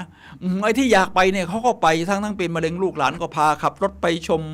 แม้แต่กระทั่งดอยอินทนนท์ไปเขื่อนโน่นเขื่อนนี่ฉะนั้นใกล้บ้านเราปกติเราก็บ้านเรานี่มันถึงมีสิ่งดีๆเราก็เดี๋ยวไปตอนไหนก็ได้ของตายแต่ไม่ใช่ครับอย่าปล่อยให้เสียดายคุณสิรินันท์เขาก็บอกว่านี่ข้างบ้านเราเขามีงานโครงการหลวงเขาตั้งชื่อว่าโครงการกินดีอิ่มอร่อยอะไรทำนองนี้นะครับเกี่ยวเรื่องกินนี่แหละครับอยู่ข้างบ้านเราอยู่ที่ตลาดโครงการหลวงเขาเรียกว่าสวนไผ่เข้าไปทางราชพฤกษ์แล้วเลี้ยวขวาเส้นทางมุ่งสู่วัดพระธาตุดอยคำจังหวัดเชียงใหม่นี่นะครับผมไปวันเปิดเลยเมื่อวานกับภรรยาเรียกว่าอย่าปล่อยให้เสียดายไม่งั้นผ่านมาแล้วบรรปลายชีวิตทำไมเขาย้ายสถานที่มาตรงนี้เป็นครั้งปีแรกที่บ้านสวนไผ่ทำไมเราไม่ไปไปแล้วเดินดูดีครับมีทั้งผักปลอดสารมีทั้งผักพื้นบ้านการแสดงสลอซอซึงแบบแนวทางเหนือผู้คนแต่งชุดของชาวเผ่าต่างๆเราก็ได้ถ่ายรูปอะไรเนี่ยมันดูแล้วมันคึกคักเพลินแม้แต่ของที่ผมอยากจะกินมานานคือมะพร้าวเผามะพร้าวเผานี่ลูกหนึ่ง35 บาทยังไม่ซื้อมากินเลยโอ้ถ้าไม่กินเดี๋ยวอย่าปล่อยเสียดายนี่แหละครับท่านผู้ฟังครับข้อที่2ของจอห์นไอโซคืออย่าปล่อยให้เสียดายตอนนี้ต้องทบทวนนะอะไรที่อยากทำให้เตรียมหาวิธีไว้เลยข้อที่3ของจอห์นไอโซคือใช้ชีวิตด้วยความรักเราก็ต้องทบทวนครับชีวิตนี่เป็นเรื่องของความรักเลยนะไม่ใช่เกลียดชังไม่ใช่โกรธแค้นไม่ใช่อิจฉาตาร้อนเป็นเรื่องของความรักความเมตตาทีนี้มันต้องเริ่มจากรักตัวเองก่อนสินะเราก็ต้องหัดรักตัวเองฉันรักตัวเองฉันถนอมร่างกายฉันกินอาหารที่บำรุงสุขภาพไม่กินอาหารขยะเข้าไปไม่ปล่อยให้ร่างกายเหี่ยวเฉาออกกำลังกายตามสมควรไม่นอนจนดึกเกินไปเรียกว่านี่รักตัวเองก่อนบำรุงจิตใจตัวเองอ่านหนังสือดีๆฟังคลิปวิดีโอที่สร้างแรงบันดาลใจแล้วทีนี้เมื่อรักตัวเองได้เราก็รักคนอื่นได้นะฉะนั้นในเรื่องของการทบทวนชีวิตเราก็ต้องดูว่าเรารักตัวเองเรารักคนอื่นขนาดนั้นไหมทีนี้มาถึงข้อที่4ครับเรียกว่าความลับ5ข้อเนี่ยนะอยู่กับปัจจุบันโอ้โหตรงนี้ The Power of Now มีหนังสือขายของ Eckhart Tolle ท่านผู้ฟังครับในศาสนาพุทธของเรามีสติอยู่กับปัจจุบันขณะนี้เป็นเรื่องใหญ่เลยครับเราต้องมีสตินี่ไม่ว่าเราจะนึกถึงอนาคตมันก็คิดอยู่กับจากปัจจุบันถึงอดีตเราก็คิดจากปัจจุบันอย่างมีสติไม่ใช่ปล่อยให้หลงทะเลเทไถไปเขาเรียกว่าเป็นการทบทวนของสติกันแล้วกันข้อที่5จอห์นไอโซบอกว่าให้มากกว่ารับให้เนี่ยไม่จำเป็นต้องเป็นเงินทองอย่างเดียวหรือทรัพย์สินเราอาจจะให้ความเอื้อเฟื้อเผื่อแผ่ให้ความพยายามให้เวลาให้ความเมตตาได้ให้มากกว่ารับครับฉะนั้น เวลาผมไปไหนผมก็พยายามจะเดินแล้วให้รอยยิ้มให้รอยยิ้มเพราะยิ่งเราอายุมากเนี่ยนะครับท่านผู้ฟังครับหน้ามันก็จะ ไอความหล่อความกระชุ่มกระชวยนี่นะครับมันลดลงนะครับเดี๋ยวเราก็ต้องแก่ทุกคนแหละแล้วเราทำยังไงครับแก้ไขได้โดยการยิ้มการยิ้มนี่คือการให้นะให้ทำทั้งตัวเองก็รู้สึกมีความสุขด้วยแล้วคนอื่นที่เห็นอย่างน้อยก็ดีกว่าหน้าบูดบึ้งขบเคี้ยวฟันของเราก็เดินยิ้มผมเดินมาดูชุมชนผมก็เดินยิ้มใครอยากสบตาก็สบด้วยก็ได้แล้วเราก็สังเกตว่าที่ผ่านมาทั้งหมดนี่20 คนมีใครยิ้มตอบแม้จะมีคนยิ้มตอบสักคนเดียวหรือ5 คนก็พอแล้วครับมันคุ้มค่าว่าเราให้ไป20ผ่านมา20 คนรับกลับมาแค่5เขาเรียกว่าให้มากกว่ารับครับนี่คือความลับ5 ข้อที่คุณต้องค้นให้พบก่อนตายทีนี้ดร.จอห์นไอโซเขาสอนเรื่องการทบทวนชีวิตอย่างไรครับเป็นเรื่องใหญ่ในจำนวนหัวข้อ5 ข้อของเขานี่ก็คือดร.จอห์นไอโซบอกว่าอย่าลืมถามตัวเองทุกวันเลยนะว่าคุณเดินตามหัวใจตัวเองอยู่หรือเปล่าหรือซื่อสัตย์กับตัวเองคุณเดินตามหัวใจตัวเองหัวใจตัวเองของคุณก็คือ passion ความหลงไหลที่คุณทำแล้วเนี่ยมันเคลิ้มโฟลว์ไหลไปได้อย่างสดชื่นสวยงามเหมือนที่มิไฮยีซิกเซนมิไฮเขาพูดถึงเนี่ยนะครับตรงนั้นแหละครับใช่ทีนี้ต้องถามนะครับว่าคุณมันเป็นเส้นทางที่คุณอยากไปนะอยากทำให้อย่าปล่อยให้เสียดายนะทีนี้ผมจะมาถึงคำถามชุดแรกนะครับท่านผู้ฟังครับที่เขาใช้ในเรื่องของการทบทวนชีวิตคำถามชุดแรกคำถาม4 ข้อของความลับของชีวิตชีวิตนี่มันเป็นเรื่องลึกลับนะเป็นเรื่องลึกลับผมมีเพื่อนอยู่คนหนึ่งที่อเมริกาแล้วเขาก็มีเพื่อนในรุ่นของเขาเป็นเพื่อนรุ่นน้องเขามีเพื่อนในรุ่นของเขาพอแต่งงานสามีตายนะพูดถึงผู้หญิงนะสามีตายผู้หญิงเนี่ยก็อยากภรรยาเขาอยากถึงขนาดอยากฆ่าตัวตายเขาก็ต้องไปคอยปลอบใจผมก็บอกชีวิตนี่เป็นเรื่องยากนะมันต้องเข้าใจฉะนั้นเราก็ต้องถามความลับ4 ข้อที่ดร.จอห์นไอโซว่า 1. อะไรทำให้คุณมีความสุขที่สุดค้นหาให้เจอครับอะไรเสียงเพลงวาดภาพได้อ่านหนังสือที่ชื่นชอบได้เจอเพื่อนที่เป็นกัลยาณมิตรสำหรับผมอย่างที่บอกชอบการเดินทางชีวิตคือการเดินทางไม่ใช่จุดหมายปลายทางฉะนั้นเวลาได้เดินทางแล้วผมจะชื่นชอบคึกคักเนี่ยมีความสุขถึงช่วงนี้โควิด 19กำลังแปลงพันธุ์เป็นโอมิครอนเดินทางไม่ได้ก็เอาต้นทุนเก่าๆที่ถ่ายรูปเอาไว้เวลาไปเที่ยวมาทำเป็นคลิปวิดีโอลง YouTube ดูทบทวนเป็นการทบทวนชีวิตนะเส้นทางของเรามาถึงตอนนี้นี่มันก็ไม่ใช่ย่อย 2. คุณเสียใจหรือเสียดายกับเรื่องใดบ้างลองผ่านดูดิตอนหนุ่มๆมีพละกำลังนี่ทำไมเราไม่ได้ทำเรื่องนี้ ทีนี้เราแก้ไขอดีตไม่ได้แต่อนาคตนี่เราก็ยังปรับปรุงมันได้อยู่เรามีกำลังแค่นี้อายุขนาดนี้แล้วเรายังทำอะไรได้บ้างถ้าชอบท่องเที่ยวนะก็ตัวอย่างท่องเที่ยวเยอะหน่อยเพราะดีเจชอบท่องเที่ยวเราเดินทางไปไกลไม่ได้5 วัน10 วัน20 วันเหมือนสมัยโบราณเพราะมันไม่ได้แข็งแรงนั้นเอาอยากเที่ยวเหรออย่าปล่อยเสียดายนะในไปเที่ยวเวียดนามก็ได้เขากำลังเปิดอยู่แต่ว่าเราก็ต้องฉีดวัคซีนไปครบก่อนนะข้อที่3อะไรคือสิ่งสำคัญและสิ่งที่ในตอนท้ายกลายเป็นว่าไม่สำคัญเอาบันไดพาดผิดกำแพงครับลองดูให้ดีเพื่อนคนนี้นี่ใช่ไหมมันฉุดเราให้ขึ้นหรือมันคอยดึงเราให้ลงมาก็คอยเหมือนกับวิเคราะห์สิ่งต่างๆเป็นตัวอย่างที่มันเห็นชัดนะถ้าเป็นเพื่อนอะไรเงี้ยเราก็มาทบทวนฉะนั้นเราให้ความสำคัญกับคนแบบนี้มากพอตอนท้ายมันกลายเป็นไม่ใช่รวมทั้งวิถีชีวิตเป้าหมายแบบอื่นด้วยเนี่ยนะครับทำโน่นทำนี่ข้อที่4อะไรเป็นทางแยกสำคัญที่ส่งผลให้ชีวิตของคุณเปลี่ยนแปลงไปอะไรเป็นทางแยกสำคัญ ทุกท่านหาให้เจอจะเป็นเรื่องยอดเยี่ยมมากครับเป็นการทบทวนชีวิตที่มันจะหักเหชีวิตของเราผมก็ทบทวนนะครับโอ้ผมทำงานในสถาบันที่มีเกียรติเป็นผู้บริหารที่มีชื่อเสียงระดับหนึ่งแต่มันไม่ถึงกับใช่แต่พอเรามีโอกาสมาเจอสิ่งที่ใช่มันเป็นการหักเหชีวิตนะอ๋อเราชอบเป็นวิทยากรด้านการสร้างแรงบันดาลใจมันเป็นการหักเหชีวิตเนี่ยนะตรงนี้เลยข้อที่5มีเรื่องไหนบ้างที่คุณคิดว่าน่าจะได้เรียนรู้เร็วกว่านี้อะไรบ้างครับความสัมพันธ์ความ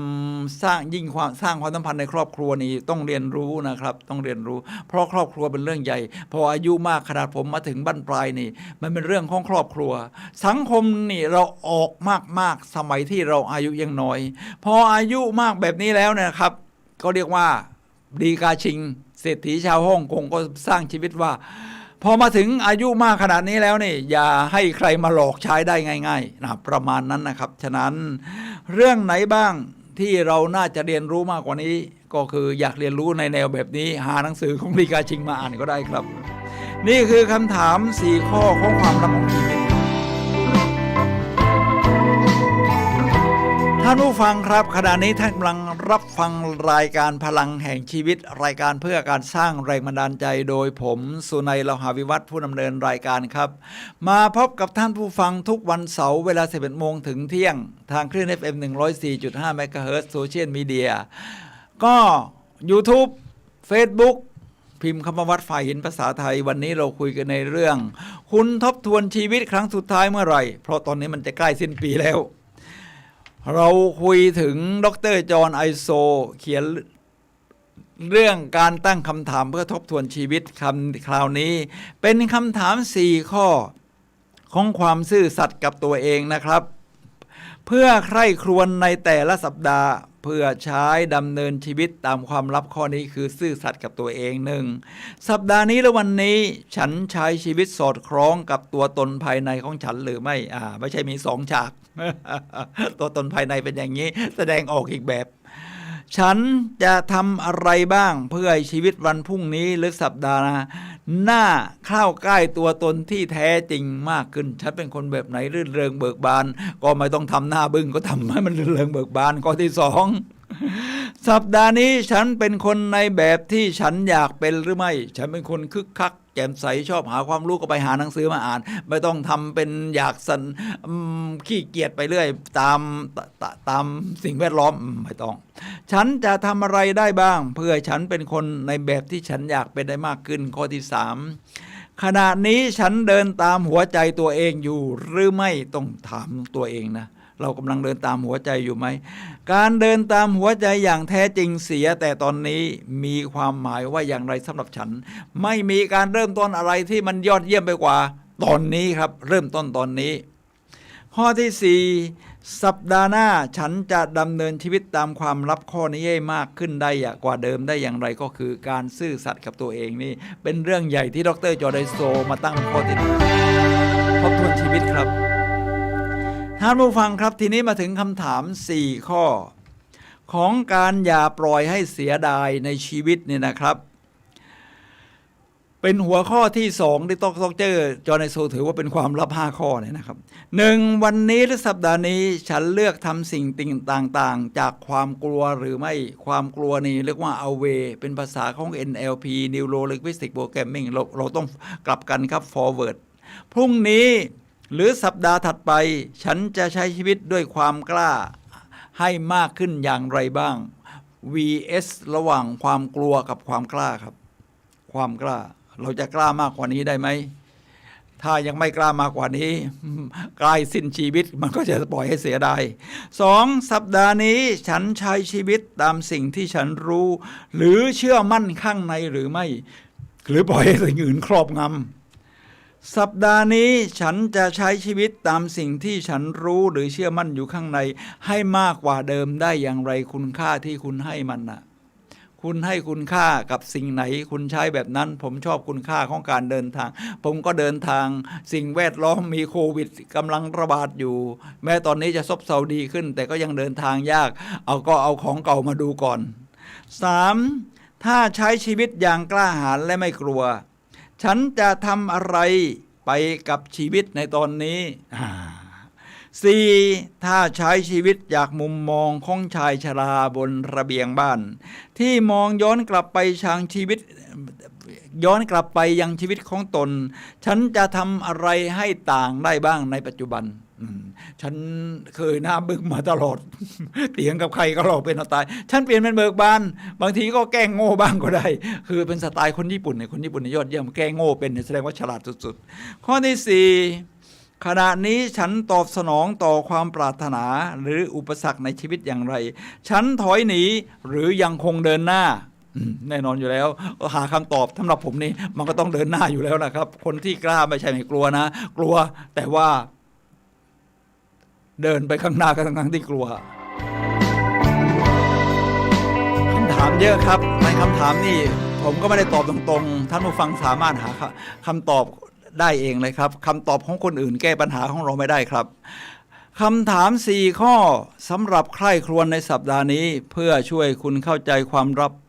ในข้อที่3คือใช้ชีวิตด้วยความรักเนี่ยมันเป็นยังไงนะเนี่ย1. วันนี้หรือสัปดาห์นี้ฉันมีเวลาให้แก่มิตรสหายครอบครัวและความสัมพันธ์ผู้คนหรือไม่ลองทบทวนดูเมื่อเช้าผมเดินไปที่ตลาดนัดเกษตรที่หน้าคณะเกษตรศาสตร์เนี่ยนะครับมหาวิทยาลัยเชียงใหม่ก็พ่อค้าแม่ค้าก็อัธยาศัยดีโอ้ร้านนั้นก็ดีร้านนี้ก็ดีมีอยู่ร้านหนึ่งป้าแก่ๆขายอยู่คนเดียวหยิบของช่างของคิดเงินไม่ทัน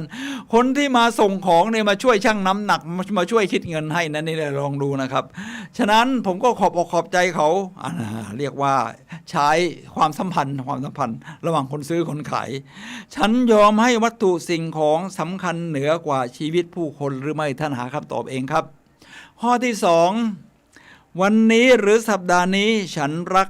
และเมตตาต่อคนใกล้ชิดหรือไม่โดยเฉพาะคนในครอบครัวนี่นะครับรวมทั้งคนอื่นด้วยที่เราใช้ชีวิตใกล้ชิดกับเขาอะพรุ่งนี้หรือสัปดาห์นี้ฉันจะรักพวกเขาให้มากขึ้นได้อย่างไรบ้างโอ้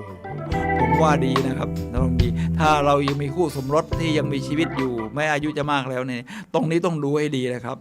ข้อที่ 3วันนี้หรือสัปดาห์นี้ฉันหว่านความรักและเมตตาแก่โลกนี้ผ่านทางปฏิสัมพันธ์ต่างๆในชีวิตหรือไม่ฉันใช้ชีวิตราวกับว่าผู้คนที่ผ่านมาเข้ามาในชีวิตนั้นเป็นผู้ที่ฉันสามารถสร้างความแตกต่างให้เขาหรือเปล่าเรียกว่าแบ่งปันให้เขาบ้างครับผมเป็นวิทยากรก็มีโอกาสได้บรรยายให้ทุกคนได้ค้นหาศักยภาพชีวิตตัวเองเกิดการเปลี่ยนแปลงรวมทั้งการเป็นดีเจเนี่ยนะครับข้อที่ 4วันนี้หรือสัปดาห์นี้ฉันได้ให้อาหารแก่สุนัขป่าตัวไหนนี่เป็นนิทานแบบอินเดียแดงเพราะว่าเวลาอินเดียแดงนี่เขาเลี้ยงสุนัขมีทั้งดุร้ายไม่ดุร้ายหลานก็ถามว่าแล้วตัวไหนมันแข็งแรงกว่ากันก็บอกว่าคุณตาก็บอกว่าแล้วแต่จะให้อาหารตัวไหนก็เหมือนสุนัข2ตัวในตัวเราเนี่ยนะครับจะให้อาหารตัวที่มีความรักความเมตตาหรือตัวเกลี้ยกล่อมฉันใช้เวลาอยู่กับคนที่ช่วยเชิดชูชีวิตฉันหรือเปล่าเนี่ยเพื่อนที่ใช่ที่ว่ามิตรที่ใช่วันนี้หรือสัปดาห์นี้ฉันปฏิบัติต่อตัวเองด้วยความรักหรือไม่รักตัวเองฉันคุยกับตัวเองในทางลบหรือสะกดจิตตัวเองเชิงลบหรือไม่มันสร้างพลังหรือเปล่าลองคิดดูนะฉันกำลังปลูกดอกไม้หรือวัชพืชในจิตใจ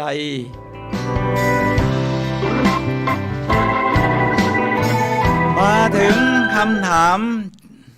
ในหัวข้อที่ 4คำถามใคร่ครวญในแต่ละสัปดาห์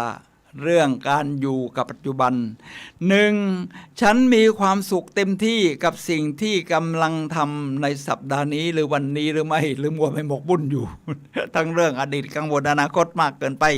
2. ในวันนี้สัปดาห์นี้ฉันเปิดรับทุกความสุขที่ผ่านมาเข้ามาในชีวิตหรือไม่ในความสุขผ่านเข้ามาไม่รักตัวเองก็ไม่ต้องมาความสุขฉันเป็นคนที่ไม่อยากได้ความสุขไอ้นี่เป็นคำถามที่ทุกท่านต้องหาคำตอบเอาเองนะเช่น สูดดอกไม้อย่างจริงจังไม่ได้เดินเข้าไปในสวนนะฉันเดินไปบนเส้นทางชีวิตด้วยความตระหนักรู้หรือเพียงแต่วิ่งตะลุยไปให้พ้น 3. ฉันรู้สึกขอบคุณกับเรื่องใดบ้างในวันนี้สัปดาห์นี้แสดงว่าgratitude อ่ะ 4. วันนี้สัปดาห์นี้ฉันอยู่กับปัจจุบันหรือไม่หรือปล่อยให้วันพรุ่งนี้หรือวันวานขโมยความสุขของฉันไปท่านผู้ฟังครับมาถึงคำถามชุดสุดท้ายเพื่อใคร่ครวญแต่ละสัปดาห์เพื่อช่วยดำเนินชีวิตตามความลับข้อที่5คือให้มากกว่ารับนี่นะครับ 1. สัปดาห์นี้ฉันทำให้โลกดีกว่าเดิมแม้เพียงเล็กน้อยหรือไม่การมาเป็นดีเจนี่มันยกตัวอย่างผมนะของท่านก็หาคำตอบของตัวท่านเองได้ว่าเราให้สิ่งที่ดีๆมากกว่าที่ไม่ดีแน่นอนอยู่แล้ว 2. นี่เราพอเตรียมมา 2. สัปดาห์นี้ฉันเตือนตัวเองหรือไม่ว่าฉันกำลังสร้างผลกระทบบางอย่างอยู่แม้ฉันเองจะไม่เห็นด้วยก็ตามฉะนั้นไอ้สร้างเชิงลบบางทีคุณไม่เห็นด้วยก็ทำให้เป็นปัญหากับสิ่งแวดล้อมได้ 3. สัปดาห์นี้ฉันได้เมตตาอาทรและเป็นผู้ให้หรือไม่และฉันจะเป็นแบบนั้นให้มากกว่าเดิมในวันพรุ่งนี้หรือสัปดาห์หน้าฉันได้อย่างไรฉันสนใจตัวตนที่ใหญ่กว่าร่วมบำเพ็ญประโยชน์เพื่อให้โลกรอบตัวเราอยู่ในสภาพที่ดีขึ้นหรือเปล่านี่คือคำถามชุด5ชุดของดร.จอห์น ไอโซครับ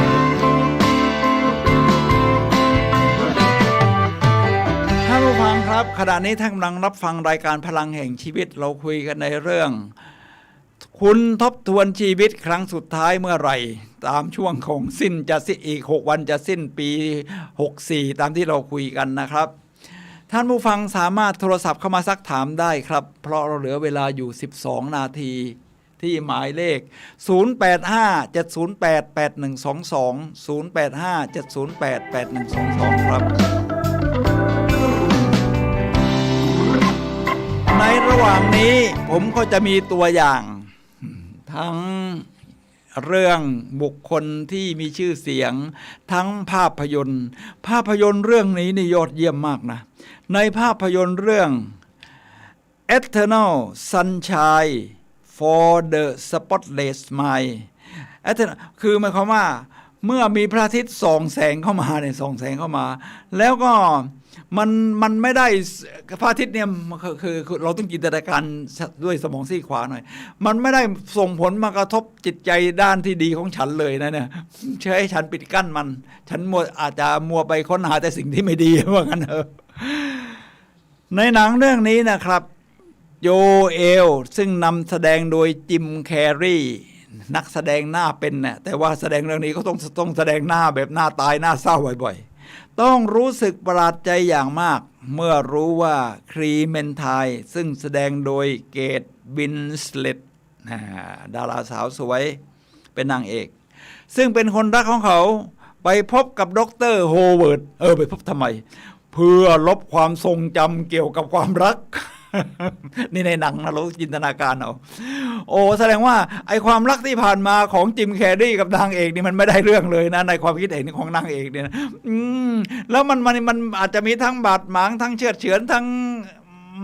ความสัมพันธ์ที่ไม่ดีต่อกันฉันอยากจะลบมันไปเลยจิมแคร์รีพอรู้ข่าวเสียใจมากครับซึ่งเรียกว่าเพื่อลบความทรงจำเกี่ยวกับความรักในนางเอกเข้าไปลบความทรงจำและความสัมพันธ์อันขมขื่นของเขาและเธอออกไปทีนี้โจแอนอยู่ในสภาพหดหู่โจแอนนี่ก็คือพระเอกที่แสดงโดยจิมแคร์รีเนี่ยพอรู้อย่างนั้นเนี่ยนี่นางเอกแสดงว่าเราต้องทำอะไรไม่ดีไว้กับเขาเยอะนะครับฉะนั้นความสัมพันธ์มันเลยแย่เขาก็ไหนๆเธอก็ลบความจำเกี่ยวกับความรักไปหมดแล้วเราก็ไปลบความจำบ้าง เขาก็ไปหาดร.โฮเวิร์ดนะครับเพราะว่าโจเอลเนี่ยเมื่อรู้อย่างนั้นเขาตกอยู่ในสภาพหดหู่และตัดสินใจไปพบดร.โฮเวิร์ดขอการรักษาเพื่อลบครีเมนไทน์ออกจากความทรงจำเหมือนกันขณะที่กำลังดำเนินการเนี่ยความทรงจำเหมือนคนใกล้ตายมันก็วูดโดยเฉพาะที่มันเป็นจุดที่เราฝังใจเนี่ยวืดขึ้นมาในสมองอย่างรวดเร็ว เขาก็เริ่มเห็นความสัมพันธ์เลยว่าระหว่างตัวเขาเองจิมแคร์รีกับนางเอกเนี่ยนะครับเขาเริ่มค้นพบความรักนะครับคือในเส้นทางที่มันอาจจะบาดหมางกันบ้างเยาะเย้ยถากถางกันบ้างไม่ความสัมพันธ์ที่ดีกันบ้างมันก็ยังมีความรักแฝงอยู่และเหตุการณ์ดีๆในความสัมพันธ์นั้นก็ผ่านมาอีกครั้งหนึ่งโจแอลตัดสินใจหลบหนีการรักษาไม่เอาแล้วยังไงเราก็ยังรักคลีเมนไทยอยู่ขณะที่ดร.โฮเวิร์ดและเหล่าผู้ช่วยร่วมตามล่าเขากลับมาในวังวนความทรงจำของผู้ชายคนหนึ่งนี่เรียกว่าเนี่ยทำให้เขากลับมาเป็นคนใหม่แล้วคราวนี้ผู้ชายคนหนึ่งที่ค้นพบสิ่งล้ำค่าจากความพยายามในการลบความทรงจำออกไปจากจิตใจแน่นอนเนี่ยเป็นหนังเขาก็เมื่อความทรงจำยังไม่อยู่แน่คีแมนสโตนจะคีแมนสไตล์จะลบความทรงจำไปแล้วเขาก็เริ่มใหม่ครับไปสร้างความสัมพันธ์ในหนังเรื่อง Eternal Sunshine for the Spotless Mind นี่เขากำลังนอนแช่หิมะอยู่แบบเดียวตอนนี้หิมะก็ตกเยอะที่ต่างประเทศก็ดูหน้าตาก็จะเป็นประมาณนี้นอนแช่หิมะนะแล้วก็เริ่มสร้างความรักขึ้นมาใหม่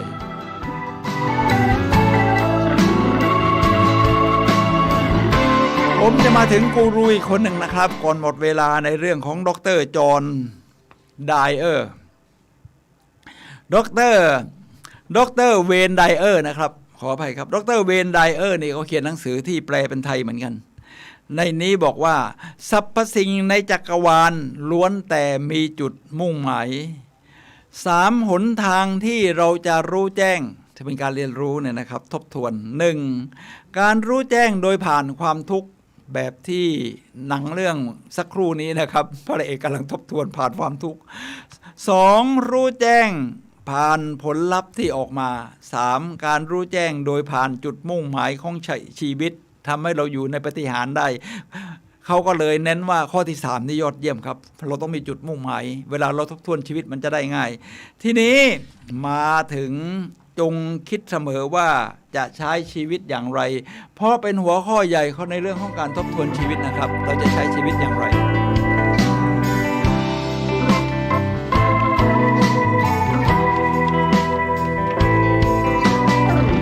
ต่อไปนี้ก็เป็นตัวอย่างนี่นะครับท่านผู้ฟังครับ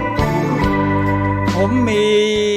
หนังสือนะครับที่ชื่อว่า Reliever Secrets Death for Miss เขียนโดยเบอร์นาร์ดเวอร์เบอร์นี่น่าจะเป็นชาวฝรั่งเศสนะแล้วมีรูปคล้ายๆแมลงหรือมดอยู่ตรงกลางหน้าปกนี่หน้าตาของหนังสือแต่เนื้อหานี่ยอดเยี่ยมมากครับเป็นเรื่องของการทบทวนชีวิตเลยลองดูในเนื้อหาของเขาที่ผมคัดมาเนี่ยว่าไม่ว่าเรื่องใดก็จงทำเถิดจะเล็กน้อยแค่ไหนก็ไม่เป็นไรจงทำชีวิตคุณให้มีความหมายก่อนความตายมาเยือน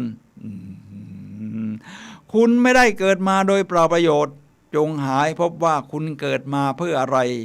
จงจำไว้ว่าการเกิดมาของคุณไม่ใช่เรื่องบังเอิญนะครับของทุกคนนะครับทั้งของผมของท่านผู้ฟังของใครๆอื่นที่เราได้พบเจอเนี่ยครับเขาเกิดมาไม่ใช่เรื่องบังเอิญครับแต่ว่าเส้นทางชีวิตนี่นะครับก่อนที่ความตายมาเยือนเนี่ยนะครับเขาก็สามารถสร้างประโยชน์พัฒนาตัวเองได้โดยการทบทวนชีวิตเนี่ยนะครับนั่นก็คือการค้นให้พบว่าเราเกิดมาเพื่ออะไรท่านผู้ฟังครับในชีวิตของคนเรามีความสำคัญวันที่สำคัญที่สุดอยู่2 วันครับ1 วันที่เราเกิดมาจากท้องของแม่นี่ก็ทำให้มีตัวตนทุกคนก็ผ่านชีวิตมาแบบนี้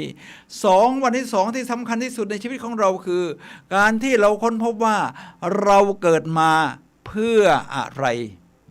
ตรงนี้แหละสำคัญครับท่านผู้ฟังครับเราเกิดมาเพื่ออะไรในนี้เดี๋ยวผมจะกล่าวถึง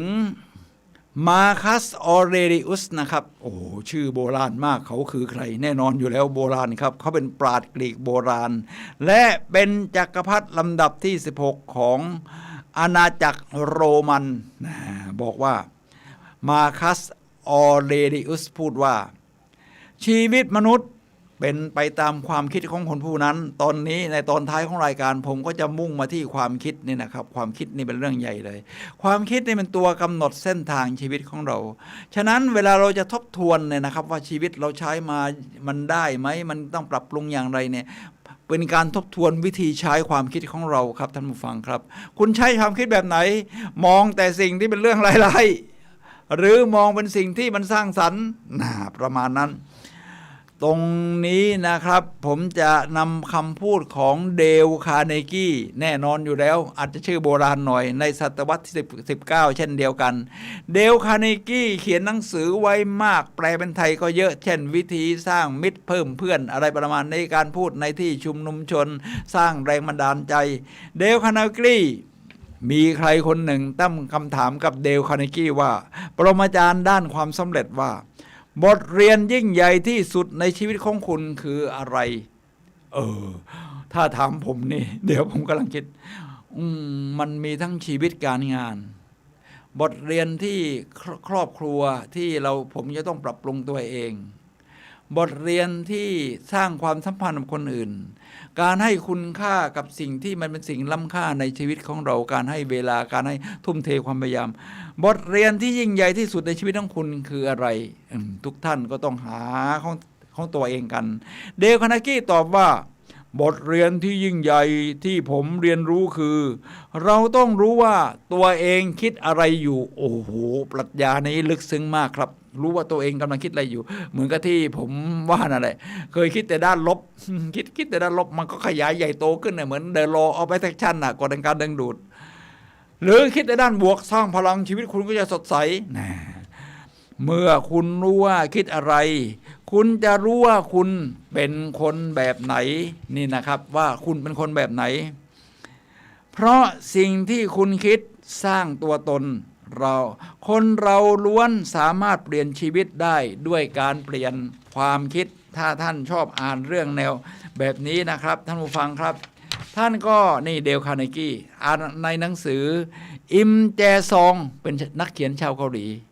ผู้เขียนหนังสือจงใช้ชีวิตในแบบที่เธอต้องการจริงๆภาพบนเป็นเดลคาร์เนกี้ภาพล่างก็เป็นหน้าปกหนังสือที่แปลเป็นไทยแล้ว หนังสือดีๆครับท่านผู้ฟังครับฉะนั้นในเรื่องของการใช้ความคิดเนี่ยเราหมกมุ่นกับเรื่องใดเราก็ใช้ความคิดกับเรื่องนั้นมากครับผมก็มาถึงเส้นทางของปลายปีนี้นะครับตอนนี้อายุก็มากโขอยู่เหมือนกันนะครับแต่พยายามทำหน้าตายิ้มไว้ก็เป็นสิ่งเดียวที่มันใช้ลบเลือนที่ว่าไอ้สิ่งที่การหายความหนุ่มความสดใส ในยุคหนุ่มๆเนี่ยมันลดลงเราก็ต้องยิ้มแทนทำตาให้ชีวิตเบิกบานก็ใช้ทบทวนคือใช้ความคิดอยู่กับสิ่งนั้นมากขึ้นที่มันสร้างสรรค์นะผมมีต้นทุนอยู่ดีค่อนข้างดีที่มีอยู่มากคือเที่ยวมาเยอะชีวิตคือการเดินทางนี่อย่างที่ว่าเที่ยวมาแล้ว67ประเทศทีนี้ยังเดินทางไปไหนไม่ได้เพราะอยู่ในยุคของโควิด-19ไปได้แต่มันลำบากเราจะทำยังไงก็เอาสิ่งพวกนี้มาอยู่ในความคิดผมก็เอามาตัดต่อวิดีโอภาพที่เราไปเที่ยวตอนนี้กำลังจะเดินทางคลิปที่กำลังทำอยู่เพื่อลง YouTube เที่ยวรอบเกาะโออาฮู